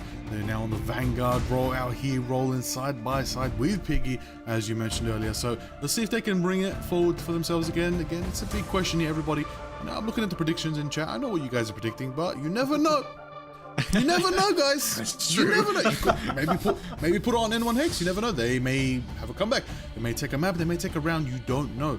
That's the beauty of the chaos of a fresh group stage here in Asia. It's been so long since we've seen these teams. Let's see what they've evolved. Let's see what they can come out and bring something new to the table. Here we go. Hell's Heaven. So don't worry, Dan. We're not going to any Clintar maps. Okay? We're safe. Good. Or Celestial Husk. We're going to Hydra. We're going to take it easy here. We'll relax, okay? Alright, okay. That's going to be first map. And then, of course, second map will be Museum of Contemplation, guaranteed. Don't listen to me before. Before it was... I was about to say, you said that the last time. It was a visual error. It was no. Listen. Don't worry about it. It's 100% Museum of Contemplation. All right. If Reject lose this one, it's Museum of Contemplation. All right. Let's lock that in for sure. But I'm excited to see what it's going to be. N1 Hex versus Reject is going to be a banger here today, everybody. Make sure you lock in, get your predictions in. And of course, if you're watching inside the Ignite client, go for it. Get your points up, claim what you can. And if you're watching from anywhere else, thank you for joining us today. But here we go. Let's put it into the match between N1 Hex and Reject. Boy, here we go.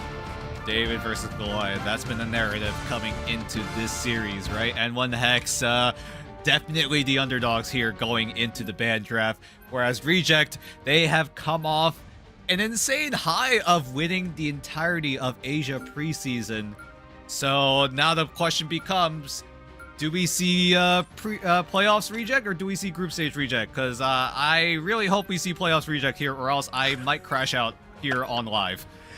Yeah, that is kind of the big question they're going to have to answer right out of the gate. We'll get a very early look at it. I imagine first fight will have settled, what Reject we are seeing here. Of course, interested to see how they adapt to this new meta and these new heroes. Of course, they are going to make a Black Cat save for themselves here. It's going to be one-sided in response to N1 Hex's one-sided Devil Dinosaur. So they are going to bring the prehistoric pain here. Going to be some strategists hovered on this simultaneous mid-round ban here. N1 Hex seem pretty comfortable with the Luna Snow ban, and Reject will take out the Mantis. So, we're kind of getting a feel for what these Asia teams are going for in the draft. And in fact, Reject's going to take that Mantis one-sided too. Very, very solid pick here. So at the very least, this has been similar to what other regions have been doing, at least in the middle of the band draft, right? Some teams do like the one-sided dinos. Some teams do like to take away the Mantis or the Luna Snow in that second or third band slot, and both teams are looking to do just that. Reject do come out on top with the Mantis one-sided, so a decent amount of damage buff opportunities. N1 Hex realizes they don't want to give away another source of damage amplification in the likes of Ultron, so N1 Hex are forced to kind of ban it away, but at the very least, N1 Hex do get access to the Luna Snow one-sided as well. And Reject also taking away the Phoenix from N1 Hex means that Reject, if they so choose to, they can run that Rocket Raccoon. I was going to say, surely we can't let both Ultron and Mantis go through when Black Cat saved on the table. That could be some pretty nasty calling cards from Reject, but no, the Ultron ban comes through here at the end for N1 Hex. They do walk away with the Luna and the Devil Dino one-sided. I like that. Obviously going to be huddling underneath those Fate of Both Worlds when that Black Cat is up and ready to move. But as we've seen, there can be some surprise breakthroughs even under that dance floor. So gonna have to wait and see if that will be the key here for N1 Hex to survive some of that onslaught from the Black Cat, as Reject are gonna bring it one-sided here. Almost ready to get this thing underway here. David versus Goliath indeed. N1 Hex, a newly refreshed N1 Hex, coming to the table up against Reject, and that is the question I have going into this matchup. Is it preseason playoffs Reject, or are we going all the way back to the group stage? It is up to them as we are ready to go here on Hell's Heaven. Yeah, I mean, Reject already are posted up for a very strong front-to-back composition. Seunghoon even quickly switching over to the Jeff to provide the speed bubbles to Reject so that they can get just a little bit of that extra map space compared to N1 Hex. So a great little micro play coming in from Seunghoon. But Reject, they do also have access to that Vitality, so that front-to-back composition will be very, very strong, as Yaki's going to be running the Adam Warlock as that third strategist on the likes of Reject, so the win condition is clear for Reject. Make sure that Yaki is able to get that Karma Revival down. Oh wow, great block coming in from Blaziken. I had to mention that there, as a Yaki puts down the Soul Bond, but Brownie is able to draw first blood. The N1 Hex frontline is completely out of commission. Yeah, door wide open here for Reject to make their move, and that they will. Brownie gonna find God. another one. Brownie and Gargoyle, they're taking over the KO feed. NRX will find one on the Winter Soldier, but it is the Reject show here. They will take the first cap, and almost all of N1 Hex shut down, and now forward pressure applied here. They are knocking on N1 Hex's front door. Bro's looking like my shotgun build in Blood Hunt right now. Brownie just shotguns the entire strategist backline, as N1 Hex are going to have to regroup very, very quickly. The only option that they have at the current moment would be Louis on the Rage of Ultron to create that space to allow N1 Hex up half to go right on in, but with Reject doing a little bit of that 3-2-1 Soul Bond, Final Judgment, let's just go right in. Brownie does just that, gets a quick double, N1 Hex have to reset again. Yeah, not even going to give them the chance to charge up the Rage there. Someone from N1 Hex on the point, though. They will sneak the capture here. They stop Reject at 42%. It is Spooky on the Devil Dino here, but he is going to be dispatched there. Yaki sending him back to the prehistoric era here. Lastro and Piggy get in the mix, as well as Reject again. Flood the KO feed, 50% of the way captured. This is going to be so hard for N1 Hex. If they ult dump right here, Reject have Karma Revival. It does not matter. It's just going to be a matter of how much resources do N1 Hex want to invest in this upcoming fight, because they're coming up close to a lot of those ultimates. NRX could come up huge with the Kraken Impact, but it's going to be so hard to, at the very least, get any sort of value. Lasher's going to kick things off. He copies Brownie, I think. Yeah, with the Final Judgment. And Sung Hoon is there with the Soul Resurgence. This is a crazy move from Reject. Lastro copies a Duelist ultimate because he knows that Sung Hoon is there to help capitalize, but that's both strategies ultimates used, but it doesn't matter because Reject still have Karmic Revival.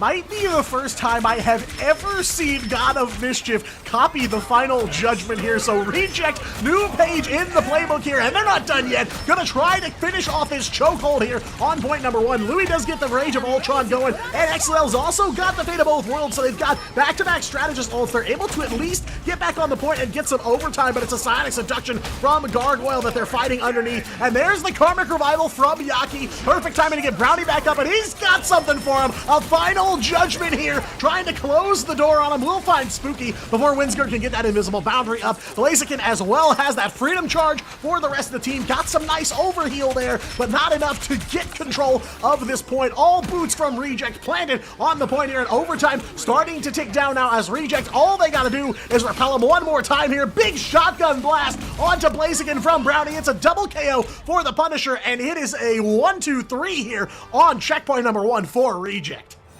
That was kind of hilarious from Reject. I saw the vision. I saw the vision. Lastro copies Brownie. I'm not sure if that was intentional.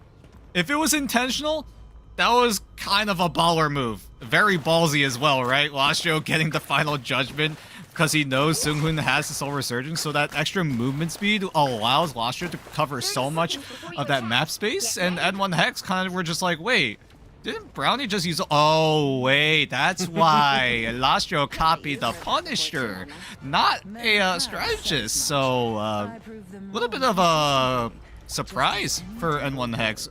I'm surprised as well. You and me, Diatonic. Like, what?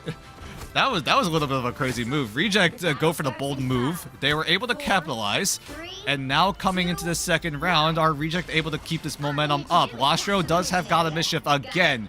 At this point, I have no idea what he's gonna copy. Yeah, I was gonna say, it took me a second. No, oh he copied the Jeff all off of Piggy. Wait, what? N1 Hex don't have the sound cue. Wait, they did. Wait, what? Okay. All right. Hello, Lastro. Maybe you were expecting N1 Hex to be up in the mix there a little sooner than that. I kind of see what they were going for. What is happening? All right, God of Mischief is gone. Reject, I guess, are just playing on hard mode. Maybe some pity points. Now both teams don't have a strategist ultimate going into this first fight. Maybe Sung Hoon is there to try to stall enough time so that he's able to get his Soul Resurgence up to guarantee a first fight win. But great tracking coming in from Gargoyle to take away Louis. So that's Rage of Ultron out of commission for the first fight. So Reject will be able to convincingly take over here.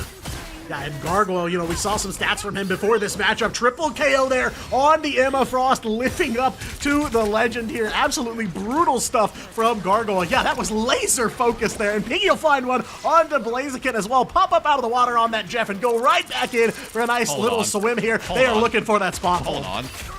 Reject are running for strategists. That they are. This might be a little bit mean.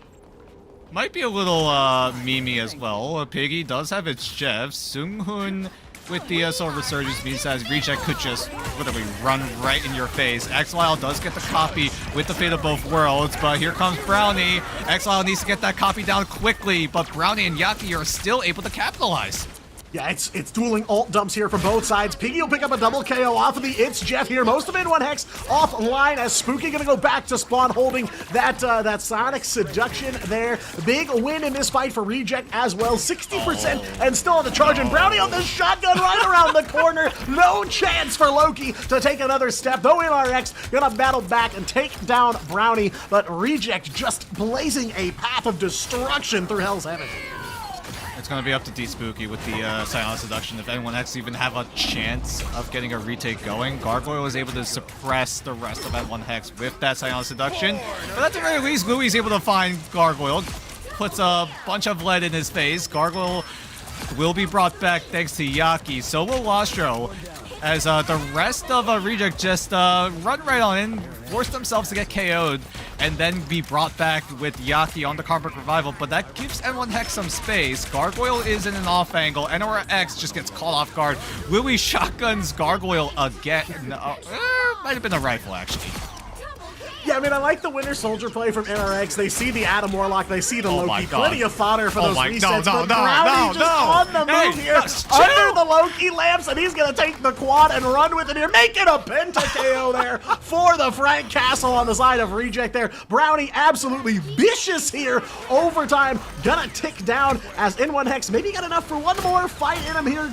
You see the portal coming from Louis. Yeah, okay, we're getting it again here. The Final Judgment Part 2 here from Lastro this time. We'll find Louis. Blaziken's got a Freedom Charge ready to go, so the team gonna have some overhealing here. N1 Hex can play through this one, but it is truly a matter of time here as Reject sitting on 2-3 seconds of overtime. Yeah, this looks a little bit tough for N1 Hex. A little bit might be an understatement. N1 X is trying to clutch here with the Kraken Impact. There's a Fate of Both Worlds on the line, though, for N1 Hex, so there is a chance that this fight is winnable for N1 Hex. Yeah, but the It's Jeff from Piggy grabs two more. Another double KO there on the Jeff ult. N1 Hex does take control, though, 25% and on the move, but they've got a lot of ultimates in the back pocket for Reject and just not a lot of time left. Yeah, overtime gets flipped over. The zone is already in Reject's favor. Overtime is just going to go down to 0. No more portal. Oh my god, what a shot from Louis. Okay, Brownie. All right. You can stop looking like my Punisher shotgun build in Blood Hunt now. You can rest now. Reject convincingly take over N1 Hex off of just a little bit of meme. A little bit indeed. Swiss cheese there from Brownie's shotgun. They are on the business end of that one. And not just Brownie on the Punisher, but the Loki copies onto the Punisher ult. What could be possibly worse than one Frank Castle running around unchecked? It's 2. The answer is 2, by the way. But yeah, the numbers do not lie here. Brownie rightfully deserved MVP. 21 finals off of 33 elims. And across the board, N1 Hex mostly single digits in the elim column. Insane stuff. They get away with a 1-1-4 comp here.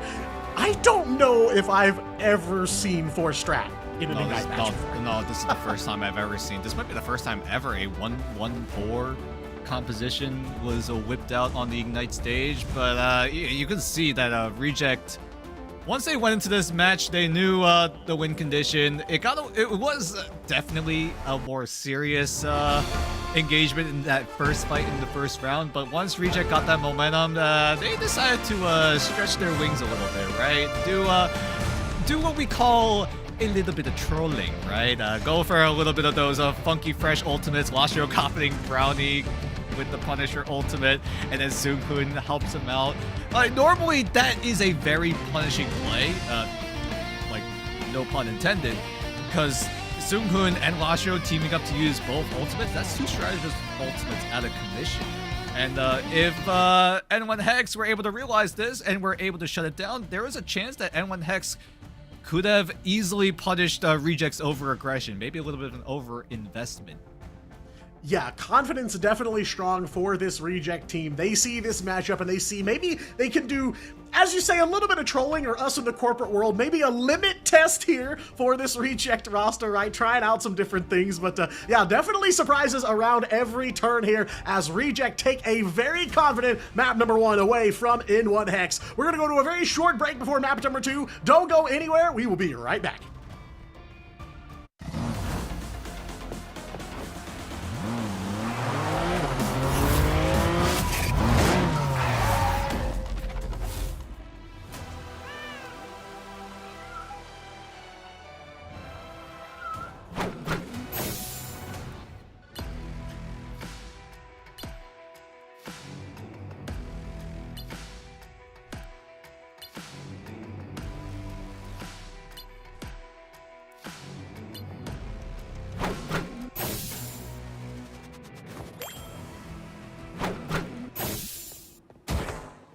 You won't be needing that.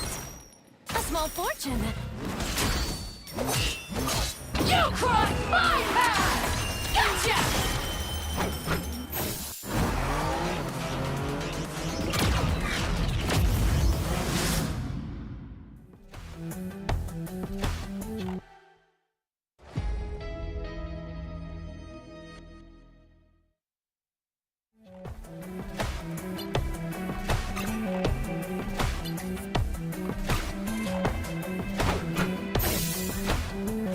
Hellfire!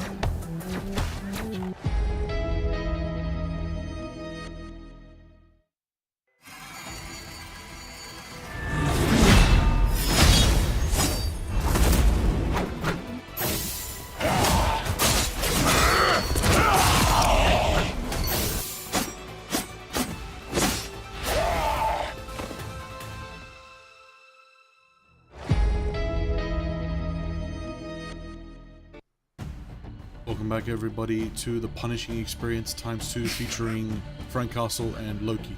Of course, it was very interesting to witness 4 strategists on Ignite, maybe an Ignite first, so congratulations to Reject making history. However, unfortunate result for N1 Hex, a bit of a slow start, a rough start as they go into Reject, who's going all guns blazing right now into their first match on Hell's Heaven. Now we're going to switch it up, we'll see how it's going to go down. Let's see how the next map rolls, and N1 Hex do have the advantage in the fact that they can choose the map. Now, all you have to do is pick Symbiotic Surface and it's guaranteed win. Pick Symbiotic Surface, guaranteed win against Reject, alright? Lock it in now, N1 Hex. Flip the script, start your reverse sweep right now on Symbiotic Surface. But this probably won't happen. Yeah, I mean, we got Convoy, we got Convergence, so there's a lot of different maps available in the pool. It's just a matter. Oh, okay. All right. Oh boy. Oh no. Oh no! I know. Oh no! And we know N1 Hex have chosen the tech. I fear that we have seen this movie before. I am very, very scared. I don't know what's gonna happen. Maybe the TVA comes for our throat this time around. Who knows? Well, yeah. Tough one. I mean, it was always going to be a tough matchup here for N1 Hex. This is the defending preseason champions, of course, but, you know, on top of all that, a roster refresh, you know, a lot changing in the back office for N1 Hex as well. So, you know, they've got a lot of things stacked on top of them that they're trying to play through here, just trying to find their footing, and Reject is not in the business of giving them that breathing room to do that. Well, look, you said we've seen this movie before. I just hope it's a feature length and not a short film. That's what I'm saying. It might be an animated short. I'm not gonna lie. Okay, considering how much of a stomp Reject were able to put in map number 1, I feel like map number 2 could very well be the same thing. Unless N1 Hex are able to find a way to put Reject at full power, N1 Hex can very well make this very competitive. But right now, it's definitely a very, very steep uphill battle for N1 Hex. Yeah, I mean, tough to bounce back from, not only in just the actual, you know, gameplay part of it, but the mental as well to start off. It's rough, and again, you know, this N1X team, they've gone through a big refresh between preseason and stage 1, so, you know, still trying to find their footing, still trying to figure out how best to work together. So they've got a lot working against them here in this matchup. But taking a look at the picks and bans so far, pretty standard across the board. Both teams gonna bring some Devil Dinosaur to the field here. Mantis banned out by both sides, and N1Hex gonna ban away the Black Cat. So one weapon taken away from Reject, but clearly Reject plenty of tools up their sleeves to keep the ball rolling no matter what N1Hex does here in the draft. Yeah, Luna Snow showing presence in the band draft, Mantis showing as well, so this has been pretty similar to what other regions have been doing, right? Take away Mantis, take away Luna, maybe find an opportunity to save it, just like how Reject have done here so far. But with Reject knowing that their biggest strength is going to be on that Loki, and with Loki not showing up a whole lot in the band draft unless Gambit is let through one-sided, means that I feel like, at least here in stage 1 group stage, Reject definitely will have access to the Loki a lot, and so far that's been their biggest win condition. N1Hex will take away Vibrant Vitality by taking away the Mantis from Reject, but N1Hex will secure the Phoenix. Reject looking to limit the options on some of that peel, anti-dive, you could argue, by taking away the White Fox. So N1Hex also not going to have access to any sort of Luna Snow or White Fox, both in fact. So they're going to have to resort to different options in terms of that strategist backline. Maybe it's the Invisible Woman, maybe you go for Cloaky. That's been a pretty strong backline strategist duo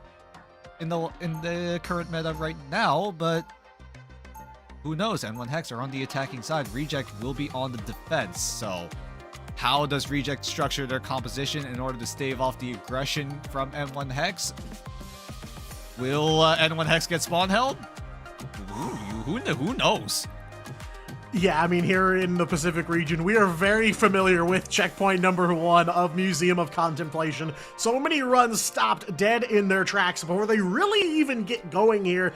And yeah, you know, there's some barbs traded back and forth in this draft. N1Hex definitely gonna have to reach deep into the strategist pool here to figure out what to bring to their backline, because yeah, a lot of those tools taken offline for them. Reject, of course, no access to the Black Cat here, but you know, the Punisher was their main go-to on Duelist for Hell's Heaven. So what am I witnessing? Oh, Gargoyle's just twerking on it. Anyway, we got a match to watch here, as this corner here is very, very important for both teams. If you're able to secure this first corner, you have a lot of line of sight to work with. Reject know this. They're gonna try to put a lot of emphasis in securing access to that first corner. Blaziken going down means that Reject will have a lot of that momentum, and they're just pushing right on through. Yeah, I mean, solid start for them on defense here. Like you said, looking to lock down this first turn here. Not trying to stamp out that offensive run pretty early on. So N1Hex gonna have to go back to the drawing board pretty early on here. I do see they've got the Moon Knight and the Phoenix moving, so they've got some damage potential here. But of course, they just gotta find their footing. Spooky gonna take the Dino into the back halls here and try to come up behind him. Oh, this is great rotation coming up from N1Hex. They mark down all the side angles that Reject are going to try to look for those dive opportunities. Sugun and Yaki are looking to find an opportunity. Will find an assassination onto Winsker, so N1Hex gonna have to quickly reset here. X-While even investing the Loki greens means that N1Hex are running out of resources. They're gonna have to reel back for a little bit. Reject reclaim that space that they lost for just a little bit, because N1Hex, they looked for the heads-up play, they looked for the rotational moves, but the problem is you got Yaki on the Daredevil. So whatever N1Hex do, they know that they are being watched at all times. Yeah, they've got that side route patrol on lock here. Ult's coming through for Reject to start things off. Strangling Prison and a hand of Conchu. Good enough. The Groot Knight combo coming up big here. Double KO for Brownie to start things off. Even under that invisible boundary from Winsker. Not enough to save Louis either, as Piggy will find that one. 3 members of N1Hex KO'd so far, and 2 minutes already away. Yeah, N1Hex though, they still have ultimates, so they may find an opportunity in terms of some sort of engagement here. X-Lyle could easily get a little bit aggressive, maybe find an aggressive invisible boundary. We'll see if N1 Hex do make that first move, but right now, Reject have been the ones initiating all of these fights right now. Loki Green's already invested by Exile, so N1 Hex, if they want to look for some sort of opportunity, it's going to get a little bit offensive. Yeah, it may come here on the back of a hand of Khonshu onto Reject, but they play right on through. Fate of Both Worlds coming down from Lastro here. Liel does go for the God of Mischief, copies that invisible boundary, so a ton of sustain for N1 Hex, but no progress onto the card here. Lastro and Brownie finding more KOs. Mark that one for Gargoyle as well here. Just a minute left to go, and N1 Hex still not finding a way to get up off the mat. All right, if you want a summary of how preseason groups went for some of these teams when they tried to pick Museum of Contemplation, this is it. This is all you need. Yeah. This is basically the summary of half of preseason group stage over in Asia. And with Hex, though, they still now have ultimates coming up.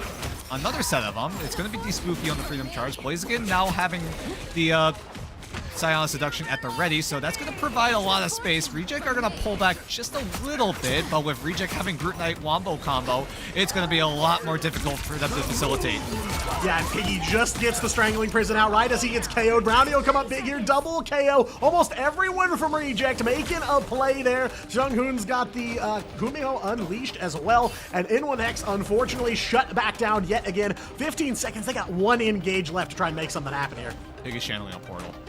I think Piggy's channeling a portal. Either to rejoin the site or maybe go the funny route. No, he's just going to cut off the corner, so that's a lot of that line of sight potential missed out on N1 Hex, but at the very least, the Freedom Charge gives N1 Hex a lot of space to work with, and if things do get hairy, Whimsicr's there with the invisible boundary. So 2 quick eliminations mean that Reject are going to be in the back foot for a little bit. Lots of that damage potential is out of commission. It's going to be up to Yaki to try to pick up the pieces. Whimsicer now commits the invisible boundary. NRX will find Gargoyle, and N1 Hex are putting up a fight now.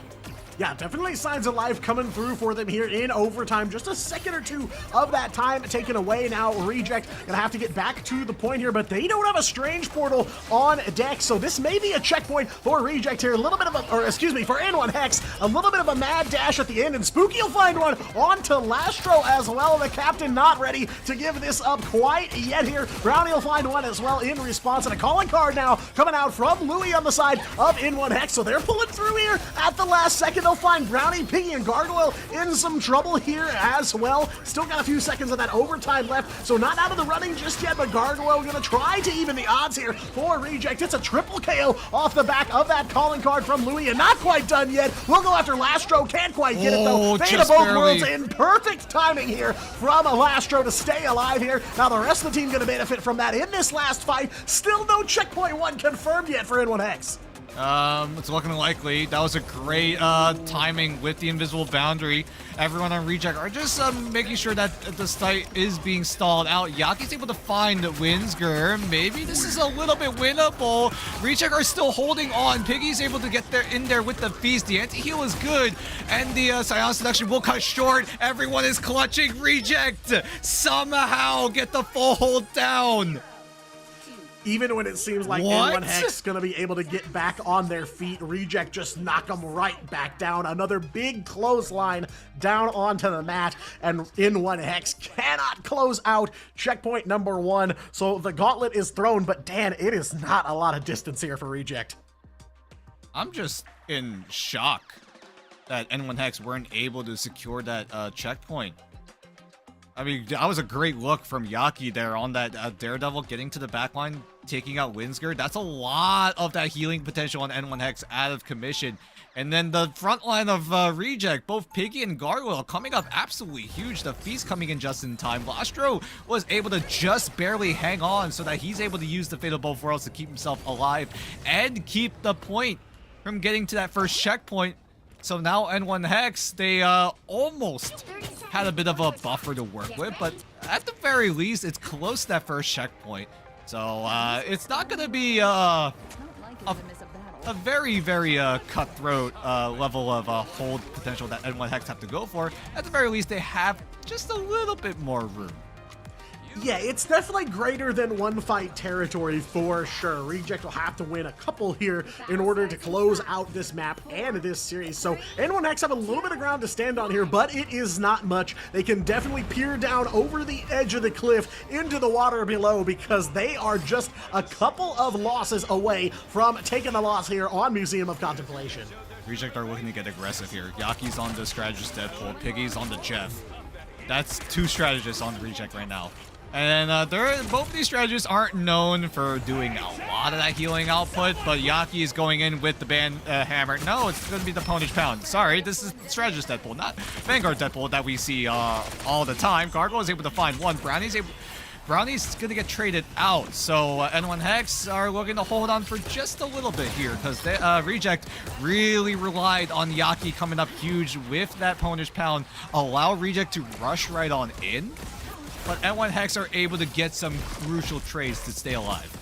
Yeah, I mean, big pick from NRX onto Gargoyle on the Phoenix here. So they're able to slow down Reject over halfway to the closure here of Museum of Contemplation. But Batsmobile stalled out just a little bit here as N1 Hex aren't ready to throw in the towel. Spooky a little bit low there on Devil Dino, able to get some heals. But Reject, of course, pushing on the move. It is non-stop, and the bell tolls here for N1 Hex. It is one fight for Reject. They just got to win this to walk away with it here. And Yaki gonna throw down some more Deadpool ult here. Piggy's got the itch, Jeff ready to go here. If he picks up a couple members, it could be all over here. NRX goes overhead for the Insong Inferno, but on the ground, Spooky taken down. It's going to be a 1-4-1 here, and now a Rage of Ultron from Louis. Watch out above as Lasher goes low, but able to get some heals at the last second. Brownie taken down. That Ultron, though, the Rage short-lived here. Brownie strangling Prison to stop N1 Hex in their tracks here. They just got to get control of the mission vehicle one more time here because they are inches away from closing this one out. It is going to be an invisible boundary from Winsker here, and Seunghoon goes for that Insong Inferno. Will pick up one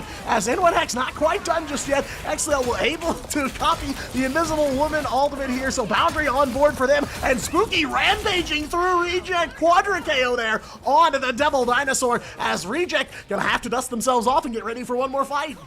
Okay, Reject. You're gonna have to go back to the drawing board a little bit. Yeah, there we go. Now Reject are getting a little serious. Their power level has went up to about 95% now. Yaki switching over to the Daredevil. Seunghoon had his moment on the Duelist, and now is gonna go back to his main role, the strategist role of the Luna Snow. Yaki gonna team up with Seunghoon as well, so that Luna Fox team up will be available to them. Lastro does have the Psionic Seduction, so he's able to provide some entryway into the mission area, but is it going to be enough here? Well, Reject have been in this position before. Map number 2, Museum of Contemplation, a match they should have won against Triple AD, but they C9'd it here, and now with under 60 seconds left to go, Reject need to lock in here. No more memes, no more goofing around. It's going to be a dance of the butterflies from Gargoyle now. We'll find Spooky here, but N1 Hex get theirs as well. It's a 1-for-1, and now Gargoyle going to convert even more. Double KO on the Psylocke. Piggy will find one, and Winsker's got a Strange Portal ready to go here. 3 meters left, and 38 seconds for Reject to close this thing out here. Insong Inferno from NRX, but Reject will survive that one. The flames not hot enough to melt them down here. There's the Devil Beast Rampage from Piggy as well. They are looking to try and close this thing out. Not a lot of members from Reject on that Batsmobile, though. Got to be careful here. You don't want to see them repeat history. Gargoyle will find one onto Louis here, and now Reject trying to finish things off. Insong Inferno for Brownie is massive here. Piggy will get one as well, making a triple KO for Brownie, and history, no, will not repeat itself. Reject will take this one 2 maps to 0. Yeah, at least Reject had a little fun with it along the way. It made us a little bit more fun to watch. N1 Hex, though, I mean, great looks in that second map. They made it competitive on that push. Almost got to that first checkpoint, but it was kind of cooked when Reject were like, yeah, we're done playing around. We're just gonna go back to what we originally wanted to do, is run you right on over. And Reject will do just that. They we talked about it, right? We were either gonna see playoff Reject or we're gonna see group stage Reject, and somehow we got both. I was gonna say, that Museum of Contemplation a little closer than it probably should have been for Reject, considering they stopped them short of checkpoint 1 right out of the gate. Very aggressive, big offensive plays. They were able to just push the cart almost uncontested, but there at the end, I thought for a second maybe we were gonna see the run back there of that AAA match they had in the preseason group stage, but no such luck for N1 Hex here. Reject close it out 2-0, but you know, I will give N1 Hex credit, definitely some signs of life on Museum of Contemplation. They at least redeem that Hell's Heaven run that they started off with. I mean, was it really a redemption, or was it Reject just having a little bit of fun? Because you can clearly see Reject definitely stretch their wings. I said this in map 1, but like it's consistent here in map 2. They tried something funky. They put Seunghun on Phoenix. They tried to switch around the roles a little bit, but it got to a point, really, it got a little scary for Reject, I'm not gonna lie, right? You were losing out on a lot of time. You had to make sure that the point gets to that finish line, and N1 Hex, they almost were able to punish Reject's tomfoolery, but I mean, still though, you gotta give it up for N1 Hex, at least trying till the very end, because if you remember in preseason, N1 Hex got a little bit of drama. We're not going to talk about that. That's a whole different topic. But either way, N1 Hex, at the very least, did their best to fight till the very end, as I'm sure Liger had an enjoyable time. Maybe an enjoyable time, but I don't know, because we didn't get to see more of that museum, so I don't know what that looks like. No, I'm happy to leave Museum behind. I'm good. Thank you. Thank you very much. Leave it behind. I'm happy. Yes, speedrun the map. It is unfortunate though, because I would have loved to see some signs of life from N1 Hex. They did have their moments, but at the same time, Reject really quashed it as soon as they could, got themselves that advantage, that value that they need. And this is what we expect from Reject. They cannot have another group stage like last time in the preseason. They have to come out all guns blazing, no mucking around, guaranteeing those early victories to maintain dominance as you would want from your premier team. Not to mention the partner team of Asia. They carry a lot more with them than most other teams in terms of the burden and responsibility they have as a premier team in Asia, in the region of the Pacific. And of course, as we know, they don't have a guaranteed slot when it comes down to when it comes down to mid-season finals. That's a tough thing right here. They not only have to make sure they're top 6 in Asia here, they also then have to make sure they are top 2 in the Pacific playoffs, but they will also not just be facing the behemoths that have been challenging them lately, Z10 and XOXO, they also have to take on Gen.G and Chiefs. But again, let's find out more. Let's have a chat with Piggy from Reject. Hello, How you doing, Piggy? Hello. How are you feeling after that match? It was a bit of a quick one. I'm happy now.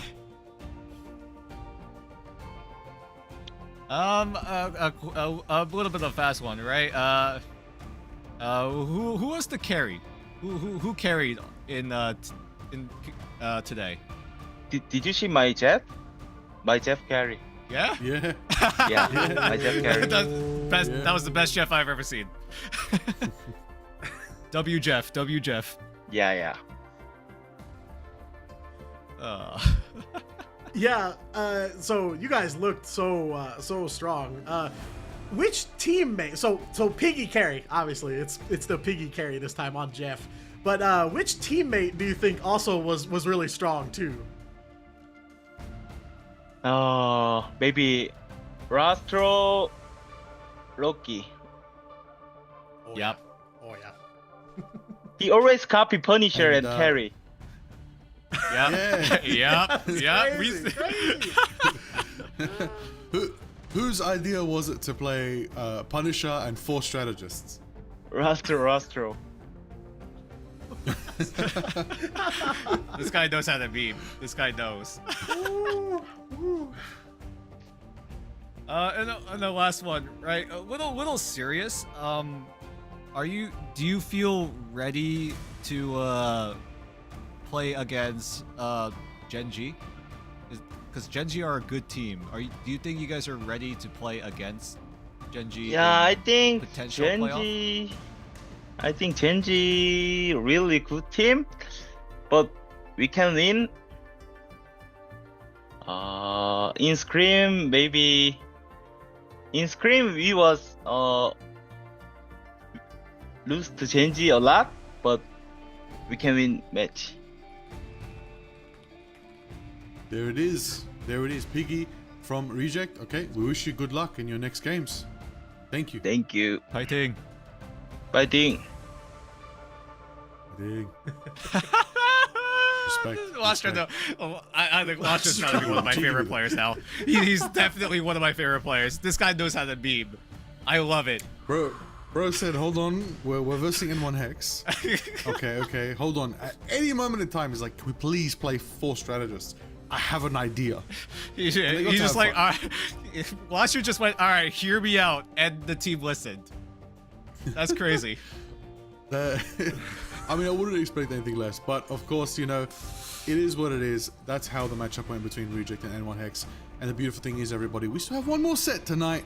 This one's going to be a bit close. It's actually, I would say, around the middle range of the group so far, but nonetheless, which does mean that these teams are fairly matched. We've got a team consistent in Ignite with RVL versus Team Burger, the champions from the latest MRC. Make sure you come back for that matchup.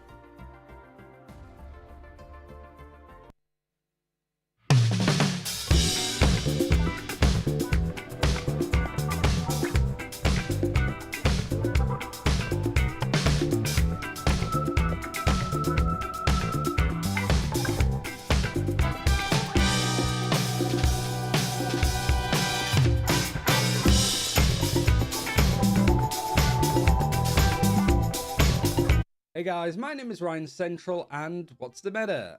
I don't know. Ask Cozy or Moxie or any of the various co-streamers that are watching this tournament. Ask them what's the meta, because in all honesty, I don't really know. It's been a few weeks since pre-season ended, and we've had 2 new characters added in, Black Cat and Devil Dinosaur, that are going to shake up the meta, as well as various balance changes over the last season. So I want to use this episode almost this week to use it as a chance to recap what happened in pre-season, counting down the most impactful heroes across the draft phase, the bans and protects that we've seen in the esports scene across all 4 major regions and all 504 maps that were played for pre-season in Ignite. Let's just go over the top 5, and 4 out of 5 of them as strategists, which is kind of crazy, but one of them is Loki. Understandable, he's up here, right? Regeneration Domain is still one of the best abilities in the game, bar none, and no matter what, he always has to be respected in a pick ban phase, even if you don't intend on playing him, because of the fact that he can copy ultimates. Certainly looking at stuff like Gambit, some of the NA teams in Americas going for triple Vanguard to just farm up a Gambit Loki combination and just get those Raging Royal Flushes going over and over again. It really is a case of like if Gambit or Invisible Woman manage to make it through the draft, getting rid of Loki or protecting him if you want to play around him is good. Invisible Woman actually makes the 4th spot. For like EMEA in America, she wasn't as popular when it came to like pick or bans, but it was like the Pacific and Chinese teams that wanted to make sure that they got a hold of her. But Invisible Woman in her own right, strong healing output, force physics to punish diving targets, to be able to pull them back as they're trying to get away, the barrier that she can give to her duelists to give some healing, mitigation, and basically just set them up to succeed. And then obviously you've got the invisible boundary to play in these tricky fights, put it on your team to protect them, but also as a way to catch enemies trying to disengage, because you can slow them as they go through the radius of the invisible boundary. You can use it offensively, and some teams did try to do that.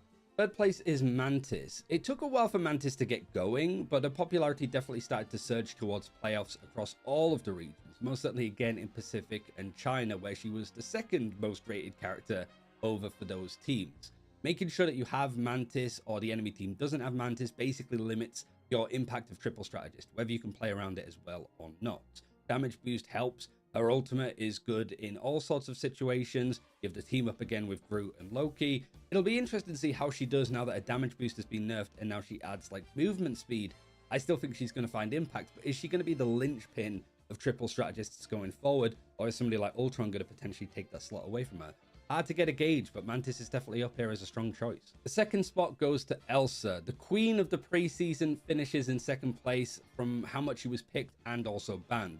She was like the leading woman. In EMEA and America, she was the most potent character. It's just that Pacific and China, again, would have preferred to put Mantis and another character in that sort of first ban, first protect phase. The percentage damage that she was doing was strong. The fact that Instinct put Helix Advance down to a 2-second cooldown is really strong and the great CC from her ultimate. Lots of these elements have been toned down. I would be shocked though if she doesn't stay in the top 10 for like the impact here when it comes to stage 1. Definitely expect her to drop, but I think some other duelists might contest her a little bit more. But yeah, here it was just put your best duelist on this character, feed resources into her, and she is going to absolutely feast for you. But there is one character that was a lot more impactful, and that was Gambit. To really highlight how impactful Gambit was, there was basically 1,008 chances to be involved in a draft, and Gambit missed out on 8 of those. There are 8 opportunities that he could have been picked in, and he wasn't. And almost 800 of those were bans. Teams did not want to play him, certainly in Pacific and China, where he was almost consistently in every single game the first ban. Raging Royal Flush providing ultimate charge boost, explosive damage, movement speed means that it was synergy with various ultimates was incredibly strong. And a key thing here is, unlike a lot of the other characters that I mentioned, he wasn't nerfed in Season 7.5 or Season 8.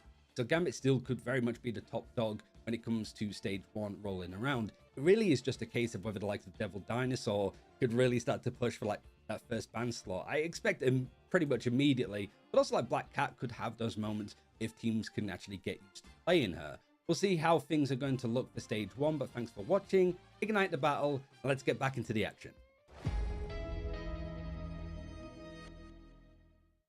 Let's go. Let's go. Let's go, everybody. Let's get back into Marvel Rivals Ignite in the Pacific region, in specifically Asia here today. Competitors have been going at it all day long, and we've got bangers certified for tomorrow, the day after, and of course next week, another 3 days of bangers here in the group stage for Asia as we decide who are the top 6 from the group stage that are going to be qualifying into Pacific playoffs. For now, so far, we just witnessed Reject versus N1 Hex. Reject took the dub there, locked themselves in with a nice 2-0. Good points on the board, but now, final chance for points on the board today is going to be between 2 Premier teams, 2 teams here today, RVL and the MRC champions, Burgers. This is going to be interesting to see. Now, last time we had an installation of MRC presence with Pirates in Asia. Can Burgers replicate the same momentum the Pirates did? Because they shot up straight to the top. I mean, Pirates came in with a lot of that Ignite talent. It really felt like all the Korean players that weren't able to secure a spot in Ignite banded together to form what felt like an insane team at the mechanical level. When it came to macros, they were a little bit lacking. They were heavily reliant on getting those mechanics down, making sure that they're able to get those picks, maybe even going for an ult dump or two to try to overwhelm the opposition. But once here in Ignite, teams have figured out that this was what Pirates have been using in terms of their win condition, it got shut down instantly. And we saw that right in playoffs, because coming out of group stage, Pirates came out undefeated, but then playoffs happened, people started to figure things out. Pirates just got knocked out of the water. They had to settle with 3rd place, and now they're just completely gone. Burgers, though, I don't know if they're able to replicate it. At least looking at the roster on paper, we'll see if things do get a lot better here in Ignite Stage 1. And so far, I think Burgers have a decent chance here, because Rivals is definitely a very good opponent to, at the very least, get an idea of where Burgers are at right now. Wait a minute. What? Hello? Hey, yo. What era am I in? Hold on, we got a Jurassic Stampede on our screens. What's going on? All right, everyone. Question for the class: what is your favorite dinosaur, and why is it so hard to say the dinosaur name? Well, listen, mine is pterodactyl, because people don't know that the P is silent. Golososaurus Rex.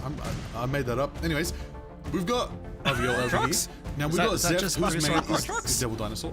We've got Proxies, whose main is Devil Dinosaur. HK Mario, whose main is Devil Dinosaur. Lick, whose main is also Devil Dinosaur. Netra, whose main is also Devil Dinosaur, also a new player to the team. And of course, Spooky, whose main is, you guessed it, everybody, Devil Dinosaur as well. This team is locked and loaded. If they don't go for the first priority Devil Dinosaur Protect and let Gambit through, I'm going to be disappointed. Yeah, I mean, to answer Dan's question, it's Triceratops. They're awesome. They're cool. They got big horns. It's neat. But yeah, I mean, you know, as far as the 6 Devil Dinosaur comp is concerned, you know, and I mean, HK Mario might be the actual Dino player here for Rival. We'll wait and see when they hit the battlefield. But You never know. yeah, that's true. And they've made it a big question here. They've left it up in the air with all 6 of them I'm picking. just saying, if Rival choose Alchemax headquarters, they can all play Devil Dinosaur. I'm just saying. That is true. Hear me out. And we've seen a lot of new things in Ignite here tonight, and a Doom match on Ignite might be another one that we get to see, but of course, something new we're going to get to see here tonight. The Burgers Pacific MRC Season 7 champs are here, and pretty dominant in the bracket throughout that MRC. I believe didn't drop a match in the last few rounds once they broke out of that second kind of phase of the tournament. So very impressive in terms of the MRC, but now, you know, it's stepping up here, and a lot of these Pacific MRC teams have had some hands for sure, especially as far as Asia is concerned. Of course, Pirates, we've talked about them. Triple AD came out of the MRC as well, and they've definitely proven to be at the top of kind of that mid card here in Asia. So yeah, you guys already were kind of saying it, but I think this is a really good step up match for the Burgers, because Rival Esports kind of rounding out the playoff qualifiers from the preseason. So, you know, if you're gonna have a fight somewhere in kind of that middle of the pack, you know, this is the team to be up against to kind of see, you know, what is the difference, because, you know, obviously the ban system between the MRC and Ignite so different, but in terms of level of competition, level of play, I mean, everything is very different up here. So for the Burgers, this is really their first opportunity to truly get their feet wet in some Ignite level play. Yeah, and my biggest question is, how well can they adapt? How well do they adapt to the entire competition of Ignite? How well do they, most importantly, adapt to the ban draft? It's very different from what you've seen in MRC. Usually in MRC, you really want to ban for team identity, right? You want to ban out things that kind of make your win condition a little bit painful, but here in Ignite, it gets a little bit more different. There's a lot more emphasis. If you screw up ban draft, you screwed up the entire game, which is the problem here, because right now, Burgers, have they adjusted? Have they done the homework, right? Have they figured out the ban draft? Have they also figured out the meta? And on the Rival side, they have gone through a rebuild as well. And if you remember, back in preseason, Rival have been relying on Six a lot. He has been quite literally the hard carry of Rival. And now, without that firepower, do Rival have enough to stay competitive?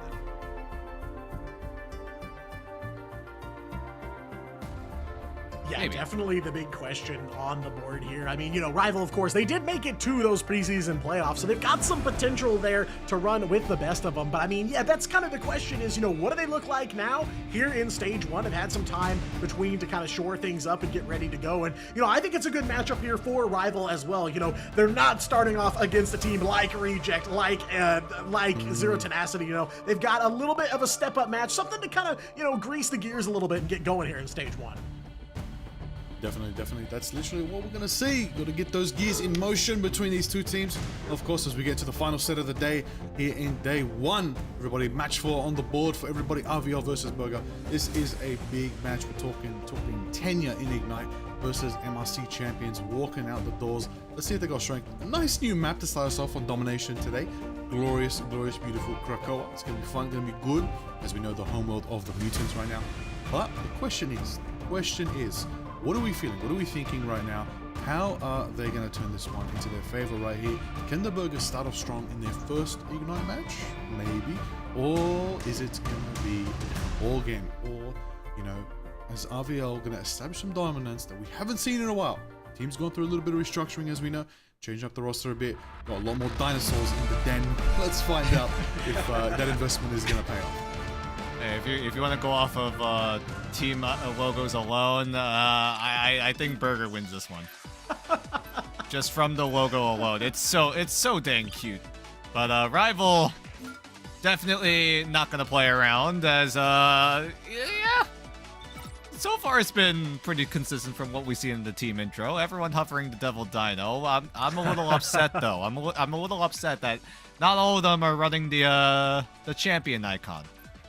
That's what I was expecting going into this too. I was expecting full motion dinos across the board from left to right. Oh my god, our Rival doing it? Yes! There we go. Both teams say Devil Dino. We are totally in the prehistoric era. Yeah, please help, let me out. I want to go back to my time, thank you, across that time stream entanglement. But yeah, both of them going to save the Devil Dino here. Rival taking an early ban onto White Fox. That one kind of interesting as their second ban choice. They'll also ban away the Luna too.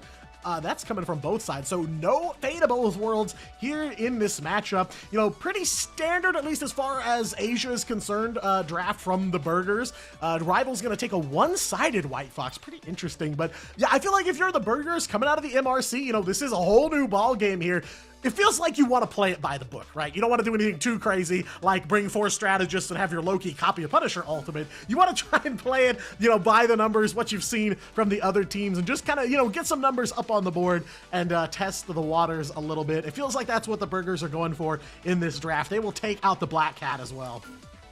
Yeah, lots of options taken away. So far, it's been pretty similar to what we've been seeing in past matches, not just here in Asia, but also in other regions, as Burgers do round out getting access to the one-sided Mantis. Rival putting a bit of emphasis on considering that the Burgers might have access to that Vibrant Vitality team-up, so they want to limit that opportunity, so they take away the Loki. So now with the ban draft over, both sides will have access to Devil Dino. How do both these teams want to run this power pick, right? Do you want to play traditional front to back? Do you want to play that dive style of play? Do you want to use the leap aggressively? Or do you want to use that same ability to kidnap a frontliner and put them in an isolated position? That's going to be a big question mark coming into for both teams coming into this map here on Krakoa, because if you know anything about Krakoa, this is a very dive-favored style of map. Yeah, and I expect to see some of that come through here, but it is a little bit up in the air here. A new team here in the Asia region. The Burgers, the Season 7 Pacific MRC champs, have arrived on the scene. They are taking the place of Pirates, and they are up against Rival Esports in their first match here. Like we said, a pretty even match here on paper. Rival, of course, being the 6th seed team out of the group stage back in the preseason. So if you're going to fight a team here at the start of your Ignite run, definitely a team like this, not a bad way to kick off your group stage. But almost ready to get things going here. It is Krakoa for map 1. I think overall draft, nothing too crazy here. The White Fox one side is definitely interesting for Rival, but yeah, you're right. You know, there is some dive potential here on Krakoa, so maybe looking for some of that anti-dive. And so far the Burgers are looking to get a tad bit aggressive, right? Scrappy running the Angela, a very unpopular pick, at least here during stage 1, maybe in a little bit of preseason as well. Burgers, do they know something that we don't right now? Rival looking to get that dive disruption going. They got Netra and Spooky on the Daredevil and the Captain America. But Rivals, if things do get hairy in terms of that dive style of play, at the very least they're able to reel back into a front-to-back with Zeph on the Phoenix. HK Mario does get taken down dangerously low, but he is able to regroup in the nick of time, as here, this first fight is going to be also important. But with Ved and Scrappy going down, frontline gone. Burgers' ecosystem of a well-rounded team composition is already gone up in flames. Yeah, and unfortunately, 2 strategists offline. It's just a matter of time now. No healers. Wounds will be able to walk away without getting KO'd here, but Rival, it is all theirs to take here. Checkpoint number 1 secured and already on the move. I do like the damage amp from the Burgers, though. They've got both Ultron and Mantis on the board. Yeah, but Burgers aren't looking to adjust right now. I'm surprised, though. Burgers do have access to the Phoenix. That would be a slam dunk pick for Burgers right now, but they're going to stick to the Star-Lord right now, trying to utilize that win condition between the CYA and the Galactic Legend, although CYA and Ensong is just as strong, I'd argue, but either way, Rival are looking to hold off Burgers right now. Burgers are still struggling to find any sort of opportunity back in, as Wounds is getting closer and closer to that Galactic Legend. Maybe it'll be enough to try to burst down Lick before he gets his ultimate down, but surely both these ultimates will go down in reaction to one another. Yeah, and there they are. The Galactic Legend goes down, but so does that invisible boundary. Netra will pick up one onto Scrappy here, so Burgers already at a man disadvantage here, and the Galactic Legend going offline as well, so no value coming through there. Hybolical's got a CYA, though, so Burgers gonna try and commit a little bit more here. Netra on the move, though, finds the flank and finds a double KO here onto the backline. Hybolical and the voice sent all the way back to spawn here as Rival make it 70%. Though back on the move here, Ved on that Devil Dinosaur making 1 KO, and as the Devil Beast Rampage ready to go here. Kumio being unleashed by proxies now over on the side of Rival, and Spooky on the move on that Daredevil here. Double KO for the Lawyer straight out of Hell's Kitchen. Scrappy though trying to even the odds for the Burgers, make it at least a 1 for 2, so not a huge value loss here, but the ults coming out from both sides of the board here. Freedom Charge from Rival to try and defend from that Beast Rampage, and the Void goes down again. Zeft with the pick there on the Phoenix. Spooky, another one on Daredevil, and it is Rival's point here to win. Yeah, but great look coming in from Rival, using that Endsong Inferno to put the backline at a sliver of health.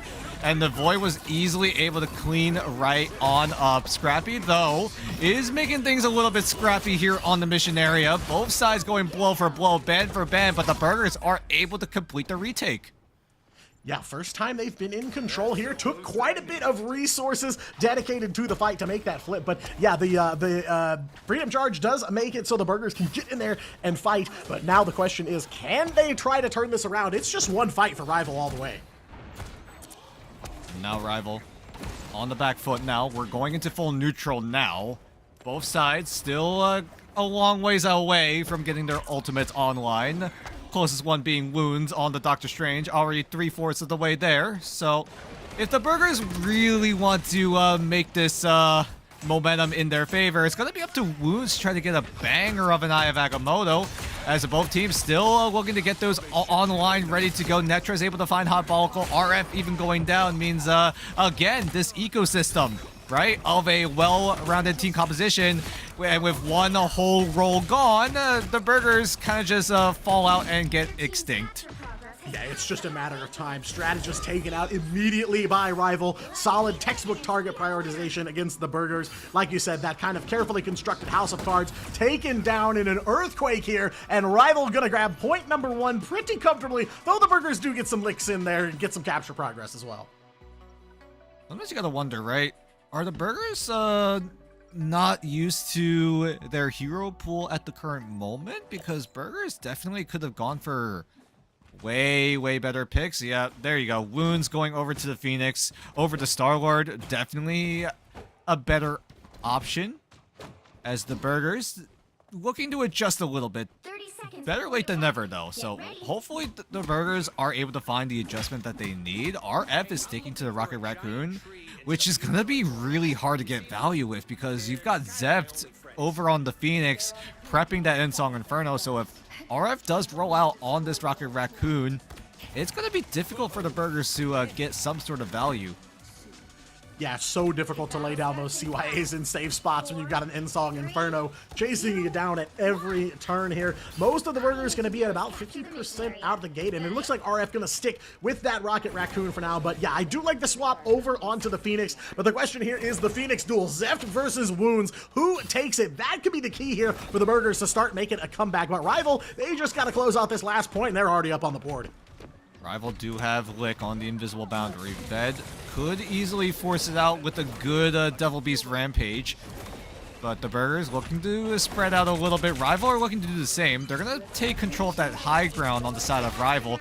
Now going to jump right on in. Netra does get caught up in the jaws, but is able to escape just in time. Ved does get bitten, also stays alive. Burgers, though, they have ultimates coming up very soon, but with Rival having that first opportunity to go for an ult dump, it's going to get a little bit scary. Yeah, this is the safe space they needed there. Invisible boundary coming down from Lick, and now all of Rival is here on the point and ready for a bit of a scrap, but it's going to be Wounds opening it up, wins the first matchup against the enemy Phoenix. Zeft out the equation for now. That forces out a couple ults from Rival. Kumio Unleashed goes down. HK Mario's got that Devil Beast Rampage, and Netra as well, the Freedom Charge, but it's not enough to stop Navoy here on the Daredevil. Gets it buffed up from the CYA. No Endsong Inferno used to counter it, and they will get the full value out of it. Buffed up Daredevil does make the play here, and the Burgers will take first cap this time around. Yeah, Rivals went for the ult dump, and they got absolutely nothing. Zeft held on to the Endsong Inferno. I thought Zeft would use it to try to get rid of the CYA, but Rival deemed that they didn't have to do that. Wounds, thankfully, was not able to eliminate too much of Rival. Was only able to find Lick towards the tail end of that fight. So Rival only lose one as they look to regroup yet again here. But Rival don't have any defensive options. It's all offensive. Burgers do have a counter blow with both the invisible boundary and the freedom charge. Yeah, you know, it's interesting. If they're not going to use the Insong Inferno there, then where do they think it is better used? We'll have to wait and see here. There comes the Freedom Charge from Scrappy now, and the Burger's going to live up to his namesake here. Look for a scrap. Zeft goes for the Insong Inferno this time. No damage, no value out of that one here, and everyone from the Burgers still standing. They are still in control of the capture point, and Avoid taking control of the fight early on here. Woods will find one onto HK Mario as well. Hybolical's got an invisible boundary for the rest of the team. Smokey letting the devil out, but so dangerously low here. Netra fighting back as Rival gets 2 KOs here and are looking to try and convert onto the point, chasing down Wounds, but can't quite finish off the Phoenix just yet. 75% for the Burgers now and still on the move. Ooh, it's looking a little scary for Rival. They were able to thankfully draw out the invisible boundary. Ved, however, is keeping the momentum in Burgers' favor. Rival are struggling. They're struggling to find a foothold, struggling to find a retake opportunity because every time they look to go for something, someone else on Rival gets staggered. Yeah, that's huge. The one ultimate Rival has up right now is sitting back in spawn, and the Burgers are going to go to 99% here, one by one. Rival going down, and it is going to be overtime, but the Burgers still in control here, and that KO feed is looking pretty orange around now. Navoy on that Daredevil moving different here, able to get the team back in the fight. A couple more members of Rival will go on through. Portal coming down from Spokey now to keep him in this fight, and Lick's got an invisible boundary just to try and hang on to this one, but it's 99%. The Burgers just need to win one here. Kumio unleashed from Proxies, but it's a Devil East Rampage from Ved, and that Devil being let out as well. Wow. More than enough for Burgers to 0 to 100 on point 2. Burgers get a shutout in round number 2 against Rival. All right. Burgers are making it competitive. They're trying to show that we are ready for Ignite. And they do just that. Ved with the Rampage. Navoy helps out the damage potential with the Devil out. Rival had both Strategist ultimates to work with. Proxies used the Kumio Unleashed. Lick also helped out with the Invisible Boundary. But with Netra not able to get a good Captain America ultimate in time meant that Rival just ran out of sustain. Everyone gets taken down. Burgers are able to take over. And now coming into this first fight, it's a matter of can Netra get the value that he needs with that freedom charge, or is RF able to shut it all down? But then again, you've got Zeft on that Endsong Inferno that could easily shut down that Rocket ultimate. Yeah, it's still just so surprising we didn't see that Insong drop right onto that CYA last round there, and then they used it and just didn't get anything out of it. So gonna have to reframe here. That Phoenix ult needs to be on target against that Rocket Raccoon ult. But, you know, Dan, you asked it kind of at the beginning here. The question is, how fast can the Burgers adapt to Ignite play? And point number 1 was rough for them, but by point number 2, they are online and are ready for a brawl here with Rival. Yep, Daredevil 1v1 happening in the lower level of the mission area. Spokey will wuss out and run away. Netra does use the freedom charge in response to Hybolical's with the invisible boundary. RF now has to use that as a CYA at any given moment, but he's getting chased down by Spokey right now. How is RF able to live? We'll see, but he is able to get away. Spokey will not be so lucky. So the sustained battle is going left and right, but the Burgers are coming out on top in this first fight. They finally managed to take down Navoy. Proxies will find them. Scrappy right back in it, though. They're going to trade back and forth here, but it is the Burgers with some big value here. The last couple members of Rival going down, though. Big spark procs from Wounds and inflicting some grievous wounds onto Rival Esports, and the Burgers again take the first cap here on point 3. Zeft was forced to use the Insong Inferno during that. Burgers were able to force it out. That means RF will get a guaranteed W value with the CYA, and could even team up with Wounds to get even more damage into the backline of Rival. Scrappy could easily, or Navoy could easily get into the backline of Rival. So if Wounds isn't able to finish off the elimination, someone on the Burgers will be able to clean it up. But here comes that combo. Rival need to be a little bit more careful as, oh my god, everyone on Rival just evaporate as Wounds is able to crash down and crash out the entire lobby of Rival. Yeah, it is a meltdown here on the side of Rival Esports. Navoy and Ved back in your KO feed one more time here as the Burgers gonna go up to 50%, but what a turnaround here from point number 1 for this MRC champion team. Already putting up a fight against a team that's been here in Ignite for a while. Good stuff from the Burgers, but of course, still a couple more fights ahead before they can close out this map. Burgers have a lot of offensive options coming in. Ved with the Rampage, Navoy with the Devil out. Spokey's gonna try to kick things off to try to keep the Burgers at bay. Maybe even facilitate a retake as Spokey comes out with a double, and the Burgers are looking to recover with that Rampage. Yeah, that Devil sent right back inside, though they got plenty of value out of it. HK Mario finds Scrappy as well now. Bit of a stagger onto the Burgers here, and Proxies will keep it going. HK Mario finds another one here. Front and backline assault from Rival Esports. They will take control back. 82% though captured for the Burgers, so the margin for error is shrinking. Rival do have Kumio Unleashed, but that's really the only safety net that Rival have at the current moment. Hybolical is getting closer and closer to that invisible boundary. Netra could easily equalize with a good timing with the Freedom Charge, but that's going to be a later thought because Proxies is forcing away Burgers, but there's a back cap coming in. Burgers were able to sneak away.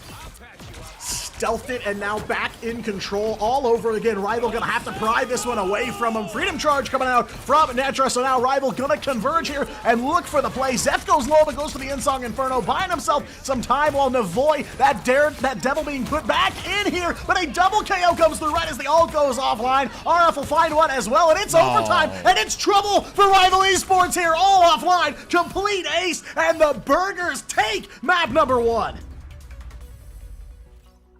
What? What? Burgers?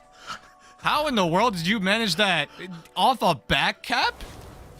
And then Rival were just like, wait, hold on a second. How in the world did the Burgers just back cap us? We need to make sure that they get the heck out of there. And then they got kicked right in the teeth. Somehow, some way, Ved on the Devil Dinosaur was able to 1v6 all 6 of the other dinosaurs and was able to bring the Burgers to a map win over Rival.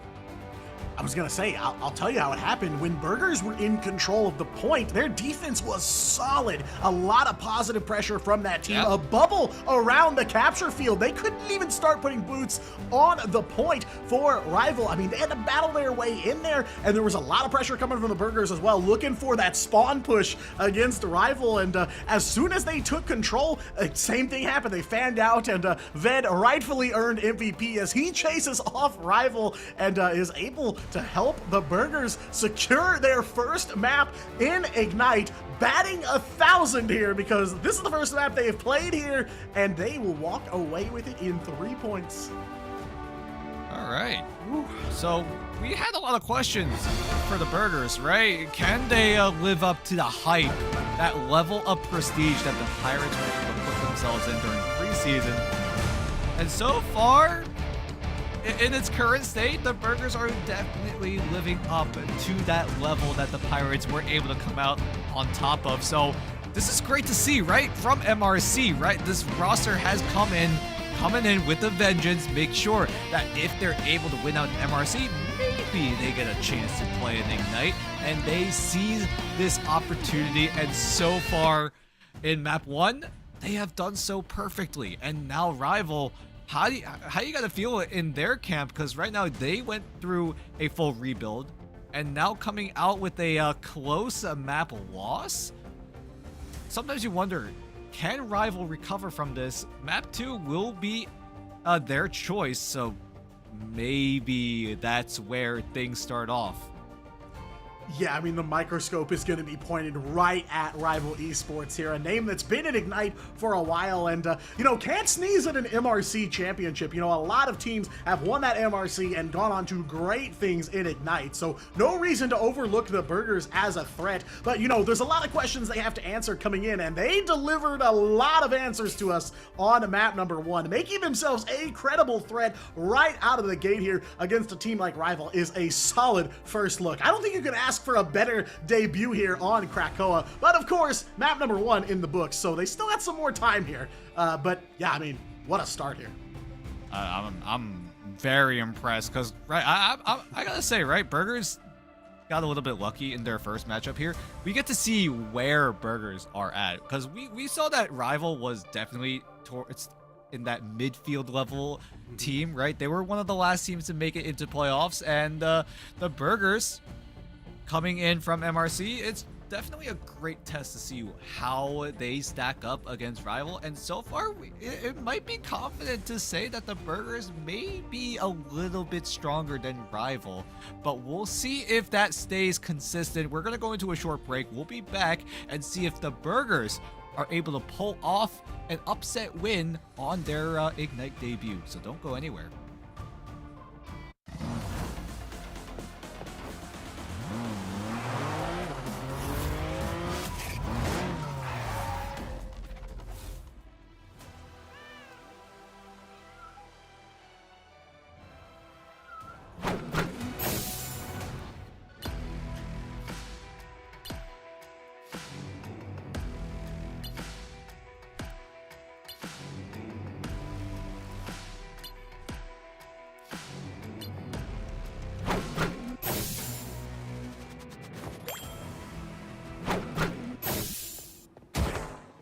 You won't be needing that.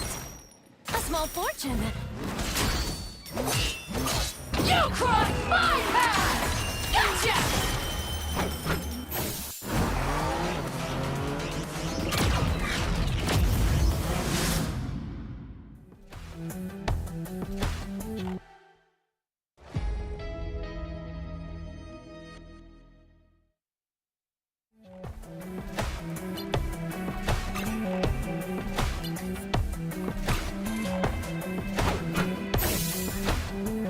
Hellfire!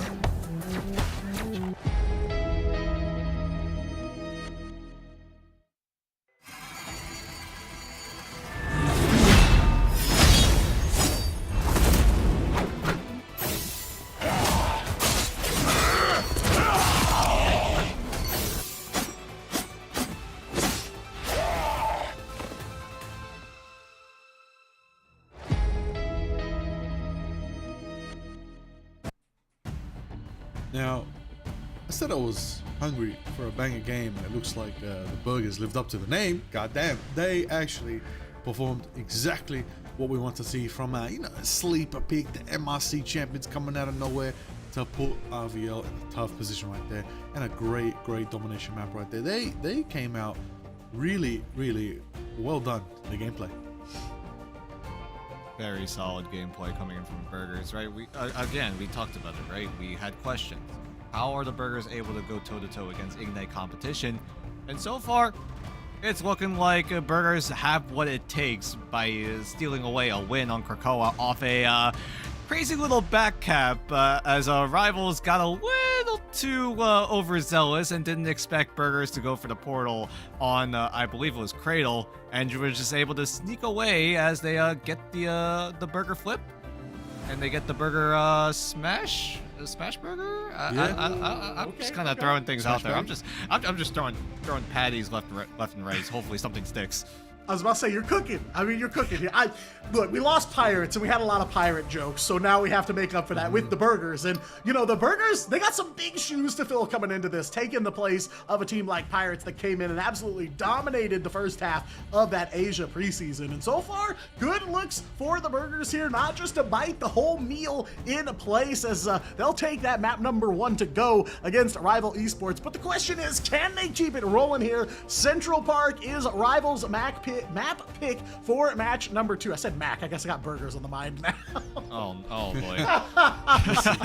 Listen, we're making everybody hungry out here, but it's the Burgers that are here to deliver. The question is, can they do it fast?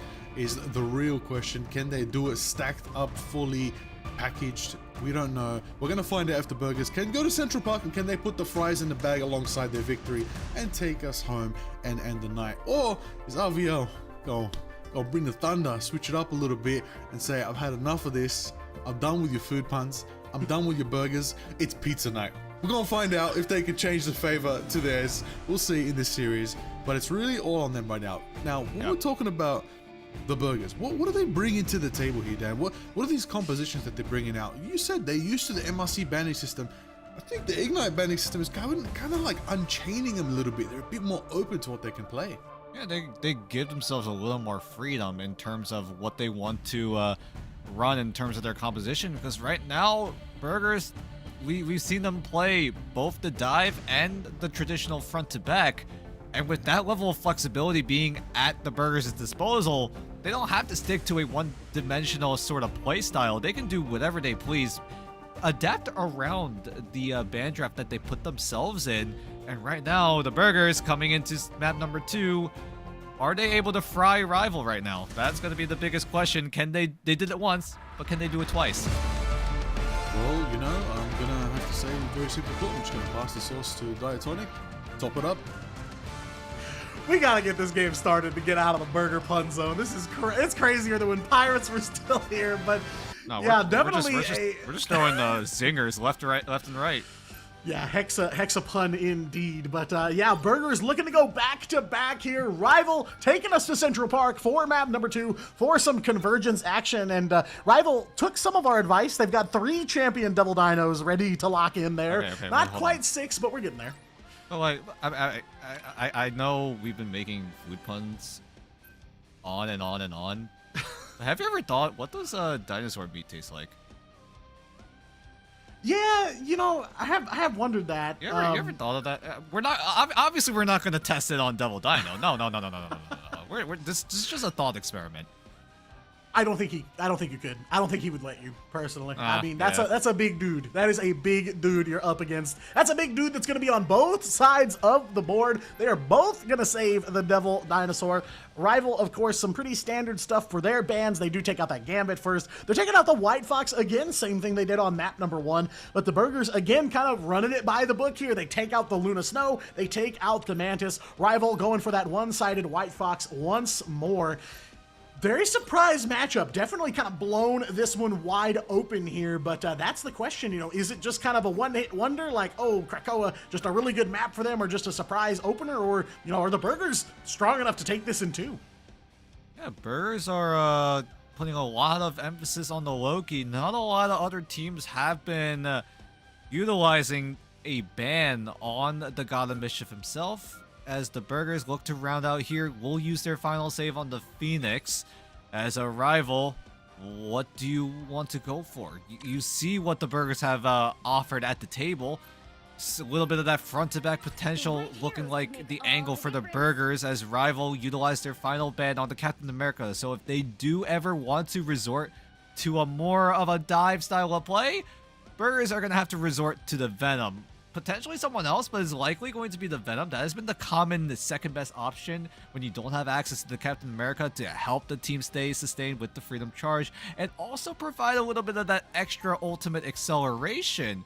We'll see what part of Captain America Rival deemed to be too strong to keep in the game, as the Burgers won't have access to it. Burgers do go on the attacking side because Rival, this is their map pick here on Central Park. They will be on the defensive side, so we get a general idea of what Rival want to go for, because right now I'm looking at Netra on that Vanguard Deadpool, maybe to try to get that first ultimate down as soon as possible to put a lot of pressure on the Burgers' backline, while Smokey running that Black Cat, utilizing maybe a little more of that dive potential, a little bit more of that disruption, as the Burgers are looking to do something similar.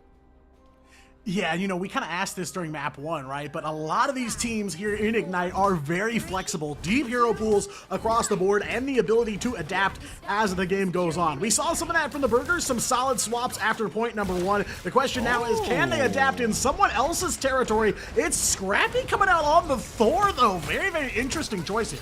I like it. Scrappy's able to put in a bit of that dive, a little bit of that disruption potential. You saw it a little bit. Is able to catch out some of the members of Rival as he's just doing his best to try to get a cheeky little kidnap. Almost got it right onto Spooky, but either way, Burgers are still poking and prodding, looking for any sort of opportunity. Scrappy is doing a great job at marking all the side rooms, even isolating Netra for a little bit, who's forced to dash away. Everyone on the Burgers know what is at stake, as Zeft is able to find the Void, so Rival looking to keep the hold down, at least in this first fight. Yeah, able to kind of slow things down for the Burgers here. They're on point, looking for that first tick. Not going to be able to make it without that full squad, though. And yeah, you're 100% right. Scrappy doing a great job keeping everyone from Rival in check and kind of corralling them all together so they can fight face to face instead of having to avoid the upper ground and some hiding places that Rival were trying to take. And now Rival, with that first fight win, albeit very small, but a win nonetheless. Nevoy off the iframe is able to finish off Proxies, and Nevoy thankfully will get traded out. So Rival are able to still make this competitive. Netra going down means that Burgers have that man advantage. Lick is there with the CYA, and the Burgers might just get exploited here. Yeah, big CYA buffed Phoenix ult here, right on the Hybolical. One strategist taken out for the Burgers, and the Rocket Raccoon as well, found by HK Mario. Spooky coming up big, taking down Ved to start things off. Another big win for Rival to open this one up. Netra will grab one too, taking down Scrappy. Grab that selfie, nice little XP boost there. 2 minutes left to go for the Burgers to try and find a way through. It's still a decent amount of time. Burgers are looking to maybe look for adjustments, but with ultimates coming up so close, I don't think the Burgers would really want to go for hero swaps right now. RF's going to kick things off with the CYA as Wounds is looking to capitalize with that wombo combo. Yeah, already coming up big here for the Burgers. Gonna cash in some ults here. It's the CYA from RF. Whoa. Unchecked. No Insong Inferno in sight, but Rival gonna battle back here. Finding a couple. Navoy will find one onto Proxies as well. RF's BRB gonna get Scrappy back up and in the fight. And now the calling card from Navoy here, trying to put the last nail in the coffin. They'll do it. 4 minutes on the clock for the Burgers. They'll grab checkpoint number 1, but not done yet. Wounds picks up one onto Lick as well, and Rival gonna be sent back to lick their wounds here as the Burgers on the move. All right, that was a good push from Proxies. He's able to eliminate Scrappy, but unfortunately just was not enough, as Proxies wasn't able to get that invisible boundary down in time. Ratatosker starts moving forward as the Burgers will finally unlock that first checkpoint. Burgers spreading out here. Look at everyone on the Burgers, just spreading out, getting control of all the high ground that they possibly can, as Rival look to try to regroup, recover, and try to overtake this oncoming push coming in from the Burgers, as Wounds is proccing so many of those sparks. Everyone on Rival is just struggling to find some sort of room. Yeah, big damage for the Phoenix on the side of the Burgers here. God of Thunder goes up, comes back down. Lick in trouble, and Lick taken down. The boy finds him on the Black Cat. Netra's got that, finally here, the Deadpool ult ready to go into the backline of the Burgers, but they play right on through there. RF, big double KO on the Rocket Raccoon, and Netra send back while that Banhammer, no value out of that one. The Burgers gonna grab checkpoint number 2 here as well. Yeah, no chance for Rival. No portal, no problem, as the Burgers will be able to secure this second checkpoint. But I gotta give props to Burgers. They're playing their own style. They're not going word for word with the meta. They're changing it up a little bit. Scrappy's still kicking it on the Thor, and it's already providing so much value because Scrappy still gives a lot of that space that the Burgers would want to run if they're going to go for that dive potential. Black Cat 1v1 on the side, but Navoy is able to come out on top in terms of being able to escape. But Spooky, though, is going to use that calling card. Trying to rein in the Burgers here. We'll find Hybolical, so big opening pick, but right back up and in the fight off of that BRB. Link goes pretty low, but able to survive the onslaught here as the Burgers, no ults left in the tank, but they are still making some progress here. Navoy finding Spooky in that 1v1 here, winning this round and charging up that calling card just a little bit more. Here comes the CYA from Lick now, trying to keep Rival on that life support. Netra taking down Ved, so they're able to break through a little bit here, but there's going to be a CYA for the Burgers ready to go as well, but it's Proxies, KO as well as Lick. This backline for Rival so deadly here on map number 2. Zeph will find one on to Navoy as well, and now it's going to be basically a full reset here as the Burgers going to have to dust themselves back off. Burgers still have a lot of time to work with. They know Zep doesn't have Ensong Inferno, so RF surely will get a very well-placed CYA. But Netra could easily neutralize with the Psionic Seduction, try to limit the damage potential coming out from the Burgers, but Netra's holding on to it. He's going to get taken down, but thankfully the BRB is there to save him at the very least. Yeah, back up and in the fight here. That CYA is down for the Burgers. Rival just gonna back off here. They know they can't win that fight under that umbrella, but Navoy now got the calling card, chasing them down as they try to go back to spawn here. Has the lock on them and pushing them all the way to their front door. That's wide open free real estate for the Burgers to keep on pushing here. Still 2 minutes to go, and they are almost ready to fight this out in the throne room. God, the Thunder being invested. So much AoE damage that the Rivals need to navigate around. Proxy still holding on to that invisible boundary. Netra also holding on to the Silent Seduction. When do they choose to use it? Because they're going to have to use it soon. Proxy's goes in with the invisible boundary, but is not able to save Netra. Yeah, big stuff here for the Burgers. Still in control, 1:40 left to go, and not too many meters, probably 20 or 30 before they can call this one done. And Dusted Wounds, absolutely relentless on the Phoenix. They're chasing down HK Mario, trying desperately to escape. There's the Silent Seduction from Netra. Now got him right where he wants him from the Burgers, but Hyebolical has the team covered with that invisible boundary. Cannot see him, but Proxies will make the play onto Navoy there on the invis, but Ved gonna even the odds, taking down Netra, and now the Burgers gonna take the lead here. Lick does have a BRB ready for Netra, so Emma Frost back up and ready to go, but it's 0.14 meters for the Burgers. They just need a little bit more of a push here. Insong Inferno coming up from Wounds here, gonna look for some damage, but now Lick has the CYA as well, so this could be a pretty tough breakthrough for the Burgers, but they'll find Lick off of the Insong. Scrappy will finish him off there, and it's a double KO for the Thor. One by one, Rival going down and in trouble. No strategist, so it's just a matter of time here. Scrappy finds the triple on the Thor here. Ved as well, and RF in the feed, and the Burgers will finish the map with 45 left to go. Rival just could not find a way to extend that fight. Burgers having access to that Endsong Inferno meant that even if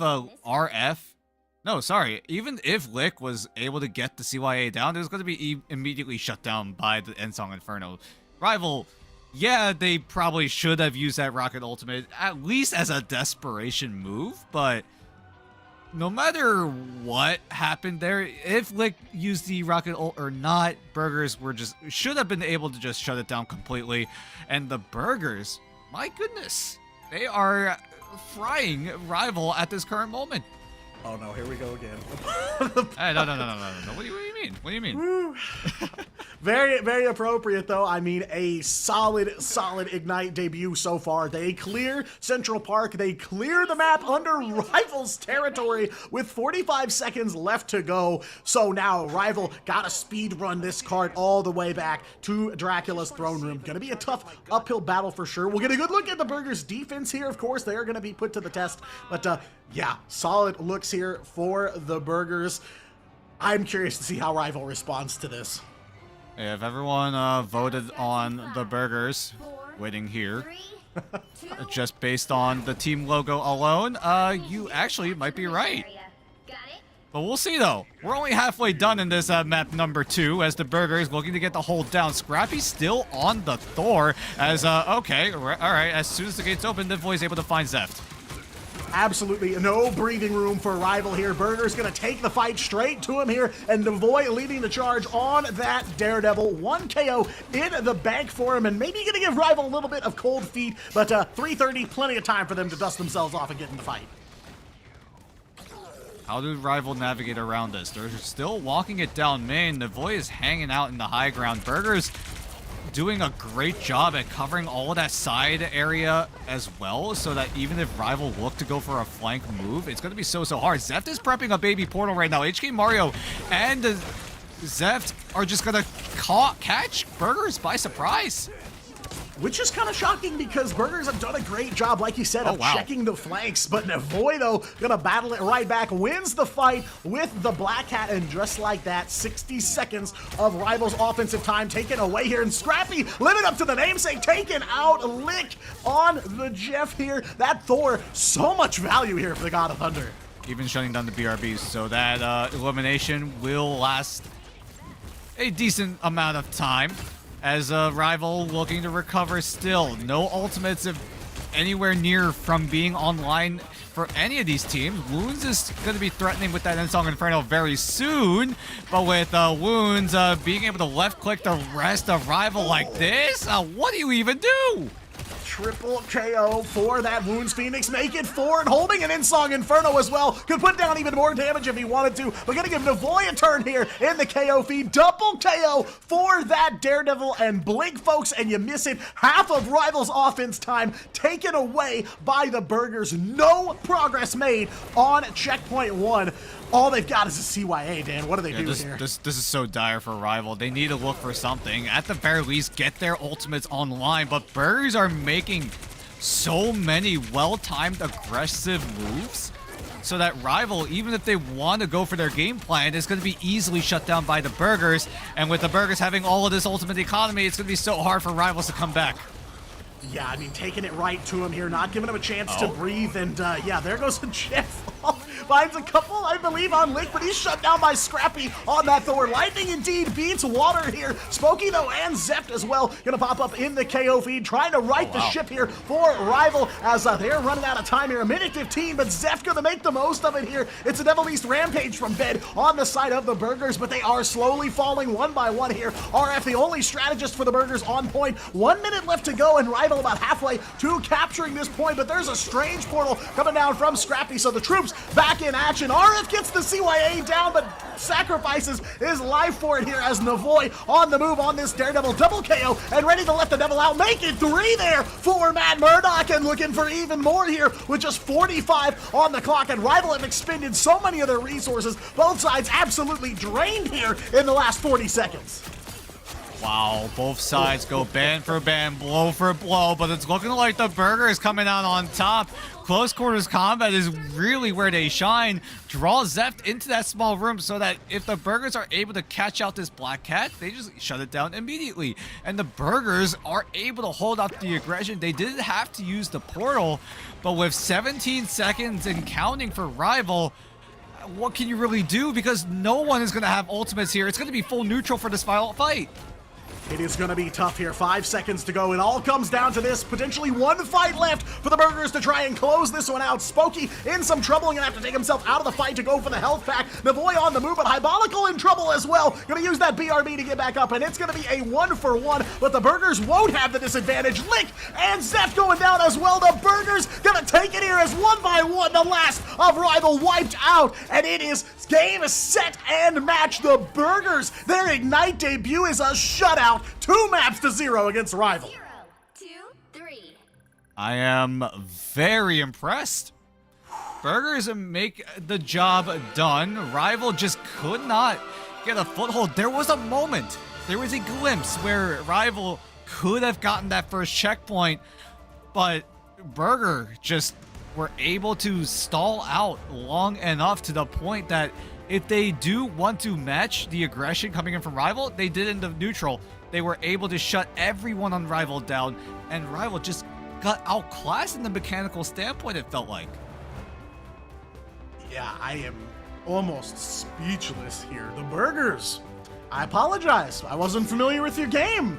Take a look at the scoreboard. Those numbers do not lie. Wounds taking the MVP off of a solid performance on the Phoenix. Navoy as well. Big stuff on the Daredevil. 16 finals off of 32 elims. Left most of Rival with single digits in that elim column. Though Zeft and Spooky did put in some serious work for the team. Yep. Just not enough. They almost broke even here. So you're talking 1 KO every time they are boots on the battlefield. Meanwhile, the Burgers taking value left and right. Beautiful performance, checking their flanks as well at almost every turn. You cannot take the Burgers by surprise. I mean, the Burgers look to have nailed that fundamental play, right? Covering every single angle, marking every nifty little angle that Rival could be hiding out in, and we're able to execute on it perfectly. And while they're doing all that, they're able to get a little twist on their own team composition, not sticking to the entire meta, doing a little bit of play of their own, right? With Scrappy on the Thor has done so much work, so much value for the Burgers, and I'm still at like a loss of words in how Burgers were able to pull that off on their Ignite debut. This is a team that does not have a lot of the Ignite experience when you compare it to Pirates, who did have that Ignite experience. And with the Burgers coming out swinging here in their Ignite debut, Liger. Oh boy, this group stage is getting very, very competitive. Listen, the best way to surmise the skill coming out from the Burgers is very simple, okay? MRC is just as threatening as Ignite. People that can come out of that hungry for the next level, and they've gone through hundreds of teams to get to these top 8 in the region, especially in Pacific, top 8 in OC, top 8 in Asia, and right now they were very fortunate that the Pirates had to disband and let them go in, but I think with the rate this team was going, they would have taken someone else's spot further down the line anyway. But it's a blessing in disguise. We get Team Burgers nice and early, and yeah, a good showing here against RVL. RVL, bit of a tough one for them, but they got some matches coming up as well, so they'll be able to hopefully get some points on the board. But it's nice to have another big dog in the scene here in Asia. I'm keen to see how the Burgers face off against some other teams that we've seen today. Maybe XOXO, that might be a fun matchup. Yeah, I mean, it's a huge opportunity for the Burgers, right? Right place, right time. Pirates disband, leave an opening here in Ignite, and at the same time, Burgers take home the Season 7 MRC, and they get a ticket, a miracle ticket to Ignite. And it really feels like they're going to take full advantage of that opportunity. You know, coming into this, I was like, I could see the Burgers maybe coming out with a win here, but so confident, so clean, and like you guys have already said, playing it out their way, bringing the Thor to the table here. Absolutely insane stuff from Scrappy to get so much value out of that God of Thunder. But yeah, it really feels like the Burgers understand that they've been granted a huge opportunity here, and they are not gonna miss with it. I think this is the most amount of Thor gameplay we have seen in a hot minute. Like every time Thor was whipped out in Ignite in the past, it was just like, yeah, teams are getting a little desperate. They're trying to do something a little bit spicy, right? Maybe try to catch the enemy team off guard. But here, the Burgers actually had a game plan coming in. It wasn't just like, hey, let's try this, see if it sticks. No. This is their game plan. This is what they wanted to do at the very start here in map number 2. The Burgers put Scrappy on the Thor the entirety of that second map. Yeah, the Thor was good. The Thor allowed for so much space to be made alongside the Devil Dinosaur composition. As we know, they're out here to disrupt, to displace, and absolutely desecrate your team's frontline, backline, all of the lines you can possibly think of right now. That's what they did. That's what they were available for. But very soon we're going to have that nice interview. Finally going to meet somebody from the Burgers team, some new faces here on Ignite. We're going to learn about their story, find out more about why they're competing here and what they want. What is their goal? Are they aiming for the top? I mean, who wouldn't be? But at the same time, you never know. They could fire the warning shot tonight on the first day of the group stage in Asia. You could be big. I mean, you could argue that a Burger are under the mindset of they got nothing to lose. They made it to Ignite. They're just here to see how well they do, see if they're able to get a little bit of that extra pocket cash. But so far, Burger is a big question, right? They conquered the first test of Rival, but can they keep that same level of momentum, that same level of insane mechanical play, as well as nailing the fundamentals? Can they keep it consistent throughout the entire group stage? Because this is only day 1. This is only game 1. Because they still have, what, 6 more best of 3s ahead of them? Oh, yeah. I mean, tomorrow they're going to be taking Z10 on.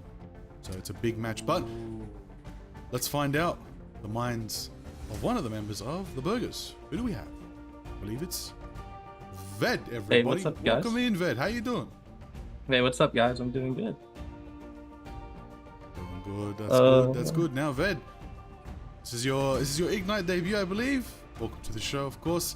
I want to say congratulations on the victory. How are you and the Burgers feeling after your first win in Ignite? Thank you so much. Oh my god, we're feeling so excited and like happy that we got like this opportunity, and like we're hoping that like we're gonna achieve like way more victories like this. I think the big question, right? You guys are replacing the Pirates, right? Do you think you guys are able to essentially carry the torch that the Pirates left behind? Do you think you guys have what it takes to take that top 3 spot that the Pirates left behind? I think we have a really good chance of like doing it, like with how like we're playing so far. I think we're playing very well.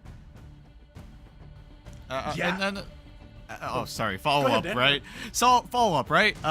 Scrappy, right? On the Thor. Was that a design play, or was that something that you kind of just threw out there? Because that's Oh no, definitely no, it was definitely a fun little design twist that we've seen. No, it was definitely a design play. We love playing Thor. We're like really big fans of Thor, and we feel like that hero is really good, and it works really well into the team compositions we play. Yeah, I mean, a ton of value grabbed by Scrappy on that Thor all throughout Central Park. I mean, you guys are taking down, you know, a playoff caliber team. Rival went to the playoffs in the preseason, so that's definitely good looks, upward trajectory for sure. You know, as you guys are kind of new on the scene here, you know, caught a couple MRC replays here and there, did some homework, but I'm curious, you know, who on the team should we be looking out for? Who on the team do you think is a serious threat that people need to pay more attention to? Like the biggest threat in my opinion, like I feel like it's like Scrappy or Wounds. Like those guys are like really insane, but like I think Navoy is like also another player you should look out for. Like they're all like, but obviously like everybody on my team is fantastic. Like I would never pick any other players for this. Like all of them are so good. I'm so happy with my team. And then just, I think this is like a final question for me, right? This is a little bit of a lighthearted one. Whose idea was it for the burger logo, and who made the burger logo? We need to know. Okay, it was my manager. Also the substitute player named Abiad. She played. She made. Not only did she make it, but she also like thought about it, and we, you know, obviously I think everybody loves the burger logo. I mean, it's an amazing like design from her. Let's go. Shout out Abia for coming through with the logo, the design. Maybe we can see them play sometime. But Ved, I gotta ask, you know, you're here in Ignite. You've made a good showing in your first stance, but who's the big dog? Who do you guys have your eyes on the most? Who do you want to take down to really be like, everybody, we're here. We're not just MRC champions, we're gonna be Ignite champions too. Honestly, like I feel like right now with our first achievement, like that's already like a huge milestone for us, because like obviously Rival is up there, right? But I think like we honestly just want to be everyone. Like it's like nobody individually. Like I mean, obviously we're kind of new here, we don't know like everyone, so we're kind of just getting used to things. And like if we can just take down everyone, like that's just, I feel like that's the main objective over anything else. That's good. Well, anything you want to say to, I'm gonna be honest with you, got a lot of fans in the chat out here. Anything you want to say to the folks supporting you guys? Yeah, they're going crazy out here. Oh really? Oh, thank you so much. Well, I don't know, I'm like kind of camera shy, so but like a shout out to someone, I'd say it's again my teammates and like everyone like on my team who's made it possible that we've gotten this far, like as a team. Like because I mean we haven't been together for a super long time, so it's like getting this far in such a short span of time is just so, it's like so amazing, and it's such a huge opportunity for us, and we're just so excited for what the future holds. Perfection. We're looking forward to the future as well. We hope it is truly a bright future for the Burgers. We enjoyed watching your team today.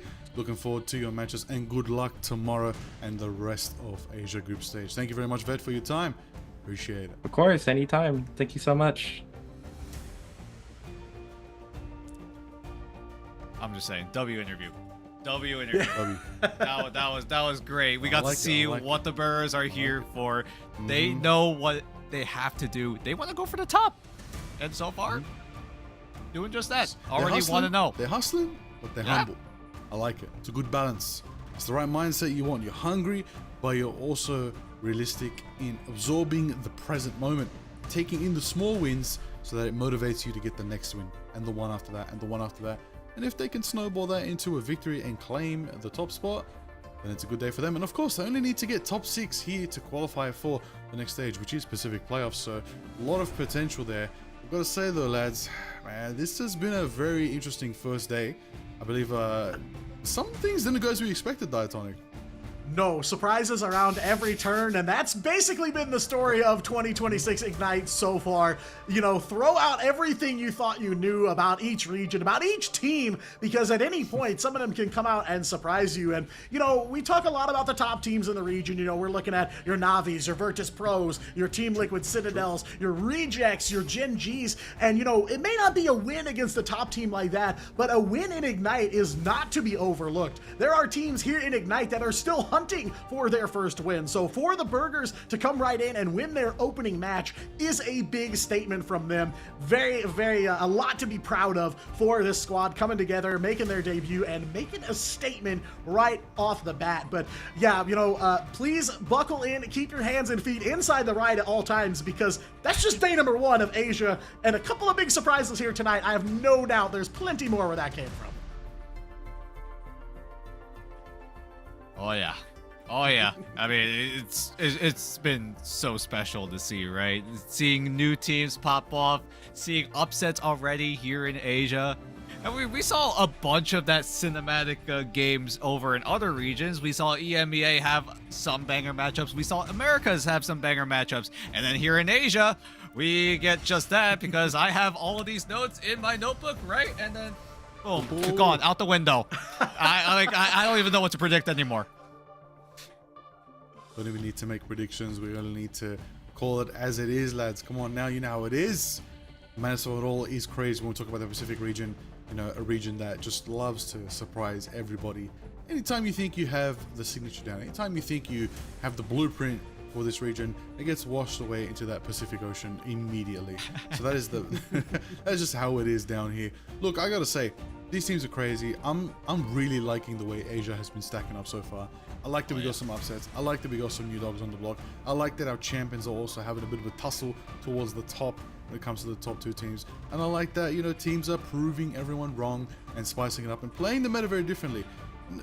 We're not very heavy in this Black Cat meta as we thought we would with Asia, and that's kind of good in my opinion. I feel like it spices it up. It separates this region from others, especially OCE being very heavy in the Black Cat department. But a lot of Thor, which is nice to see. Devil Dinosaur's probably where the main camp is. They've settled into Devil Dinosaur very comfortably, and composition surrounding him. And you know, if we're feeling it, you know, we get a bit cheeky like Reject running quadruple strategist. Why not? It worked. Shout out to Reject for that one, but I mean, you summed up what Asia has been cooking up lately, right? Yeah. Unfortunately, Asia did not go flawless in terms of letting the Gambit through one-sided. I still can't believe a team did end up doing that, and surprise, surprise, they lost. So I hope that doesn't happen ever again here in Asia, but you never know. Maybe the meta evolves a little bit, right? Maybe Devil Dinosaur actually is the bigger problem, but as it stands right now, a lot of teams, including myself, right? I don't think that Gambit should be let through anytime soon. Can't have him at all. Too much Gambit is gonna destroy your joy when it comes down to Marvel Rivals. But we'll see what happens as you know, patch notes roll out very, very soon. But of course, everybody, recapping today's results: Match 1, Loyalty versus AAAD. AAAD took it away 2-0. And the turn of match 2 was Z10 versus XOXO. XOXO with a crazy comeback, winning the series 2-1. A bit of an upset. Then match 3, N1 Hex versus Reject. Reject did take it 2-0. And then in our final match of the day, Burgers, arriving from MRC, took down RVL in 2-0 fashion. It's pretty close on some maps, but still nonetheless a clean victory for the Burgers, and are starting themselves up strong in their Ignite debut. Wouldn't have it any other way. Yeah, I mean, really good stuff from a lot of the Asia teams here tonight. You know, Loyalty shooting a little bit above their station against AAAD, but curious to see what their next matchup down the road is going to look like. Zero Tenacity not on the board yet. They can't pull out the win tonight. That's quite a surprise to me, at least, but EXO definitely one of the teams that I would put some money on to be taking wins against teams like Zero Tenacity. And of course, the Burgers, maybe the biggest surprise of the night here, coming out swinging for the fences. They hold nothing back, and now they stand alongside teams like Reject, AAAD, and XOXO at the top of the leaderboard here after night 1. But that's the thing to keep in mind. It is only night 1. We've got a full group stage on hand for these teams. They're going to play against every single team in the Asia lineup here. So, you know, there is nowhere to run from teams like Reject, like Zero Tenacity, and I am looking so forward to seeing how some of these newcomer teams like the Burgers will handle those matchups. I'm just saying, as the #1 XOXO Glazer, I'm glad my delusions actually worked out here in the group stage. Or at least in day 1. We got the upset against Zero Tenacity, but either way, looking ahead, it's just a matter of consistency now, right? If you came out with a win, can you keep winning? If you came out with a loss, are you able to bounce back? As day 2, we're gonna have at least one team playing their matches twice. It's going to be 2 teams actually. Both XO and Loyalty going to be playing 2 matches tomorrow night. Listen, I don't think your delusions are delusions anymore, Dan. I think you got a belief system here with the XOXO squad right now. But of course, the upcoming matches are looking good. Match 1 tomorrow will be Loyalty versus XOXO. Match 2 will be Z10 versus Burgers. That's exciting to me. Oh, okay. Match 3 versus N1 Hex versus Triple AD. Then match 4, RVL versus XOXO. A nice faded rematch. And then to end the night will be Reject versus Loyalty. That is going to be fun. BO3 certified, everybody. A banger 5 series locked in for Saturday night. It's going to be a banger. Oh, you better tune in, everybody. Make sure you put your notifications on, lock in, and arrive early to the show, of course. Yeah. Having a good time in the chat. All together. Today, the chat was absolutely entertaining. You were all having a good time. I love the memes. You all deserve a nice burger tonight for your go get a burger. Go cook up a burger. Go buy a burger. Whichever way you do it, go get a burger. Maybe go yell at Boger when he streams later today. Tell him to get a burger. Yeah. Don't tell him the context though. Don't tell him why. Just say tell Boger to get a burger. Yeah, there you go. Yes. Tell Burger to get a Boger. Yeah. Yes, But yes. I was going to say, yeah, go stop by, go park at Boger's stream for a while. Get yourself some of those juicy Twitch drops, of course, because we've got some available. We've got a whole lineup of stuff available for you in-game and out-of-game here on Twitch. But, of course, one of the most important things about Marvel Rivals is the drip, and we've got some brand new drip on deck for you this week. Strap in as Black Cat arrives in her high-octane wildcard Formula R gear and witness Wolverine fully unleashed in the Alchemax X 2099 suit. Whether you're racing through the chaos or tearing through the front lines, these looks are engineered to dominate. The battlefield is your playground. Own it. And those are available right now in-game, and I gave this warning at the beginning. I'll give it again. Be careful if you're running that new Black Cat skin. The streets are not safe. Some guy named Bowie Knife 99, I guess, is running around the ranked queues these days, so drive safe, rivals. Anyway, you can probably find a little bit of safety in Alchemax headquarters as you step into the heart of corporate ambition and temporal chaos. Once the epicenter of Miguel O'Hara's groundbreaking genetic research, Alchemax HQ now stands as that high-stakes battlefield where the past, present, and future collide. From the sterile high-tech intensity of the main gene lab to the serene, deceptive beauty of the Babylon Garden, this corporate containment site for the raw pulsing energy of Cyclops' optic blasts has been brought to the present by Moon Girl. Whether you're maneuvering through the sleek nano-ceramic halls or taking in the view from the Infinity Edge pool overlooking the Manhattan skyline, remember, you're not just fighting for territory, you're fighting within the epicenter of a timeline-shattering rescue mission. Ooh. And speaking of shattering, we're talking about shattering the entire Twitch universe as season drops are here, everybody. A fresh wave of Twitch drops are here, everybody. Arriving now in stage 1 for Ignite. Tune into the participating channels, as you know, and of course your favorite streamers got them as well. Earn those exclusive rewards. We're talking about the spray with a Galacta. We're talking about the nameplate looking good on the Rogue and the Child's Play emo, and of course the exclusive Willa Galacta costume for Rogue looking good in the purple drip. We love to see it. Available until June 12th, of course. And don't you forget Ignite itself. Aside from the game, aside from the Menace of It All, the Ignite drops are here exclusive all the way until June 19th, of course. For 30 minutes, get your Chrono tokens. For an hour, get Galacta's Glare Mood. For 2 hours, get Wolverine's Will of Galacta nameplate. And then, of course, for 4 hours, get the moment that many around the world, millions saw and will never definitely, unfortunately, forget. for our good friends there on the screen of the Wolverine taking out the Deadpool due to the strange portal. That was a bit unfortunate. The portal, pull, oopsie, spray. You gotta watch that moment back, everybody, and hopefully, again, petition now, everybody. Petition now to get the 8K from Jeff in Asia. We need that next, okay? That's the one we want next, everybody. And great news. Our Pacific region, come on now. great news. The Wolverine banner is no longer bugged, so you can go claim it now. So there you go. That's more all the reason to listen in and get those Twitch drops. But I mean, this has been an absolute joy and an absolute pleasure to bring you guys these absolute bangers, right? Everyone's been, I don't know how to react from today. I didn't expect this at all. No one expected this, but either way, like, this is only the day one of Asia, right? And then right after this, we got EMEA, and then right after that, we got Americas, and then right after that, we got Asia again. So it's just an endless cycle of Ignite action this entire weekend. So not just us, you got EMEA coming up in a few hours. I am so damn excited for that.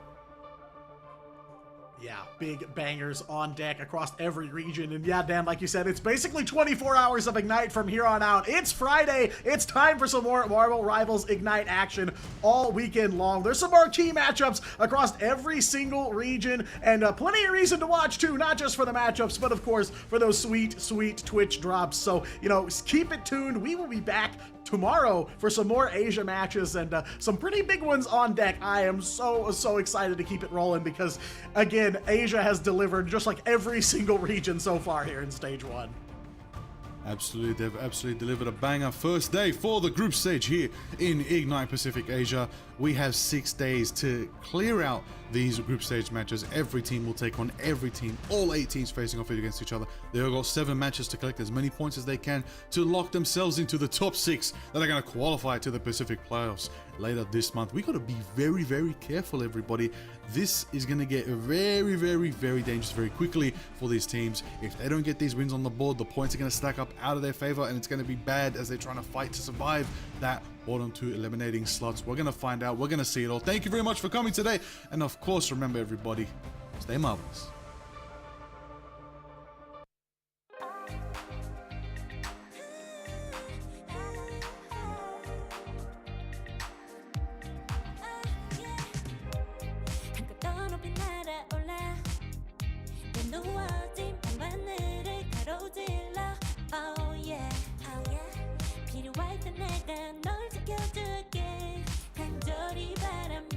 이루어지는 마법인 거야. 운명의 소리 들려 여기서 저기서 날 찾으면 달빛이 날 비춰와 시작해야 let's go. 아무도